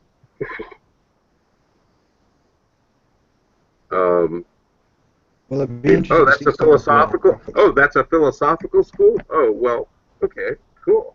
Yeah, because I didn't ever understand nihilism or flat existentialism. It just seemed so boring. Yeah, see, I understand that a lot of people use their imagination to maintain that cognitive dissonance of a religious belief. I like to use mine to find humor where there isn't, I mean, total apathenic humor, but, you know, see, this is not a real pattern, but look, you see it too? Yeah. You know, and, you know, like, the meme that I so enjoyed most today, I think, was, bruh, you gotta vote for Satan. You don't want Thulu to become president, do you? Yeah. And I was like, oh, I'm voting third party. Loki, Thanos, 2016, conquer the galaxy. Because I just, you know, I know it's serious, and I know that there's actions to be taken, but I can't take it all seriously all the time. Because I can only focus on so much, and so I have to be able to set it aside, and I can't set it aside if I can't detach enough to recognize that this is just human condition, and this is just now, and if I'm in peril now, then shit gets serious. But I'm not in peril now. So I can, I have the luxury of indulging in, okay, cool. Looks like I'm going to have fun, huh? I just thought I'd give you a link to Anarchy Ball. Yeah, I appreciate luxury. I appreciate that philosophy is well, even though it's the foundation of civilization, it's also a sort of luxury and product of it. Sort of the beginning and the end. And that's why I fight for civilization. That's why it pisses me off when people are so apathetic. That's why I like Christian conservatives, because they see it in terms of they are Rome and they are holding back the barbarian hordes. I think that that's the only way to look at it. From within and from without. Because civilization requires certain key principles in order to maintain itself, as history has demonstrated. I think it's almost absurd that we really believe ourselves to be that civilized. Except in small pockets locally for short tribal periods. This is why you have empires, so you can make it a big pocket. Yeah, but the corruption that happens within that we've discussed, you know, once you centralize and control, then there's corruption because of humans and you end up with the same milieu, and that's the point that I'm making, is that yes, we should still push uphill with civilization, but we're going to find that with every step we're going to bring ourselves with us. It's absurd. We're going to stay in the human condition no matter how advanced we get until we really evolve. Well, this is the kind of problem I like to deal with. I think that we can solve this problem. I don't see this I see that we can actually get a lot further if certain things weren't getting in the way. It's not that unsurmountable a problem. I do agree. And in fact, just screw up the process because they're run by self-serving bastards. And in fact, despite all of the irony that I know this remark might invoke, I consider myself to be a transhumanist. I practice humanism basically to the best of my ability. I'm trans, But, you know, I really like the idea of maybe that we would advance our species with a little bit more directed selectivity than we have been engaging in. I mean, we're not just plain naturally selected, okay, but we are on the cusp of doing some really fine designing. Could get interesting. And I'm not just talking about like mechanical cybernetics. I'm talking about the biological designs as well. Yeah, I do like the idea of transhumanism, except on the mental level. I want the brain to remain the way it is for now, because we're clearly not very good at dealing with the brain as it is, let alone making further adjustments. I just see it's magnifying all the problems we already have. But physical transhumanism, I'm fine. I want to be able to fly, damn it. How about designing children who are biologically more prone to reason and less prone to perceptual error? That leaves the whole issue of how and why and everything else. I mean, people disagree on perception. Yeah, well, that's the problem. It creates a whole. I don't like the idea of people monopolizing. I like the idea of an emergent complexity where people just figure stuff out for their own and it sort of works itself out on an emergent level rather than on a dictatorial level. Design of babies creeps me out.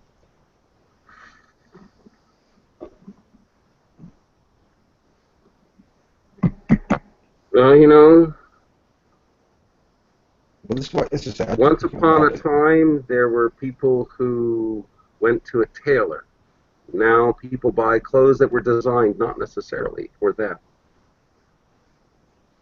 Yeah, but it was step back. I know it's an external aspect of the persona. But, you know, for example, I believe it was earlier in this conversation, I was discussing the idea that if someone could introduce some kind of a retroviral gene therapy that would rewrite all of my Y chromosomes to X, that I would be very curious about engaging it. Yeah, I mean, we'll probably will do that at some point. I don't know. I like the idea of knowing what person, the gender of a person was born. I don't know. I just like knowing that. But what the hell? It doesn't make much difference to me. You know, I figure it's maybe relevant if we were going to have sex, but I don't think we're negotiating that. No. But no, it's just that to me, gender differences are kind of important. I'm a positivist. I like my men and my women women. So I get a bit confused sometimes. My brain doesn't process it. You think I'd be used to it by now? I grew up in London. I mean, I've seen it all. I like that too, and I'm not suggesting that there should be a. Other people are, of course. That's the problem. There are. I know. I like variety in the species. Well, that's the problem. The leftists want everything to be the same.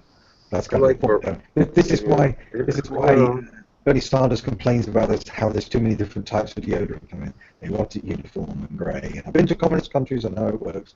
Everything ends up being grey. Absolutely everything. Because I went to Poland when it was communist, and there I spent most of the time in Warsaw.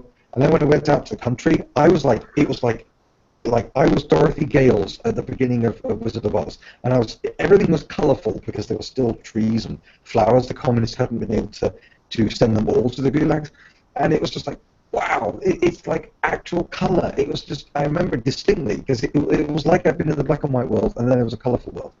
So all the stories you've heard about communism being grey, yep, that's exactly what it's like. Amazing. Didn't help us. Yeah, no, it would be so boring. Yeah, well, again, when you go to, and then when you come back to the West, it's like everything's so bright and vibrant and living, and then there's some whiny little shit going, we need to try communism, man. I want to beat you to death now. You realise that? But I realise the best thing to do is basically just kidnap him and stick him in the trunk and then fly him over to a communist country and then basically leave him there. and hopefully that will help solve his mental dysfunction. Never argue for something that you've never lived with. Never argue for something that exists at the other side of the world that you haven't bothered to do any research on. You've got these Bernie Sanders supporters who are, we should be winding this down, and I'm winding it up. I'll just wrap it up. I'll just say that it just annoys me when kids who've never been to Sweden or Norway are just arguing how we need to try that system, and they have zero comprehension of what goes on over there.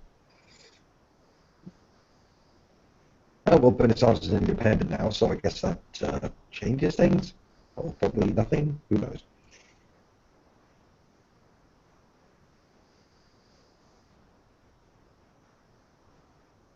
Right. I think we'll leave it there. So, unless you want to do I was just contemplating how the illusion that there's ever really been free markets once there was some market control by any party. Yeah, well, it's not. I mean, it's not like we've ever had pure communism or pure capitalism. No, but it's a matter of degrees. The freer the market, the greater the prosperity and the life, and the less free markets, the worse everything gets. It's just a matter of degrees. 100%, I don't even know what 100% would look like. I'm not quite sure. Yeah, but obviously, to me, closer to 100% the better. And the problem with communism, of course, is that you've got different schools of thought with different definitions, and are you a purist in this regard or that regard? And it's not ever getting to any full, to either end of the spectrum pure, right? We're agreement there. Yeah. And if you look around the globe, it kind of swings with generations to the left and to the right, and to the authoritarian and to the libertarian. Yeah. And because every generation has to learn their lesson. Every generation has to learn that the socialists are lying to you. And every generation, and there's a biological imperative in every generation to challenge the previous generation to establish their own identity and social status, social identity, and to screw everything up. Set forth the to screw up what was, so that they can ultimately usurp power. Yeah, even the previous generation overthrew what the previous generation got wrong. Right, yeah. And you're always going to find that as the rebellion wears off and one becomes part of what is established by that generation, so forth. Back in it seems to me that I heard some reference to Plato complaining about the din, or maybe it was Aristotle, the din that all the youth make with that they call music these days. So it's like this idea that there's a generational struggle will continue, and it'll sway back and forth. And in the sense that there's always someone leaning towards this communism, and there's someone always leaning towards this capitalism regionally in different pockets, there's a competition of ideas in a free market. But the problem is, of course, global environment, the local individual doesn't get to experience the fruit necessarily, though, of either. The problem is that so many of these youth don't understand history. They don't learn what works. I mean, if other people did the experiment, why are you bothering to do it yourself again? Why does every generation have to reinvent the wheel? They don't. I mean, that's why you get young that don't go with the trendy Marxist movements, and they say, look, we've tried this, it's bull. And that's the problem. The historians get shouted down because the movement is everything, and it's insufferable and depressing. I just don't understand how people could go along with the group. I've never, ever been able to grasp that, but there you go.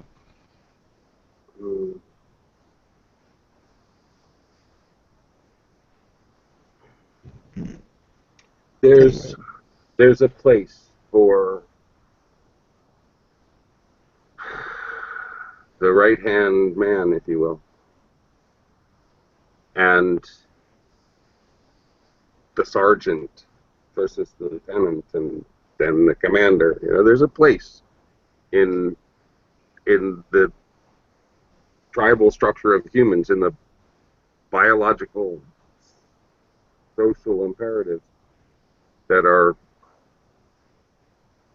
Oh, wait a minute. I think I might have mods. Let me see if I can take care of that for you.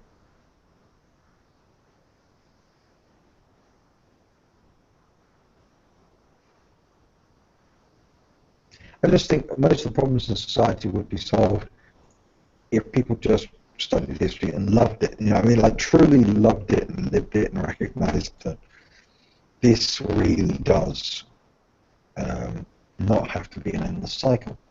History doesn't really, you know, it's the old cliche, history repeats because we don't learn from it. Yes. Maybe the problem is that most of the school's historians are boring. Maybe they should make sure we train up some really exciting, interesting historians with great personalities. You're right. History repeats itself if we don't learn from it. However, the number of people who could really have learned from history has increased by many-fold with the literacy of the globe that has increased significantly in the last century alone. The literacy level hasn't necessarily reached the level of critical thinking to absorb the history and to evaluate the history. We haven't gotten that far yet. The history is really obvious, though. I mean, the entire 20th century was just endless bloodshed in the name of collectivist ideology, socialist ideology. How do you miss that? How do you miss Nazism, fascism, communism, Stalinism, Maoism? How do you miss that? It's imperialism. Well, yeah, imperialism was a different thing. All of these are different brands of. Yeah, well, imperialism was not ideology. I mean, it is, but it's not ideology in that total sense. Because imperialists have different because imperialism is kind of a means to an end, whereas the problem with all these systems is that they were a specific kind of setup. Right, and I want to distinguish between corporate imperialism and capitalism. I'm sure that we have an understanding of the distinction between those. Well, imperialism is political, it's not economic. I mean, it can be tied to it. It has to be the right kind of mindset. I mean, with a free market, it's not, people are after themselves, and it's not... It's a real vague line, though, also nowadays, between corporations and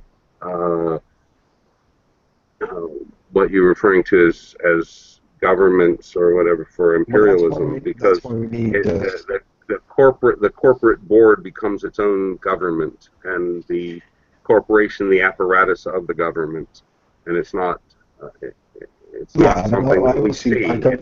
It's shadow government, if you will. It's not conspiracy. It's all out there in the open. It's just who's actually pulling the strings, because who's controlling the money.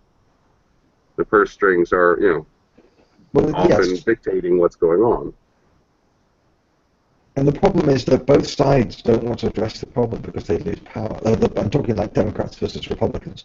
They can both solve the problem overnight, but it would cost them a huge amount of their power. And whichever one does it, they don't want to be the first to jump. That's the problem. Not that most of them are rational enough to recognize what the solution is. It's just that there are going to be people who do.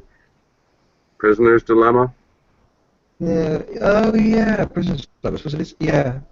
It was in the back of my mind. I was thinking that. God, it's been a long time since I studied the Prisoner's dilemma. Right. I think we should wrap it up because I've got somebody to make. Thank you again. I hope you turn up and when Mr. Crocker's here, so you can really get into the real nitty-gritty of the epistemology, metaphysics especially. Cool. I assume Nadi's going to go to sleep so that we can just watch her sleep for a few hours. I did try to unmute you, philosophy. Yeah, I don't know who's in charge of what and what's going on now. I've got to go anyway, so I'll hopefully see you later when you want to hang around with Mr. Cropper. It's his room, so if you can, I think you can ask him for us to join his circle, or you can ask to join mine, and then I. I'm pretty sure that I have him somewhere. Oh, good. Well, we need people like you at the beginning, because usually we sort of ramble for a while, and it doesn't get interesting until some of the idiots have left. So yeah, we need to sort of have a stronger filtering mechanism, I think. Right, I'll see you later. Bye. Well, thank you. I find that a compliment. Yeah, thank you. I hope. Have a good night or good day. Aloha.